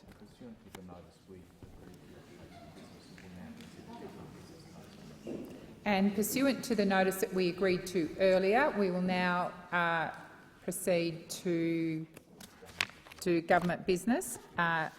Number 3. I call the clerk. Government business notice of motion number 3, standing in the name of the Minister for Finance, Senator Gallagher, in relation to a designation under the Migration Act 1958. Am I calling you Minister Watt? Thanks, President. I move the motion. And now. So the question is, are you going to speak to it? Yeah. Yes. Thanks, President. At the last election, the Prime Minister spoke of the need to be strong on borders without being weak on humanity. Regional processing is about both. Strong on borders because we know that regional processing breaks the business model of people smugglers who seek to market an outcome. In doing so, it ultimately saves the lives of vulnerable persons who would otherwise be exploited onto leaky boats to attempt a dangerous voyage at sea. That's something which also risks the lives of Defence and Border Force of officers who have to deal with the often tragic consequences of those ventures. I appreciate that some in this place may think differently about this issue, but regional processing has been settled policy by both sides of politics for over a decade for precisely the reasons I've described. Regional processing was recommended in a report led by the former Chief of the Defence Force, Air Chief Marshal Angus Houston, along with Professor Michael Lestrange, the then Director of the National Security College at ANU, and refugee expert Paris Aristotle. The panel was charged with making recommendations on how best to prevent asylum seekers from travelling to Australia by boat. Its principal recommendation was the introduction of legislation to, quote, support the transfer of people to regional processing arrangements as a matter of urgency, including Nauru. In discussing the declaration of Nauru under the Migration Act in 2012, my colleague, the then Minister Chris Bowen, said at the time, "We are determined to expose the people smugglers' business model for what it is, a ruthless con. There is no visa awaiting boat arrivals, no speedy outcome and no special treatment." Those words were true then and they are true now. The government has been transparent in its position on regional processing. We implemented it when in government previously, we remained committed to it in opposition, and we went to the election on it. And that's because, fundamentally, regional processing breaks the operating model for people smugglers. It takes away the product they are trying to sell, and in doing so, it stops vulnerable people risking their lives on dangerous voyages on leaky boats. It stops deaths at sea. It's simple as that. It is tough. It sends a message that persons will not settle in Australia.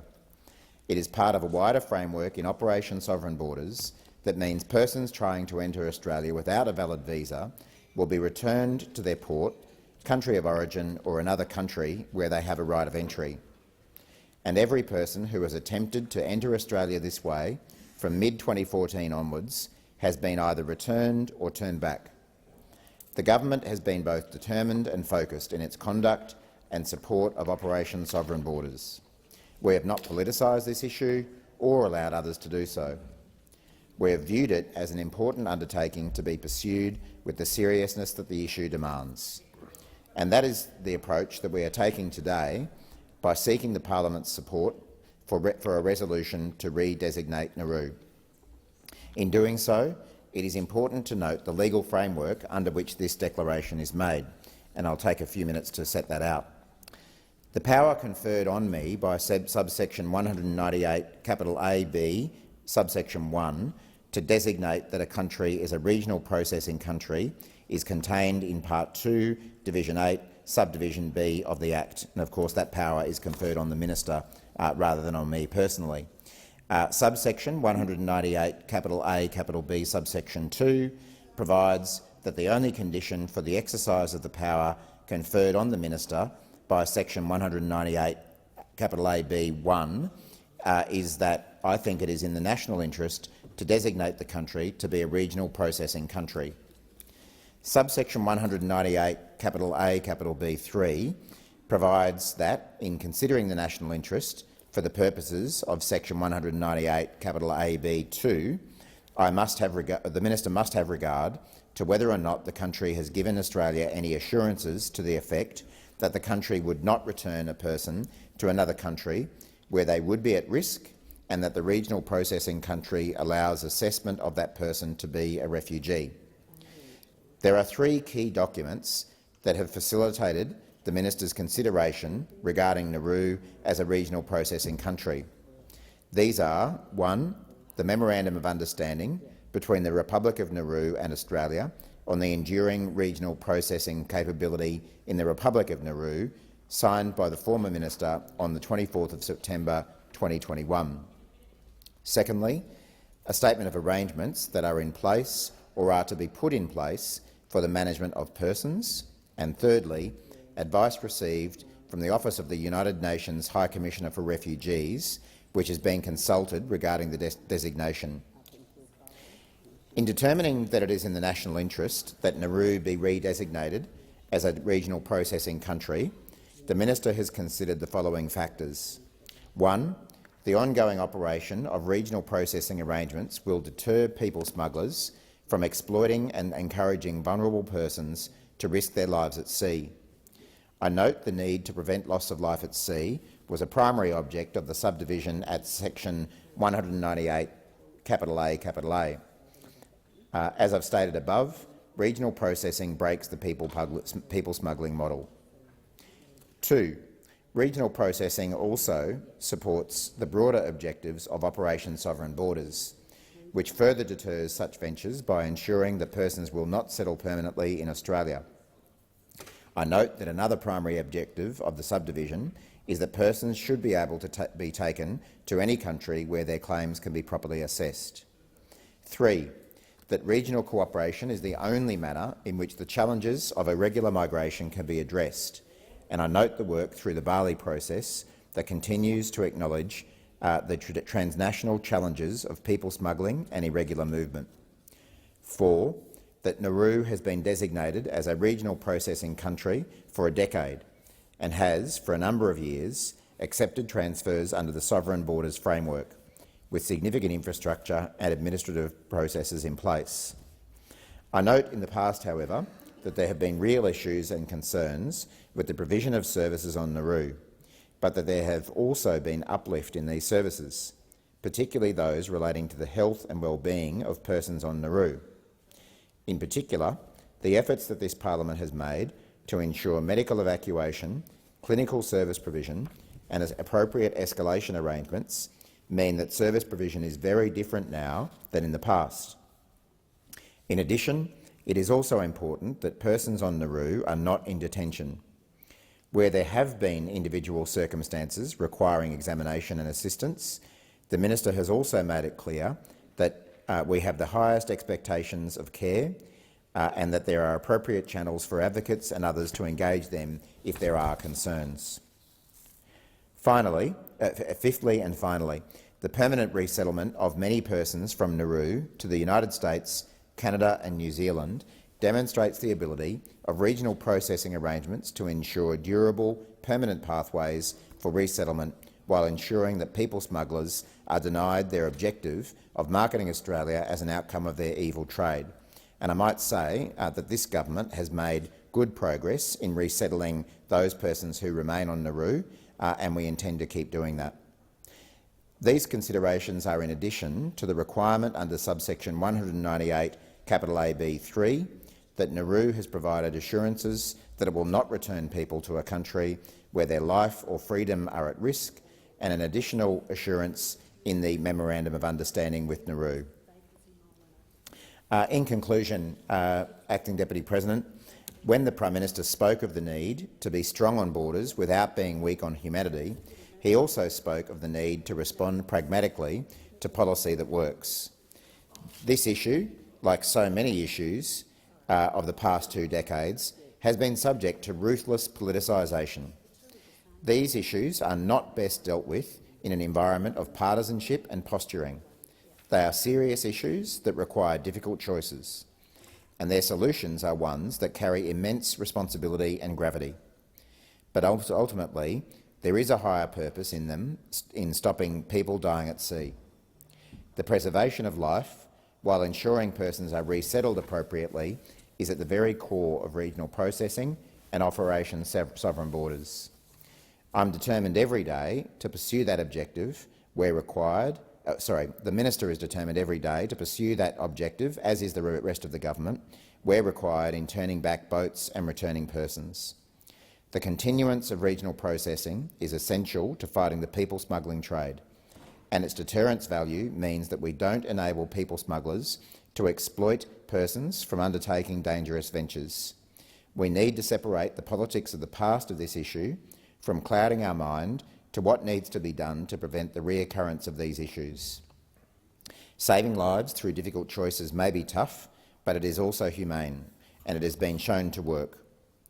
I hope that this resolution proceeds without the rancour that has been associated with these debates in the past.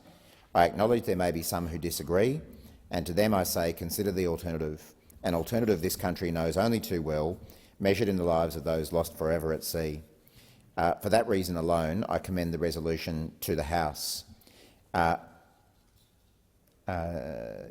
that is my contribution. Thank you. Senator Scarr. Thank you, Mr Acting Deputy President.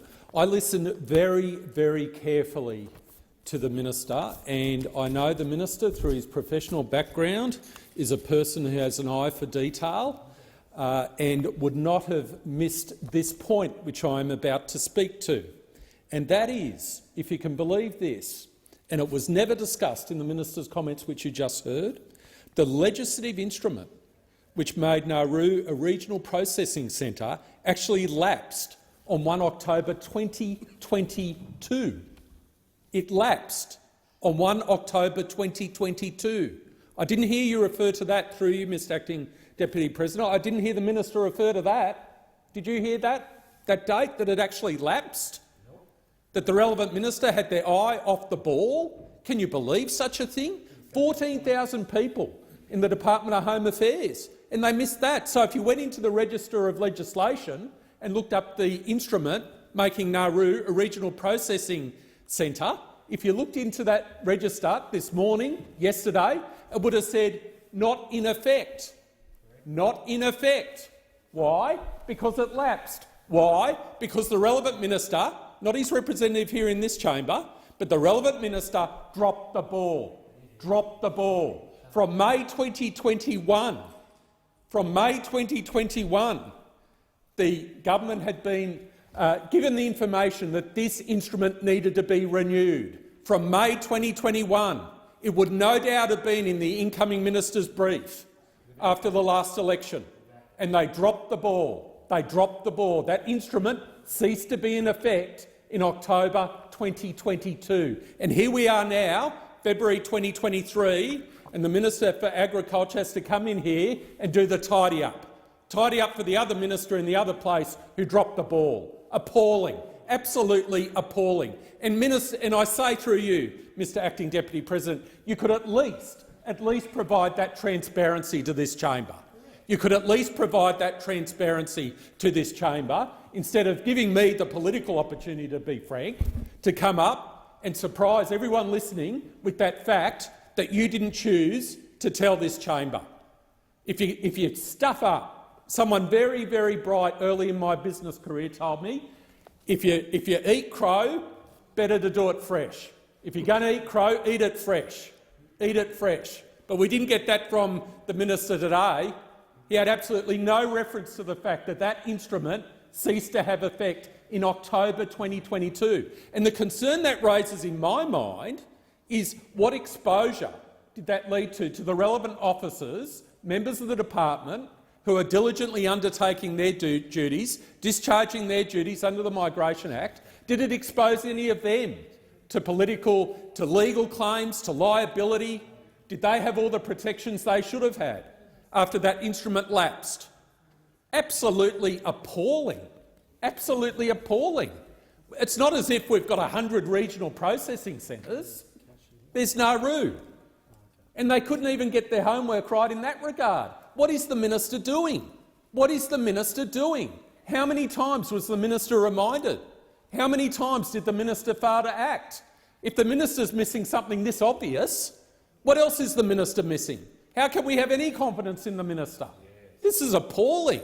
It's absolutely extraordinary. Who's advising the minister? Who picked it up? Who said, Minister, we've got to fix this quickly?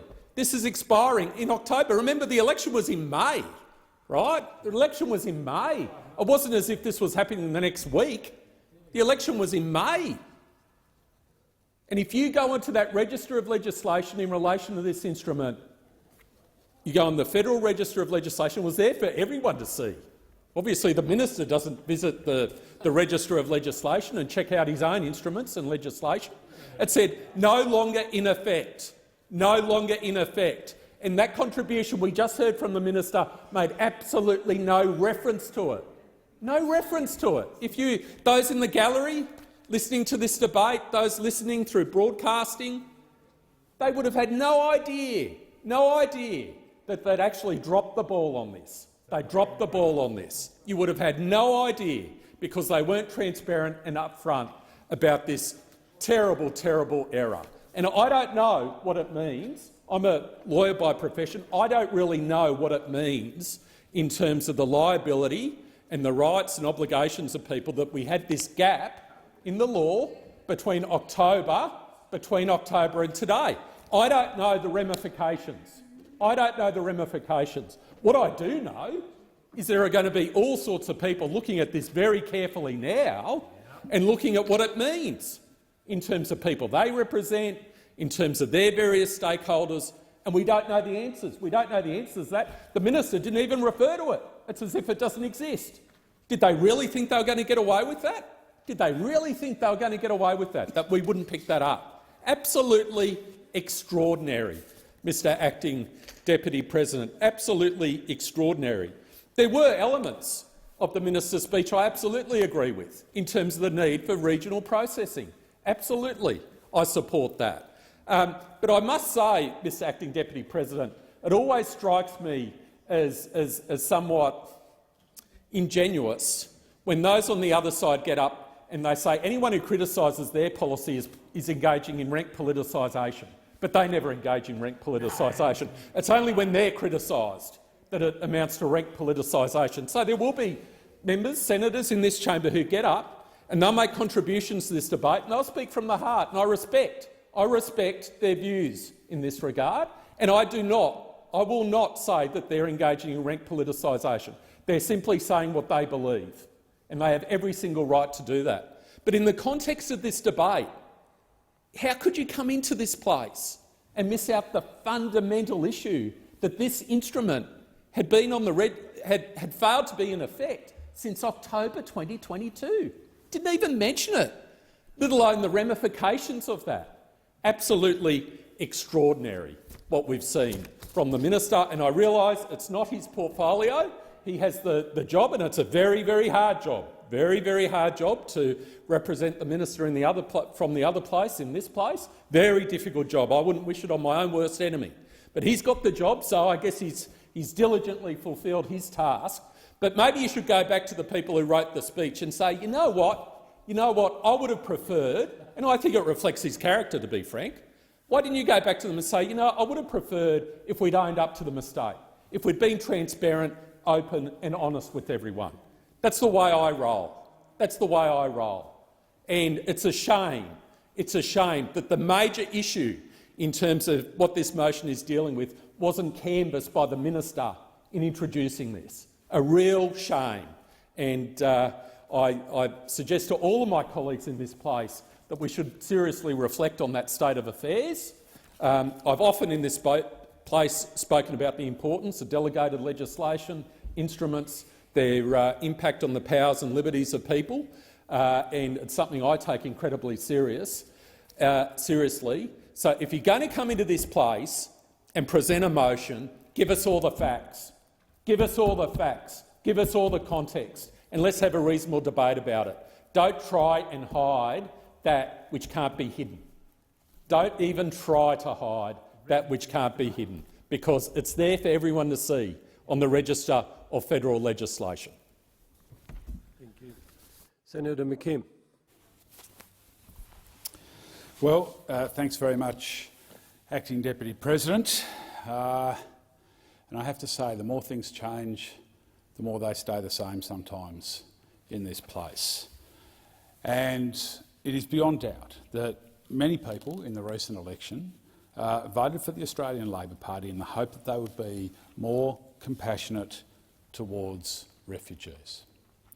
Well, here we are, less than a year after the election, and what are we getting?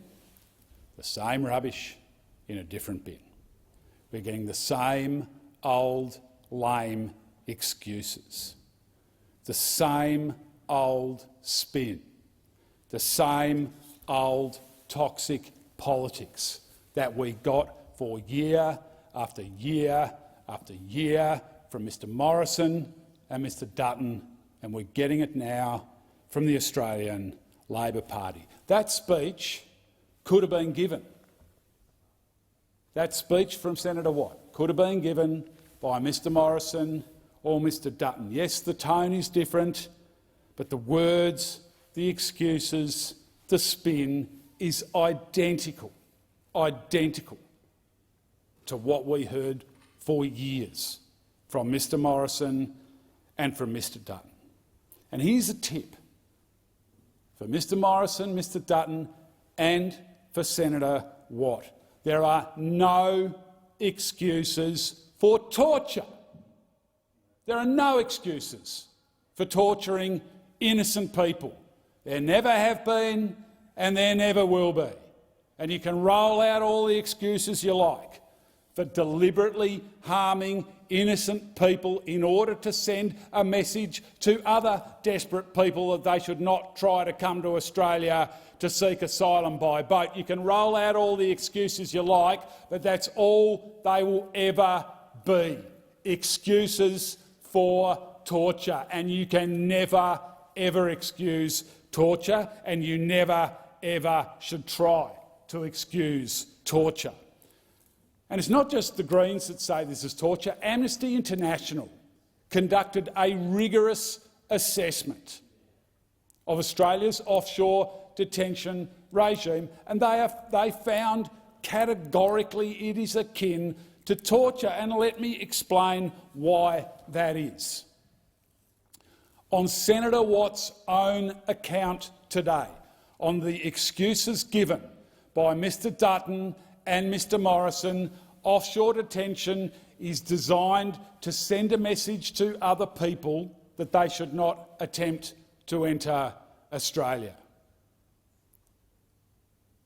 It is designed to coerce people into taking an action or not taking an action by the infliction of harm. That is categorically, comfortably within the definition of torture. The people who were caught up in Australia's offshore detention regime, and it's been going, let us not forget, for nearly 10 long years now, they are like the corpses that used to get impaled on the walls of medieval cities to dissuade other desperate folk from attempting to enter those cities. We have learned nothing in this country since the days of Port Arthur,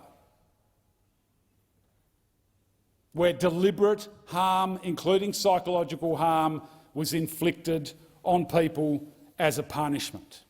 And in offshore detention in Australia, for 10 years, we've seen murder, we've seen rape, we've seen deliberate medical neglect, we've seen child abuse, we've seen child sex abuse, we've seen mass armed assault, we've seen death, we've seen disease, we've seen lives destroyed.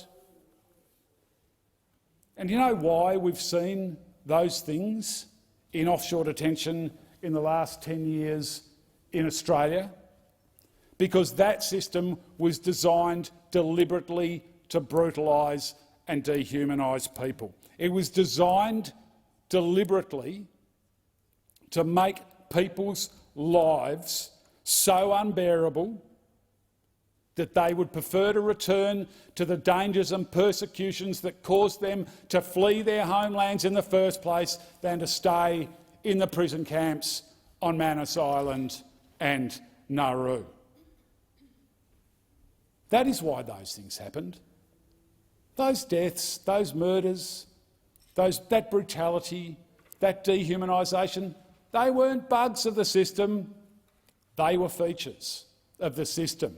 It was a system designed either intentionally to cause those things to happen or in the knowledge that those things would be likely to happen if the system was designed in that way. That's what offshore detention is in Australia.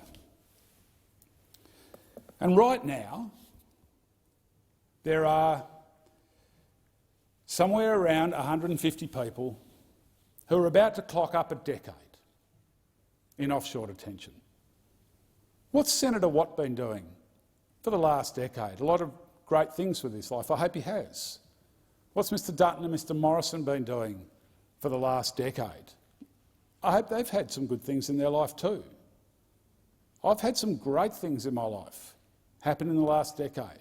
But there's a group of people who've lived a decade now in those systems designed to deliberately dehumanise them, designed to brutalise them,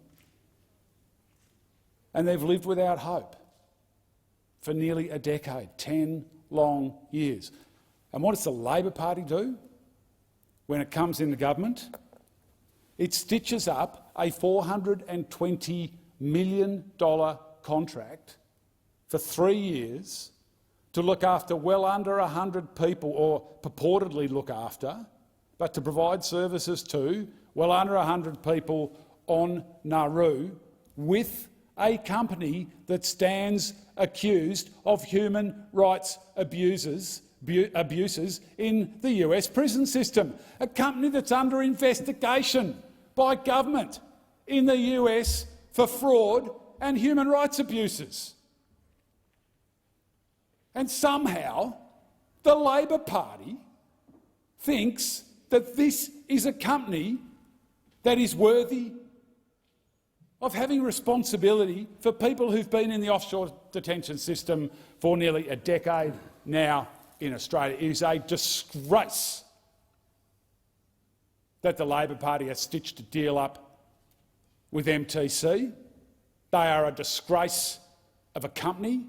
They should not be given responsibility for even one person's lives, let alone the lives of people who are about to clock up a decade in offshore prisons in Nauru. Now, I was on Manus Island in 2017 when the Australian government ordered that the food, the drinking water, the electricity and the medical support be cut off from hundreds of men. I was there, I was in that prison, the Lombrum prison camp, inside the Lombrum naval base on Papua New Guinea. I saw the desperation in the eyes of those men, but I also saw their bravery. And I want to contrast their bravery, that reclamation of agency that they engaged in there, when they actually said, no, we're no longer going to do as we're told and as we're ordered to do. We're going to actually stand up and reclaim our lives, which is exactly what they did. I want to contrast that bravery with the cowardice that we are going to see in this chamber today when the overwhelming majority of this chamber is going to vote for this obnoxious instrument that is currently before us. That contrast is immense, and it does no favours to the majority of senators who are about to vote for this instrument. But no matter how bad things seem, there is always hope. And I want the chamber to know that today Behrouz Boochani came into this parliament, into this building that we stand in as we debate this motion today, and he made a speech, effectively a speech to the Australian Parliament. And one of the things he said in that speech was to urge the Labor Party to actually finally do something for the relatively very small number of people who are still stranded in Papua New Guinea and Nauru. Less than 150 people who are, as I've said, about to clock up a decade in offshore detention. And he asked the Labor Party a question in his speech. And this is what he said: what are you scared of? What are you scared of? And I think that's a question the Labor Party needs to answer. What is the Labor Party scared of? Any moral person is going to look at the last 10 years of the lives of the less than 150 people still in exile in either Papua New Guinea or Nauru, and they are going to say enough is enough. They are going to say, at least bring them to Australia temporarily while you find a third country to take them. There is just simply no benefit and no need for them to stay in offshore detention. 10 years. 10 years they've been there. There is no benefit to them staying there except for the lame old excuses, the lame old spin that we get rolled out by the Labor and Liberal parties to try to justify torture. Because that is what is going on in this chamber today. That's what we've heard in this chamber and the other place in this parliament for the last decade. Excuses for torture. Well, enough is enough. There is never an excuse for torture. So the Greens have got a bill. It's been tabled today. And that bill, if it's successful, would compel the government to offer a transfer to everyone still in Papua New Guinea or Nauru who was exiled there because they made the mistake of stretching out a hand to our country, asking for our help, and they arrived here by boat to claim asylum. So that bill should be passed. There is no doubt that that bill should be passed. I remind the Labor Party of this. The Labor Party supported the Greens' Medevac amendment when the Labor Party was in opposition. They supported that, and they told Australia that they were supporting it because it was the right thing to do, because we had a moral obligation to the people who were in offshore detention to make sure they got the medical treatment they needed. That's why the Labor Party said they supported the Medevac legislation. Well, the Greens legislation is absolutely in the spirit of the Medevac legislation that Labor previously supported. So this is the test for the Labor Party. Here's the test. They support our legislation and they show that the reasons they gave to the Australian people for supporting the Greens' Medevac amendment were actually real and fair dinkum.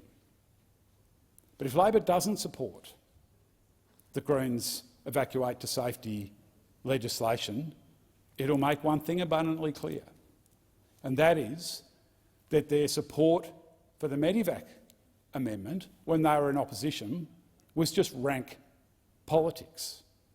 It didn't know anything to doing the right thing, didn't know anything to the concept of respect to the concept of human rights, to the concept of human dignity. So that's the test for the Labor Party, and I urge them to support our bill and finally help us to write an end to one of the darkest, bloodiest and foulest chapters in Australia's story, the chapter of offshore detention.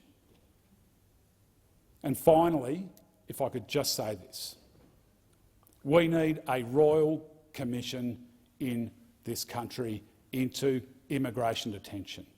A royal commission into offshore immigration detention and a royal commission into onshore immigration detention, into the corruption, into the human rights abuses, into a system that is the extension of the carceral state that actually was one of the founding elements of European settlement into Australia. And there are some things that we just have never learned. It's time to bring an end to this dark chapter and write a new beginning.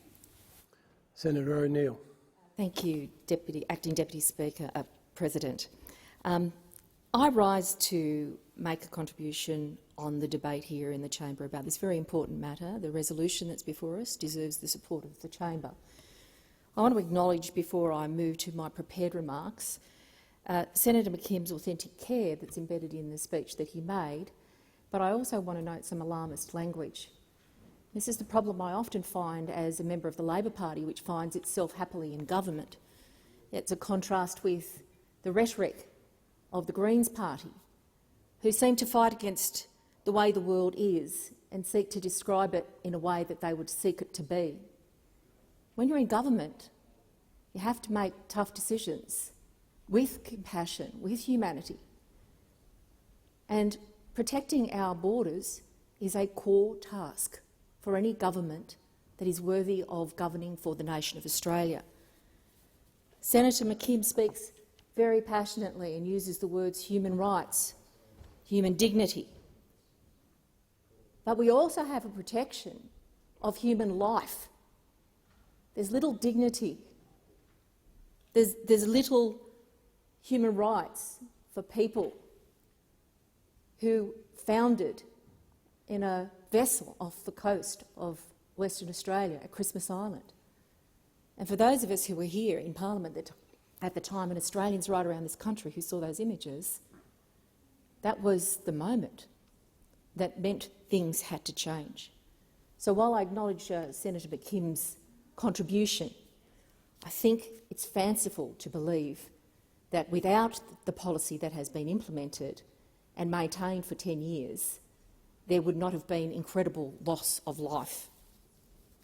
I also want to speak to the contribution made by my good colleague in this place, Senator Paul Scar, with whom I enjoy sharing the work of working on committees in the interests of Australia, particularly in the area of financial services. But Senator Scar today has made a number of assertions about attempts to hide the facts about what's happening here and why this resolution is before us.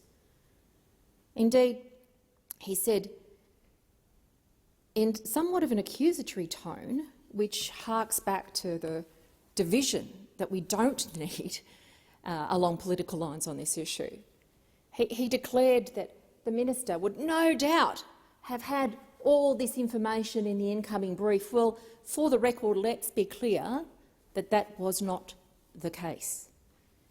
So Senator Scar's arguments cannot stand. I would have hoped that we might have had this debate without harking back to the divisions of previous debates on this particular issue.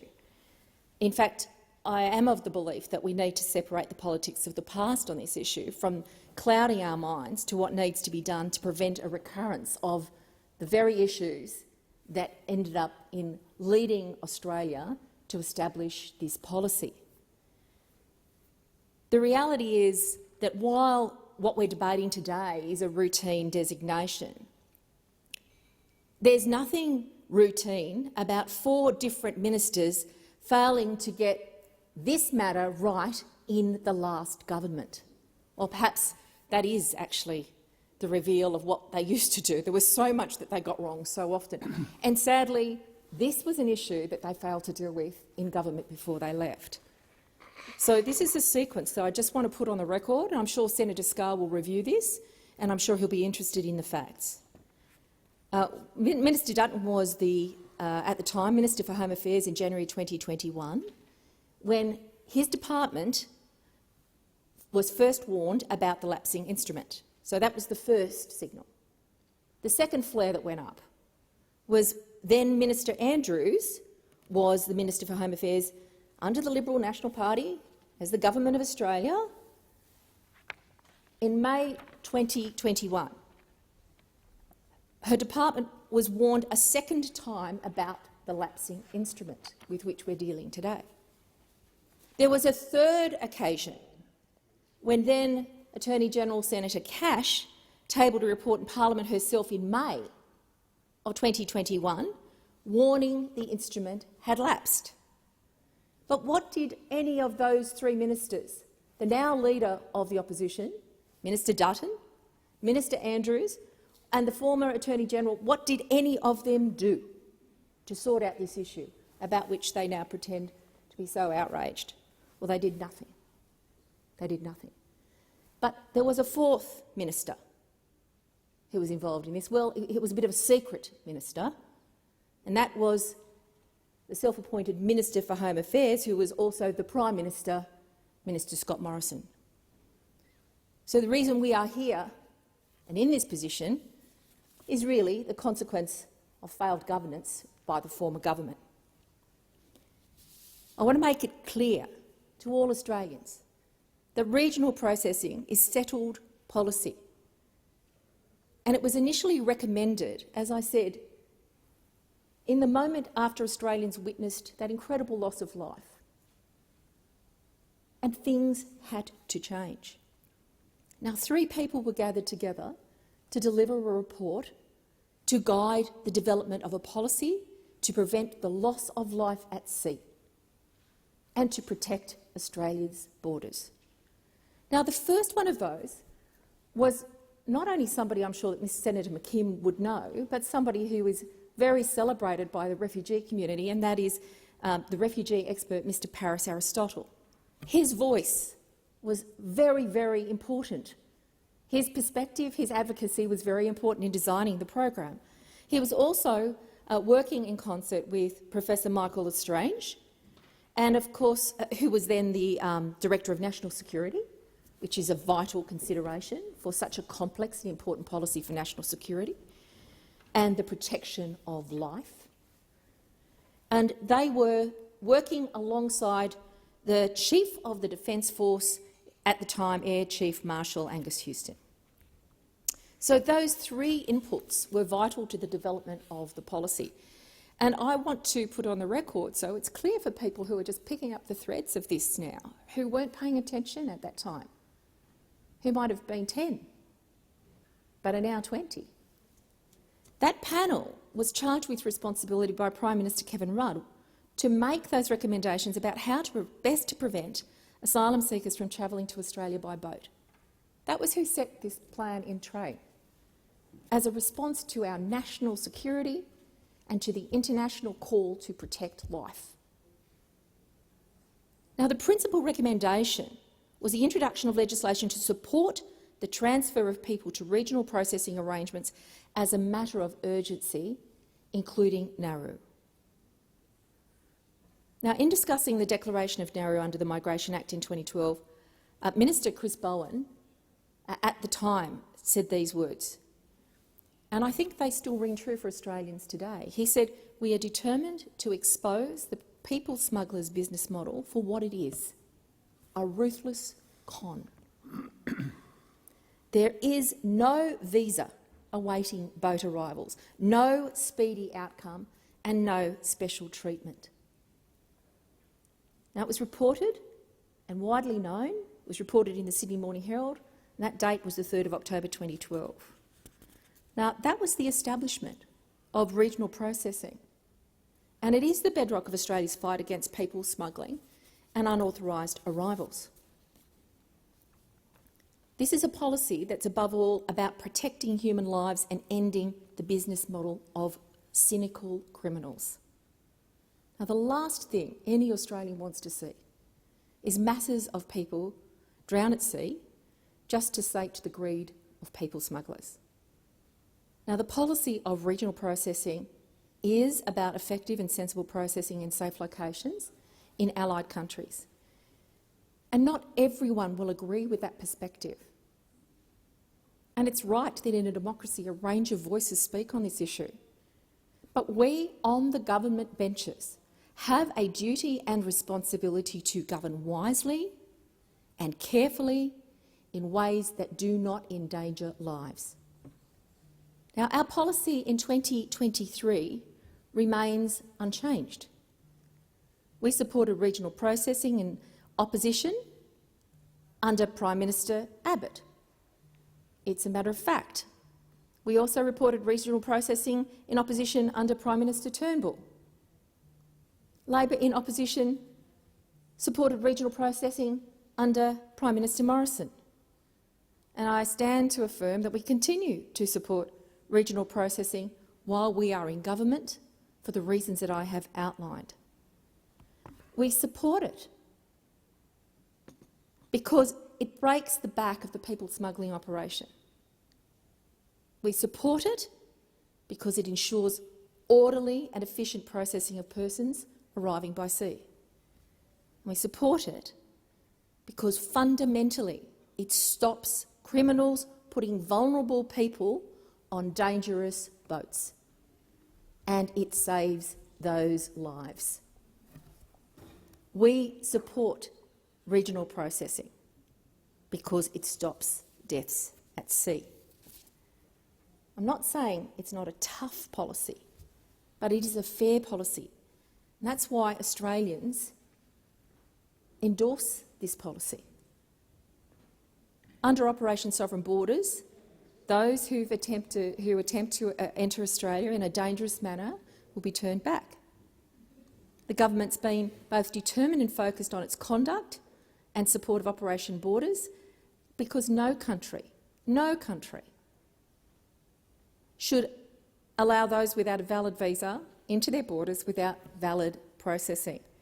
I think this speaks to Australian sense of fairness, that we are a nation of immigrants and that many people are drawn to our shores for the opportunities that we have here in the rich democracy that we get to participate in. And they will welcome more people to come. But the reality is they want that to be done in a very orderly way. I want to be clear about the instrument to which my colleague Minister Watt spoke in some detail about what it does and the considerations that the Minister undertook in her production of this resolution and its arrival here before the Senate. The current designation of Nauru as a regional processing country lapsing, to be clear, has had no impact on the resolution of actions under Operation Sovereign Borders. How did it occur? Well, the lapse occurred due to multiple failures in the Department of Home Affairs, many of which occurred prior to this government taking office. I've outlined 4 interactions with 4 former heads of department, ministers, under the previous government. The reality is that the Secretary of the Department of Home Affairs has written to the Minister confirming that the department had been asked by this incoming government to confirm that all legal authorities and permissions were in place to underpin Operation Sovereign Borders, and that the department incorrectly assured the minister that all legal authorities and permissions were in place. Now, the reality is the government, despite that failure from the department, was able to continue operations relating to Nauru using other powers, including the Maritime Powers Act, and in the event of a transfer of a person being required to Nauru, and for ongoing funding arrangements under other powers. These facts are vital to make it clear that the contribution of Senator Scarr was in fact in error. And I want to conclude my contribution this afternoon or this evening by indicating that offshore processing in Nauru ensures that those who make the dangerous and illegal journey to Australia are free in the community and they have access to healthcare and other essential services. If the healthcare in Nauru is insufficient to deal with the complex needs of the patient, then we will support evacuation off Nauru for required treatment. People in Nauru are not in detention. They're free to walk about in the community until they're resettled in third countries. And 1,150 individuals have so far taken up that opportunity and have resettled in countries as far away as the US, Canada and New Zealand, among other nations. Labor in government is very committed to continuing a sensible and non-partisan approach. And of course today we seek the Senate's support by resolution to redesignate Nauru. As a nation, we have a settled policy. It's working, and it has been working for 10 years to dissuade those who would ply an evil trade in people smuggling. As the Prime Minister said clearly in the course of the last election, we need to be strong on borders, but we can do it without being weak on humanity. I urge senators to support this resolution. Thank you. Senator Hanson. Thank you very much. I rise to speak in support of this motion. I've been speaking about illegal refugees coming to Australia borders since the late 1990s, since my first time in Parliament, so I'm not new to this topic at all, and I've been speaking very strongly about it. It's absolutely critical that criminal people smugglers and their customers are sent a very strong message. If you attempt to break our laws and breach our borders, you will never be allowed to settle in Australia. This message can only be backed by maintaining offshore processing of those who do the wrong thing and engage in criminal people smugglers to get them to Australia in a leaky boat. While One Nation strongly supports this motion, we know that Labor's terrible record in deterring people smugglers means it cannot be trusted to keep our borders secure. 50,000 people on more than 800 boats during the Rudd-Gillard governments stand as an appalling testament to this fact. So do the attempts at breaching our borders, which occurred last year after Labor won the election. So does the fact that Labor did not move to address this matter in October last year. And to listen to Senator O'Neill make reference to the previous government and their three ministers making their comments in this parliament that it was their fault. Well, I'm sorry, didn't Labor win the election in May? This was pointed out in October. It expired in October. This is now February 2023, and you've had, what, how many months to deal with this? And this is why you are actually scrambling to get this through today, because you knew that you lost sight of it. And that's the problem with all this. You haven't owned up to it. You're tempted now to still blame the coalition for something that you have failed to do. So I totally agree with what Senator Scarr has said. So the fact that this was a matter in October last year, leaving Australia without a clear legal avenue to send people smuggled victims offshore. That's what's the whole point. So if the boats had to come here, people had arrived on our shores, you would have had no place to send them legally, and I'm not a lawyer, but I don't believe you would have had a right to send them to the detention centre in Nauru. You would have had to take them into Australia, which would cause more legal problems. Only by committing to offshore processing in places like Nauru can we arrest the tide of smuggled peoples that would overwhelm our borders. This requires unwavering commitment and, unfortunately, a great deal of Australian taxpayers' money.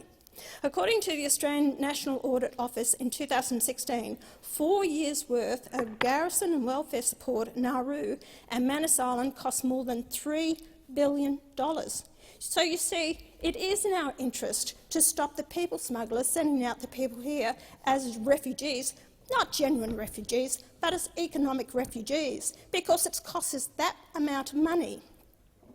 More than $2.5 billion of this alone went to Transfield Services Australia. This was originally an Australian and New Zealand company, however it was taken over by a Spanish company. It's important that we don't use foreign companies to provide these services and ensure Australian taxpayers are only paying local companies for these services.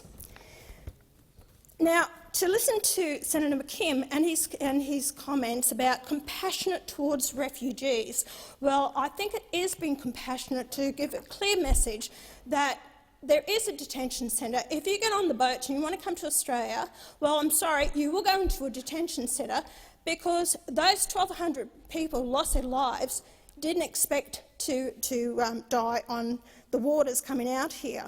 So that is being compassionate to stop people, unfortunately, that could possibly lose their lives.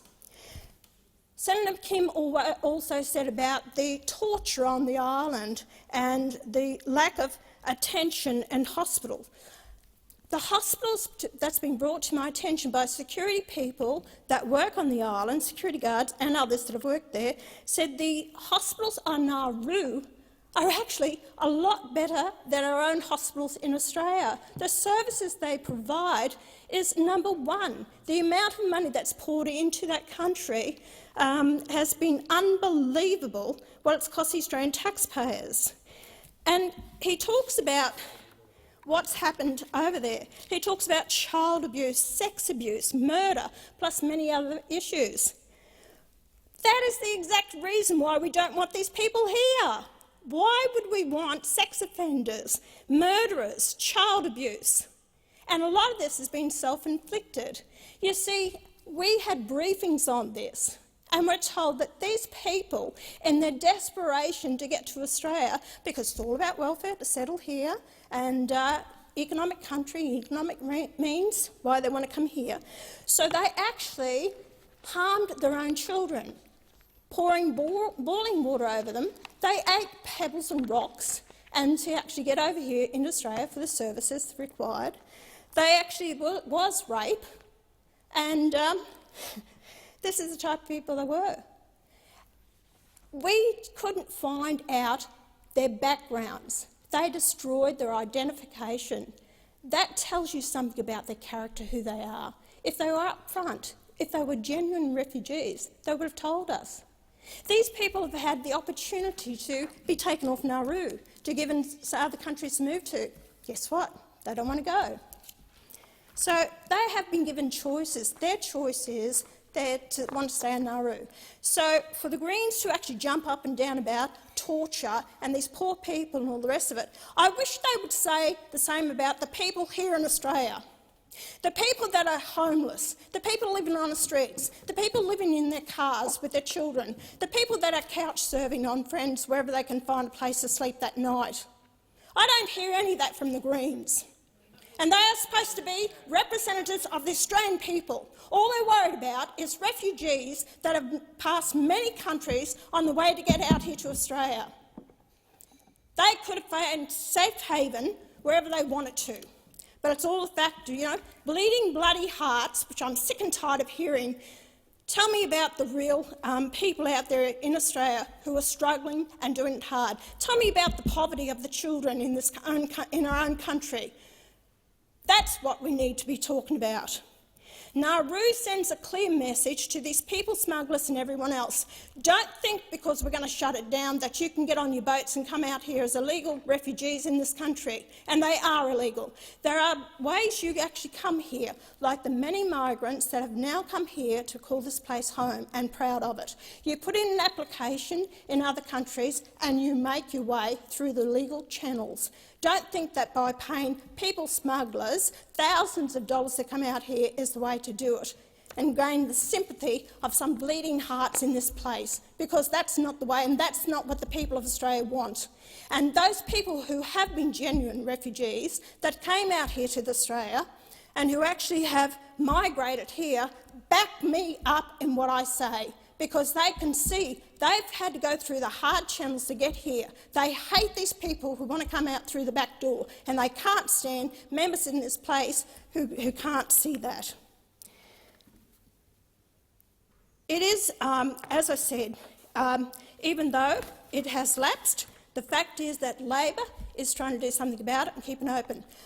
The cost is horrendous, but I think it would be more cost to Australia if we don't keep it open. What I would like to see is downsizing, ensure that the money is well spent.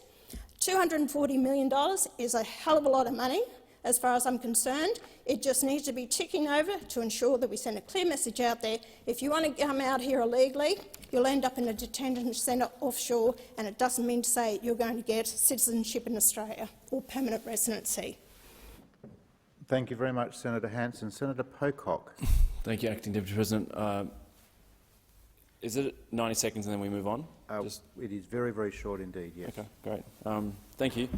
For me, the things we've heard from colleagues in here, I think really just show how polarising this debate is. It's very hard to have a nuanced debate about something like this, which is clearly such an important issue for Australia. It touches on so many things, as we heard: human rights, national security, how we are a good neighbour, a good part of the international community. And the thing that I'm hearing from Canberrans and other people I talk to is that they want us to be able to have that debate. If you say that you want a kinder refugee policy, people say, oh, you just want to open the floodgates and let everyone in. We have to move past that, and we are a resourceful, smart country. We have to look at ways to ensure that we are dealing with refugees in a way that's going to ensure that people aren't dying on boats trying to get here, but that we're also looking after people and affording them some dignity, people who are desperate and seeking a better life, given what they're facing in their home countries. I think the other thing which really makes this debate so important is if we look at the future with climate change, there's clearly going to be a lot more refugees around the world, and Australia is going to have to deal with that. So I really welcome debate about our refugee policy, and I really hope we can move to a more humane time policy. for debate has now expired. The question before the Chair is that the motion moved by Senator Watt in relation to the designation of the Republic of Nauru be agreed to. Those of that opinion say aye. Aye. Those against? Aye. I think the ayes have it. Division required. Ring the bells for 4 minutes.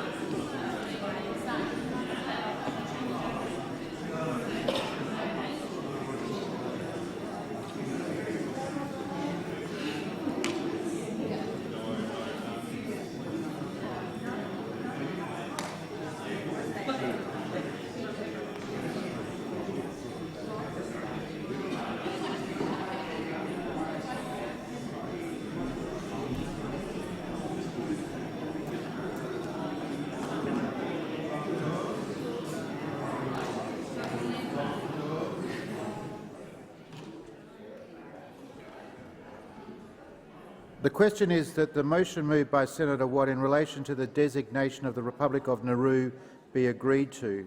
The ayes will move to the right of the chair and the noes to the left.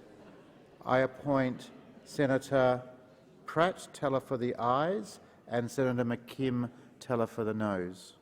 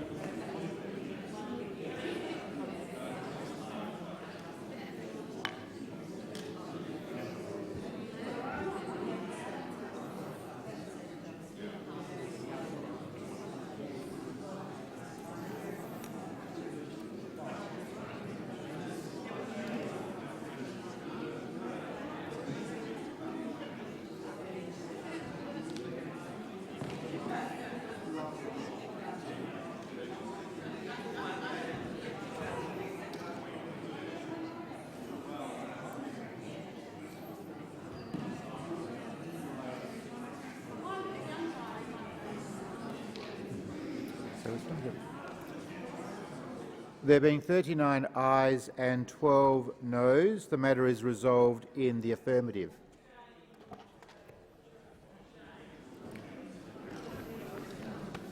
Thank you very much.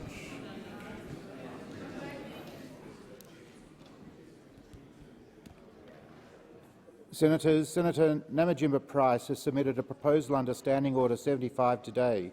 It is shown at item 12 on today's order of business. Is the proposal supported?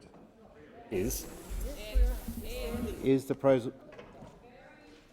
Thank you very much. The proposal is supported. I understand that informal arrangements have been made to allocate specific times to each of the speakers in today's debate. With the concurrence of the Senate, I ask the clerks to set the clock accordingly. Senator Namajimba Price. Thank you, Mr President. I move the motion. My motion today is to highlight the ineffective actions of our Prime Minister. My community, my hometown of Alice Springs, has been experiencing a crisis, not just of recent, but for some months now. Senators, excuse me, Senator Nampijinpa-Price. Senators who are not participating in the debate and are intending to leave the chamber, please do so quickly, and those who are staying in the chamber, please keep your comments a little bit quieter. Thank you. Thank you, Mr President. My hometown has been suffering. The rates of crime have skyrocketed through the roof. The community members in my hometown find it difficult to sleep at night with the threat of home invasions. They can't even walk down their street to go shopping on a daily basis because of the threat that looms before them. There are children on the streets of my community all night until the early morning. But this isn't an issue that has come up in recent times. This is an issue that I have been talking about in these chambers since the very day I gave my first speech. And these are issues that not only I've been bringing up in these chambers, but certainly the member for Lingiari in the lower house has been bringing up ever since her first speech as well. Isn't it ironic? Here I am, an Indigenous voice in parliament, and yet what I've been trying to say has fallen on deaf ears when it comes to our Prime Minister. I'd like to remind these chambers, I'd like to remind everyone, Mr President, in this parliament, of a tweet from the Prime Minister stating before he was Prime Minister, "If I'm Prime Minister, I won't go missing when the going gets tough or pose for photos and then disappear when there's a job to be done. I'll show up, I'll step up and I'll work every day to bring our country together."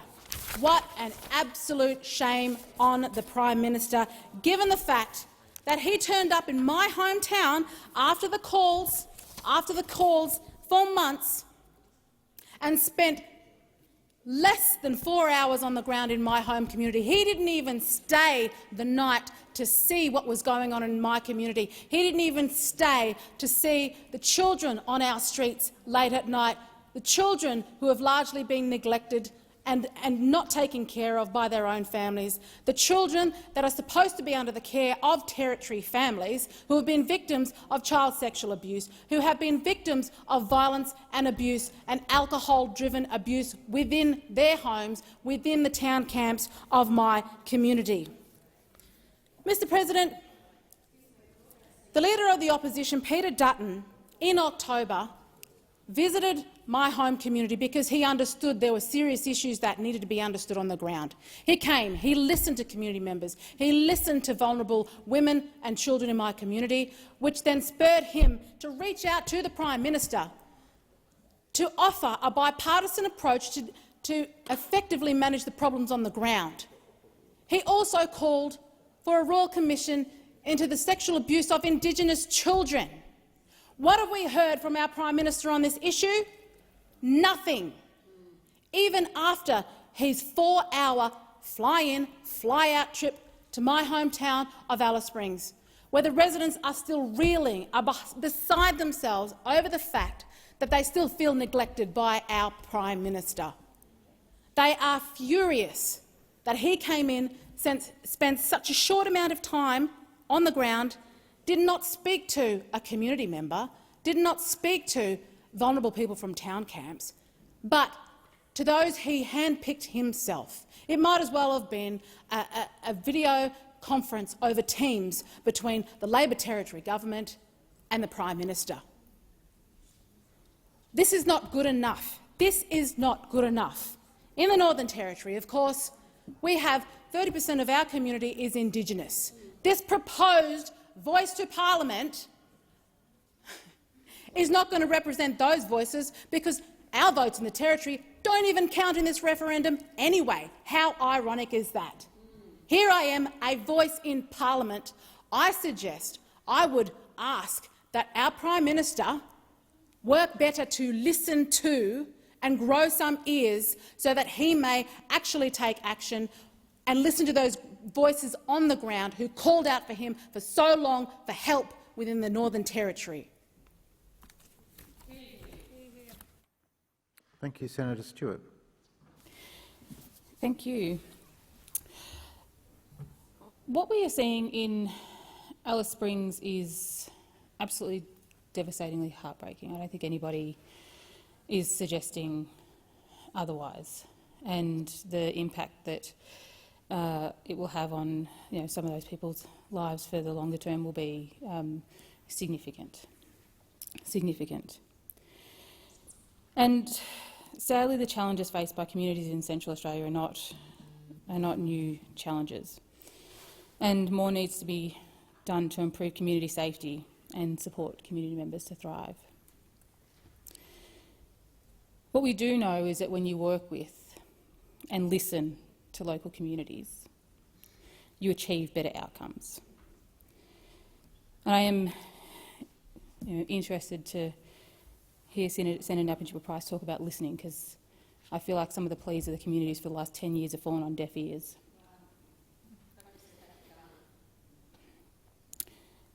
Yesterday, the Prime Minister announced $250 million in a plan for a better, safer future for Central Australia.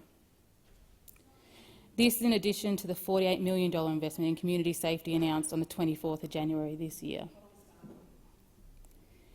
Next week, the Northern Territory Government will be introducing urgent legislation to strengthen alcohol restrictions so that town camps and communities will revert to dry zones. These responses will improve community safety, invest in health services, invest in families, tackle alcohol-related harm, focus on culture and on-country learning, and provide more opportunities for young people. Critically, this work will be delivered in partnership and by listening to these communities, and not by grandstanding in this place. Listening is absolutely critical. We can agree on that. President, Senator Napier-Price's motion is redundant. She's been talking about it for months. And those on the opposite side would do well to stop playing politics with people's lives. She should be rallying around the Australian and Northern Territory government's package and backing it in. She should be working to ensure this package helps the community in the best way possible. There is an obligation on both sides of government to make it work, to support the community now and into the future. I'm hearing nothing from the opposite side, nothing about the good work that is being done from First Nations leaders, community members and advocates in Central Australia. I'm hearing nothing from the Senator regarding the resilience of Australian communities, of Central Australian communities and people. We are still here despite the statistics. The Closing the Gap report continues to publish statistics which show the current policies and initiatives are not leading to successful outcomes for First Nations communities. They're not leading to improvements in areas like social welfare, education, health, social justice and more. And that's just putting it politely. I'm proud to be part of a government who are fully committed to delivering a successful referendum on a Voice to Parliament in 2023. The Voice to Parliament is about giving Aboriginal and Torres Strait Islander peoples a say in matters that affect their communities.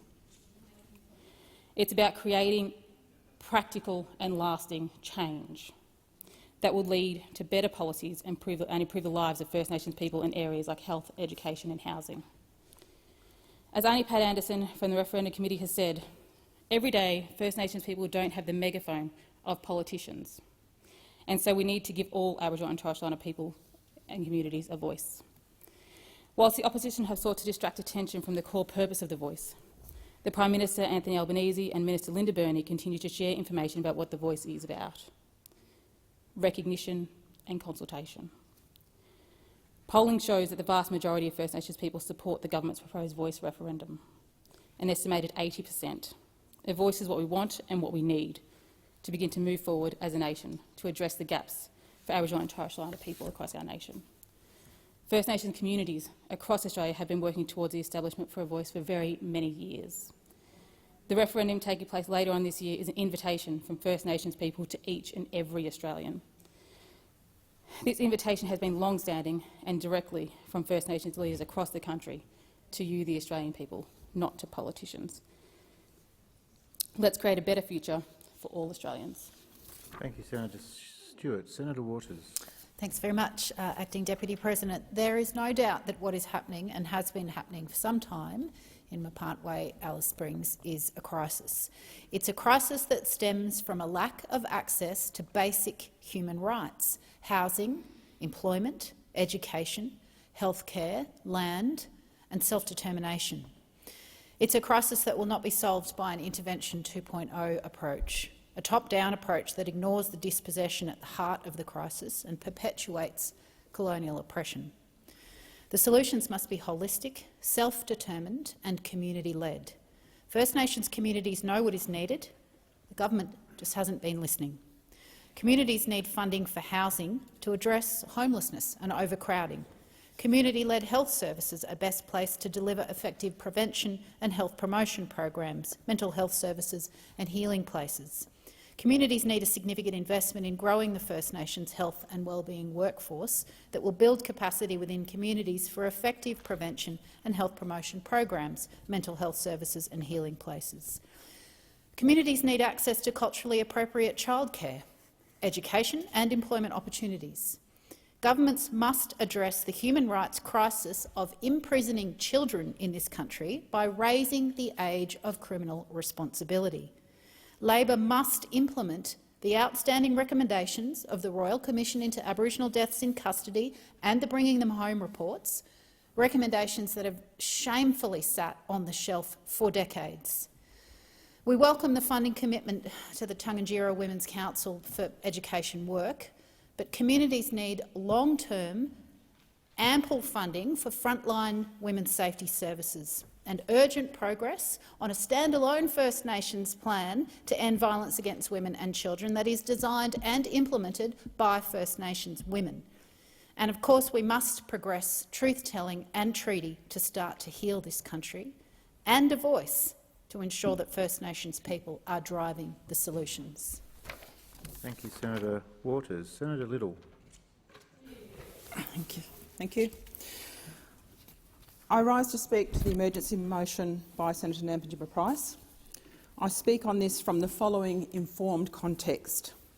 I was born and raised in Alice Springs, and many immediate family members still live in and around the township, and both my parents are traditional owners of Central Australia.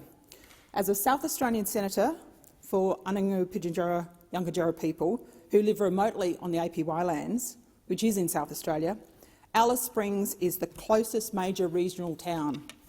Visiting Alice Springs affects them. As a member of the Joint Standing Committee late last year, I heard the harrowing evidence given in Darwin and Alice Springs. I've directly been responsible for successfully transitioning more than 1,000 Indigenous people into the private sector for work, many directly from welfare. You can't get a job, run a business, function with any confidence amongst that chaos, and the chaos has been piled on in the last 7 months. So it's from that perspective I highlight the failure of the Prime Minister to address the serious alcohol-related crime across the Northern Territory and outline the real devastating and life-changing impact of allowing the Stronger Futures legislation to lapse, and failing to act earlier when the disaster unfolding became even clearer. When the sad images, the evidence and the voices became impossible to ignore because the national media turned its attention to Alice Springs, the Prime Minister had already wasted 7 months blaming and waiting for others to act when he could have acted. The mistake of ending Stronger Futures did this. He could have used his powers under the Constitution, and we know it's not shy about fast-tracking legislation when it wants to. The Northern Territory government refused to act, and this government didn't want to until the tide of evidence and the public opinion was against them. There was a 54% jump in alcohol-related assault in the past year in Alice Springs and a 34% rise in the same period in Katherine. In Alice Springs, house break-ins rose 22.56%, commercial break-ins were up 55%, motor vehicle theft up 31%, property damage jumped by 59%. There was a road toll spike of 50% in the year across the Northern Territory. At a time when this Labor government tells us the cost of living is the most important issue for Australians, they continually failed to act as Central Australians repaired broken windows and smashed property over and over and over again. Now let's talk about the smashed lives. As this escalated, insurance premiums skyrocketed. They rose 50% over that same time. Businesses closed, long-term locals left, and tourists stopped coming, and businesses closed their doors. All this while grappling with the cost of living. Although the Prime Minister took his own plane for that 4-hour trip, the commercial flights to the nation's centre have many, many cheap and empty seats. Go and have a look. There's a massive economic toll as a consequence of inaction. So there's people affected because they have alcohol addiction and binge issues. There are those whose lives are tragically shattered and disrupted by antisocial and unlawful actions. And there are those that are impacted by alcohol. They're not all Aboriginal people. But those that drink to excess commonly have blood alcohol levels of 0.4. 0.4. And in fact, the doctor at the local hospital told us that in his entire life he has never seen a hospital where the police drop off more people than the ambulance. Innocent people, women, children and the elderly who bear the brunt of such antisocial behaviour, violence and intimidation are affected the most, and you had plenty of warning. The immediate and cumulative individual, family and community impact is devastating. So this week we hear there's a reset, so that a proper transition plan can be put in place to allow communities an orderly decision-making process to determine if they remain dry communities or not.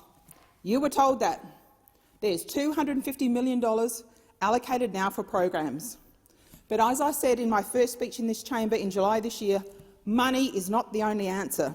The pretenders, controllers and rescuers need to be nowhere near this new money, and the public servants need to be more accountable for the programs they deliver, and politicians, all of us, need to be more accountable for the money that's spent. This is not about voice. This is about listening to those voices that told you this was going to happen. Thank you, Senator Little. Senator Babet. Thank you. A few hours in Alice Springs, just enough time for a photo op and a hastily arranged press conference. But a few days at the tennis, though, plenty of time to watch the men's semi-final, then the women's final, and don't forget the men's final after that. Now tell me again how committed the Prime Minister is to helping Indigenous Australians. Probably not that much. A crime wave in Alice Springs? Whatever. Children roaming the streets at 2 a.m. because they're too scared to go home? Whatever. But how good was Novak Djokovic, though, Prime Minister? How good was he? Now, a few hours in Alice Springs, but a few days at the tennis, that tells you everything you need to know about how committed this Labor government is to helping Indigenous Australians. Give us a wave, the Melbourne Park crowd yelled as the Prime Minister happily obliged. He waved to the crowd, laughter all around, bit of a hoot. Now that's all that this Prime Minister is good for, a wave. Give us a solution to the crime wave in Alice Springs. How's about that, Mr Albanese? Give us a solution to the wave of suffering, Mr Albanese. Give us a solution to the wave of school truancy in Indigenous communities, Mr Albanese. Nothing. Nil. Nada. Signalling to the crowd is where the Prime Minister excels. He's good for a wave, a gesture, a sleight of hand, but with no substance behind it. He ignores the voices of Indigenous leaders like Senator Jacinta Price, all the while claiming that we need to listen to Indigenous people. A few hours in Alice Springs, a few days at the tennis. Now, Indigenous people in this country, they deserve much, much better. Thank you. Thank you, Senator Babet. Senator McCarthy. Thank you, Mr Acting Deputy President, and I thank the Senator for bringing on the matter for urgency in regards to Alice Springs and in regards to Central Australia. this is certainly an issue that does hit at the heart very personally, and I do understand deeply the concerns of the senators opposite. But I'm also more concerned as well in regards to the families in Central Australia and the businesses in regards to Alice Springs. There is no doubt there has been deep trauma and continues to be, Mr Acting Deputy President, in terms of what people see as their future and what kind of future they can have in Alice Springs and in Central Australia. Now, there is no doubt there is a lot of anger and there is a lot of hurt, but we have moved to ensure that there is a circuit breaker and that there is change. And this is really critical. It's critical because people cannot take it if we do not do more. And that is why, working with Congress, with Tunganjira, with Snake, with the hospital, with the police, with the Families and Children's Services, with the Northern Territory Government, and yes, there is no doubt that there are decisions that they needed to rethink and redo. But we are enormously pleased that those bans in terms of the communities across the Northern Territory and in terms of Alice Springs itself will be back in force as of Wednesday next week, once the Northern Territory Assembly does sit and pass the amendments that is required under the Northern Territory legislation. But it is people like Marion Scrimgeour, the member for Lingiari, and of course Senator Nampijinpa Price, who raised it in their opening speeches here. We know in the Northern Territory from the intervention in 2007 that there is also a concern with Aboriginal communities right across the Territory and not just Central Australia. And this has been something that I've also struggled deeply with and continue to do so, but will no doubt ensure, with the $250 million that we've said must go into the areas, not just alcohol, but the areas that hit at the deep cause of what is the problem. The health system, looking at fetal alcohol spectrum disorder, the hospital system that requires the assistance to protect our women and children. And we know that through the youth and the programs that we put together through the funding has to work, Mr Acting Deputy President. And as for those businesses in Alice Springs, there is no doubt that the pain you have suffered and continue to in terms of your own economic future has resonated greatly, not just here across the parliament but across the country. But this is the turning point, and I say this to the residents and the families of Alice Springs and Central Australia, this is the turning point of this parliament, where no more do we want to see the pain and suffering that we have witnessed to extreme levels in the past month, but even more personally amongst those families in the town camps around Alice Springs. No more. Enough. We do accept that we have the responsibility here to make things better, and we take that responsibility on board very seriously. I'm enormously grateful to be able to stand beside Marion Scrimgeour, Linda Burney, Patrick Dodson, and know that we are doing everything we possibly can in terms of the federal jurisdiction not to intervene as they did in 2007, but to ensure the accountability and governance that should occur by a Territory Parliament to do what it needs to do. And I look forward to the Northern Territory Parliament doing that next week. But in the meantime, we are going to ensure that those families on the ground, Mr Acting Deputy President, do feel safe and do feel that we care and that things will turn around for the better, and that instead of despair and instead of trauma, that they have hope for the future. Thank you, Senator McCarthy. Senator McKenzie. Thank you very much, Mr Acting Deputy President, and I support Senator Nampijinpa Price's motion before the Senate today and note that if this had been a natural disaster, the Prime Minister would have been on the first VIP plane out of Canberra to get his feet on the ground to assess the damage and offer comfort and solution and a big bucket of cash to affected communities. But because it was a national shame, a national disgrace, a crisis occurring far away from capital cities, far away from the tennis and cricket, far away from his summer break, he had to be shamed. Shamed by the senators I'm proud to stand with, and I acknowledge both of the strong female voices here from Central Australia. Senator Nampa Jimpa-Price, a former Deputy Mayor of Alice Springs, and Senator Karen Little, whose country and family roots go back to Central Australia and Alice Springs in particular, to tell their lived experience and the lived experience of their families and their communities. And they've been doing it from the day they both got here. And let's count that back. In excess of 8 months you've heard this, and you did nothing, and you knew the Stronger Futures legislation was lapsing, and you knew the NT government had nothing in place because you guys, like your decisions on the cashless debit card, think they were racist policies. That's why you did nothing, and you're actually shamed into doing it. I think it is an absolute indictment on this Labor government that purports to support Indigenous Australians. I'm very proud to have been the minister responsible. One of the best things that happened in my career was to be appointed Regional Development Minister under Malcolm Turnbull and to have negotiated the Barkly Regional deal with then Chief Minister Gunner and the Barkly Regional Council.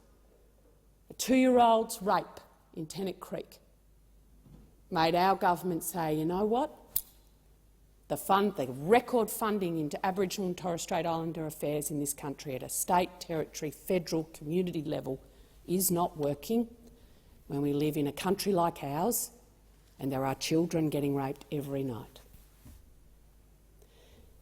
It was one of my proudest days. $78.4 million across 28 separate measures, cultural and social and economic. And one of the great indictments, I guess, and again it is the NT Territory Labor government's failure, when I spoke to my department and people, stakeholders on the ground, what was actually going to be the game changer? Is it another skate park? Is it this? You know, no, it was actually going to be to map the services from different levels of government and the private sector and charities going into that community and find the gaps so the kids stop falling through those gaps. And I'm standing here with the report card of the Barkly Regional Deal Implementation Plan, and of the 28 measures, most of them are implemented. In fact, all of them are implemented except the Government Investment and Service System Reform, where we actually work in partnership between federal and territory government, so we focus on the actual people. 5 years later, we haven't got it together, and that lays at the feet of the Gunner government. I would call on the Labor Party to support an election commitment we made in Alice at the Yipirinya Aboriginal School. Fantastic young principal, Gavin Morris, proud Indigenous man, great NRL guy, teacher sport, they all love him. This is a school that teaches in language, 4 local languages, including Warlpiri and Arunda. We promised $8.3 million to build a student accommodation facility there, because these kids come in from town camps. It's two-way, one-way trip, and even back then this principal was telling us he needed to provide secure accommodation for his kids so that they could stay safely and continue to learn during the learning week if they so chose to. Labor Party didn't support that election commitment. We knew what was going on. We knew, you knew, and you did nothing about it, and you had been shamed into making the NT government come to the table. Thank you, Senator McKenzie. The question is that the motion moved by Senator Nampa Jimpa-Price be agreed to. Those of that opinion say aye. Aye. Those against, no. I think the ayes have it. The ayes have it.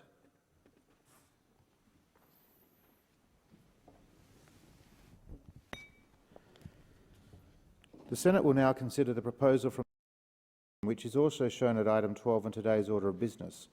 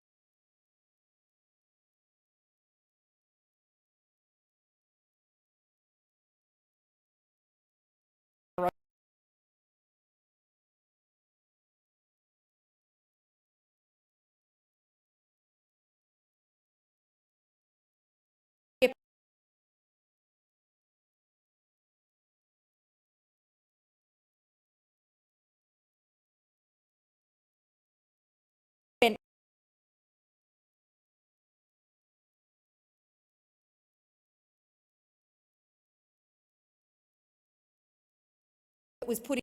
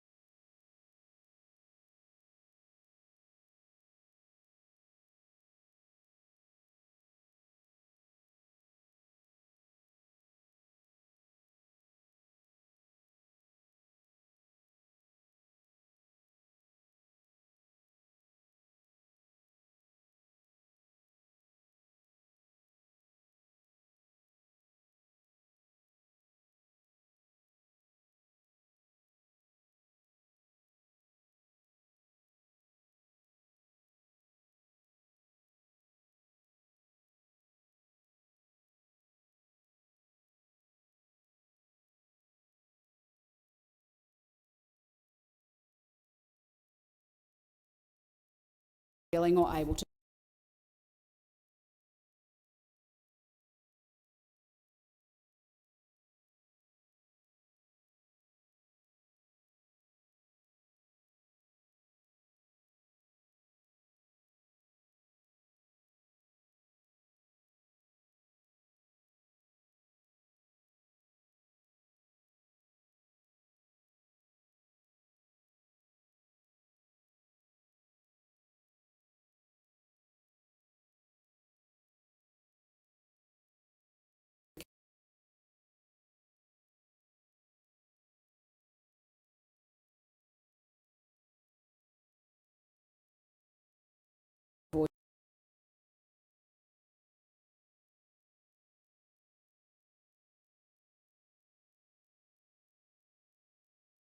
Like to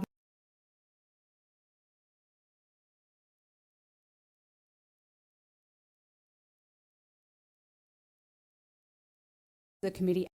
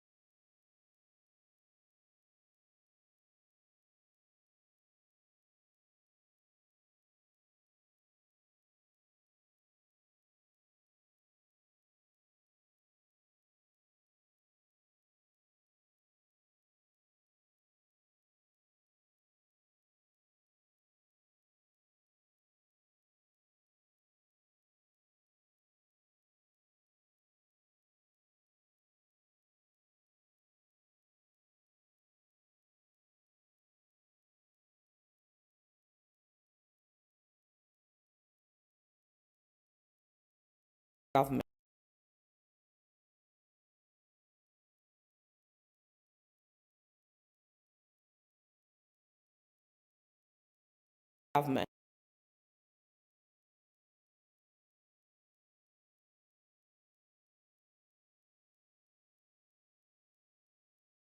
Of the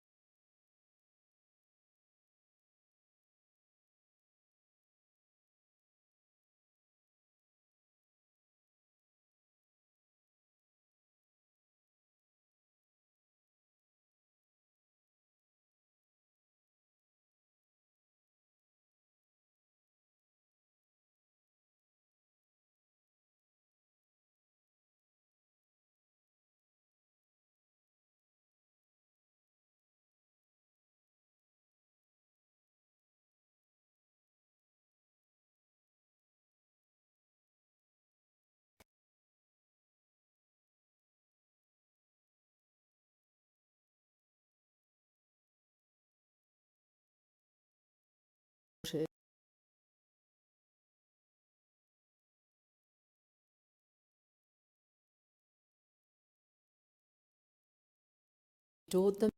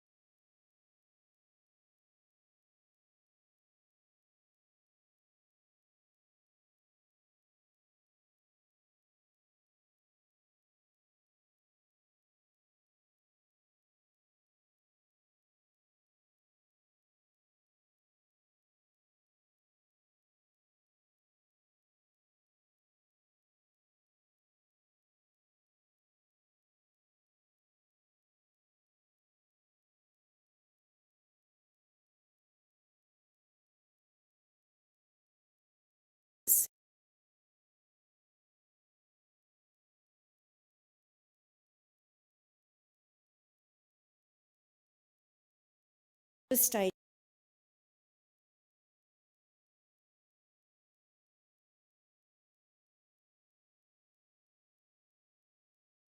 counselling.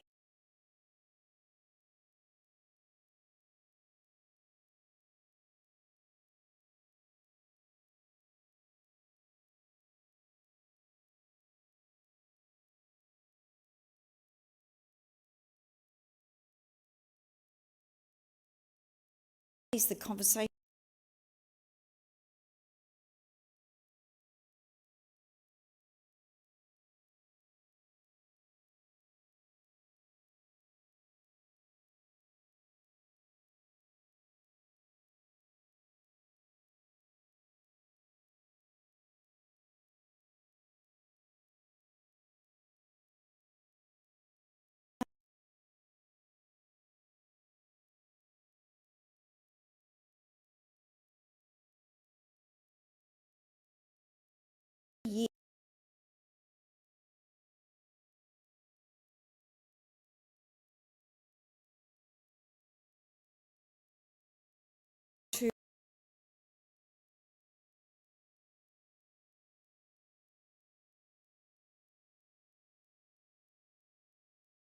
for work?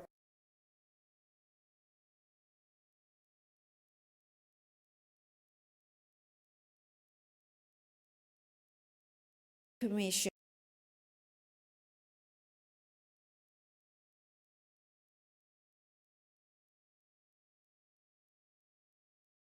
And me.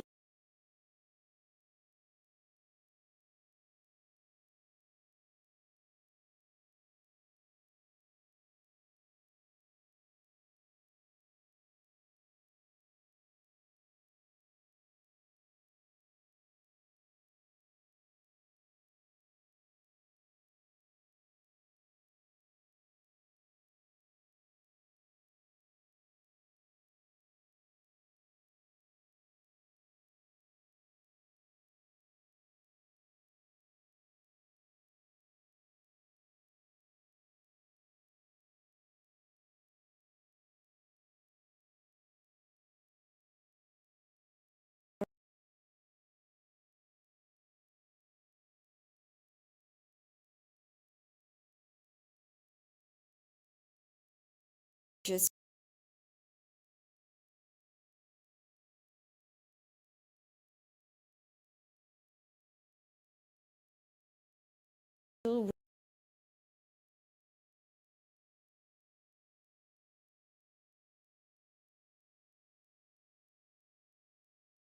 life.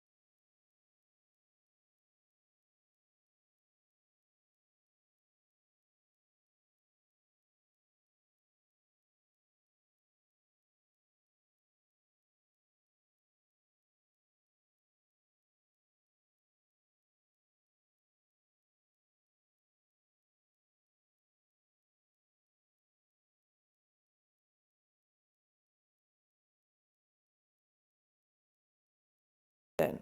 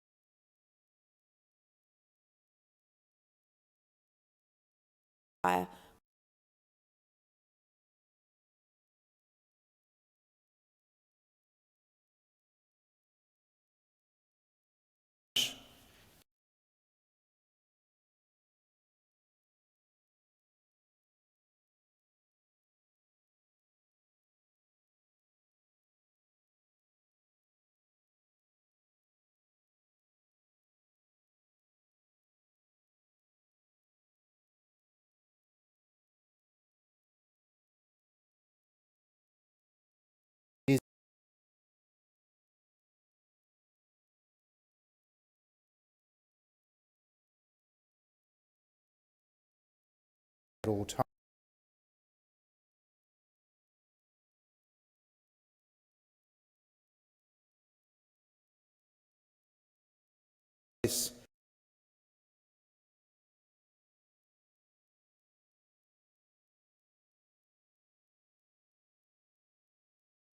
Nation.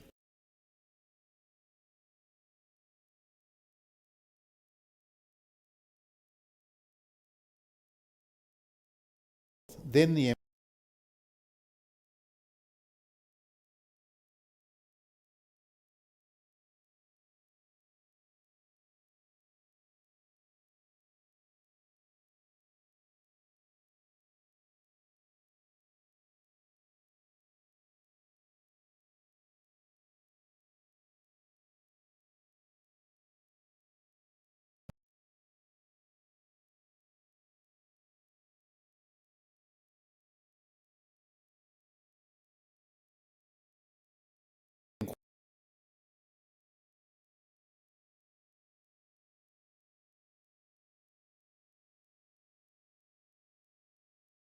of death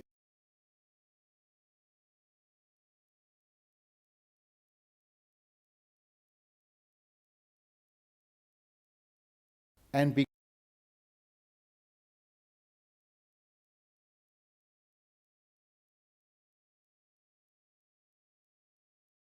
in 1960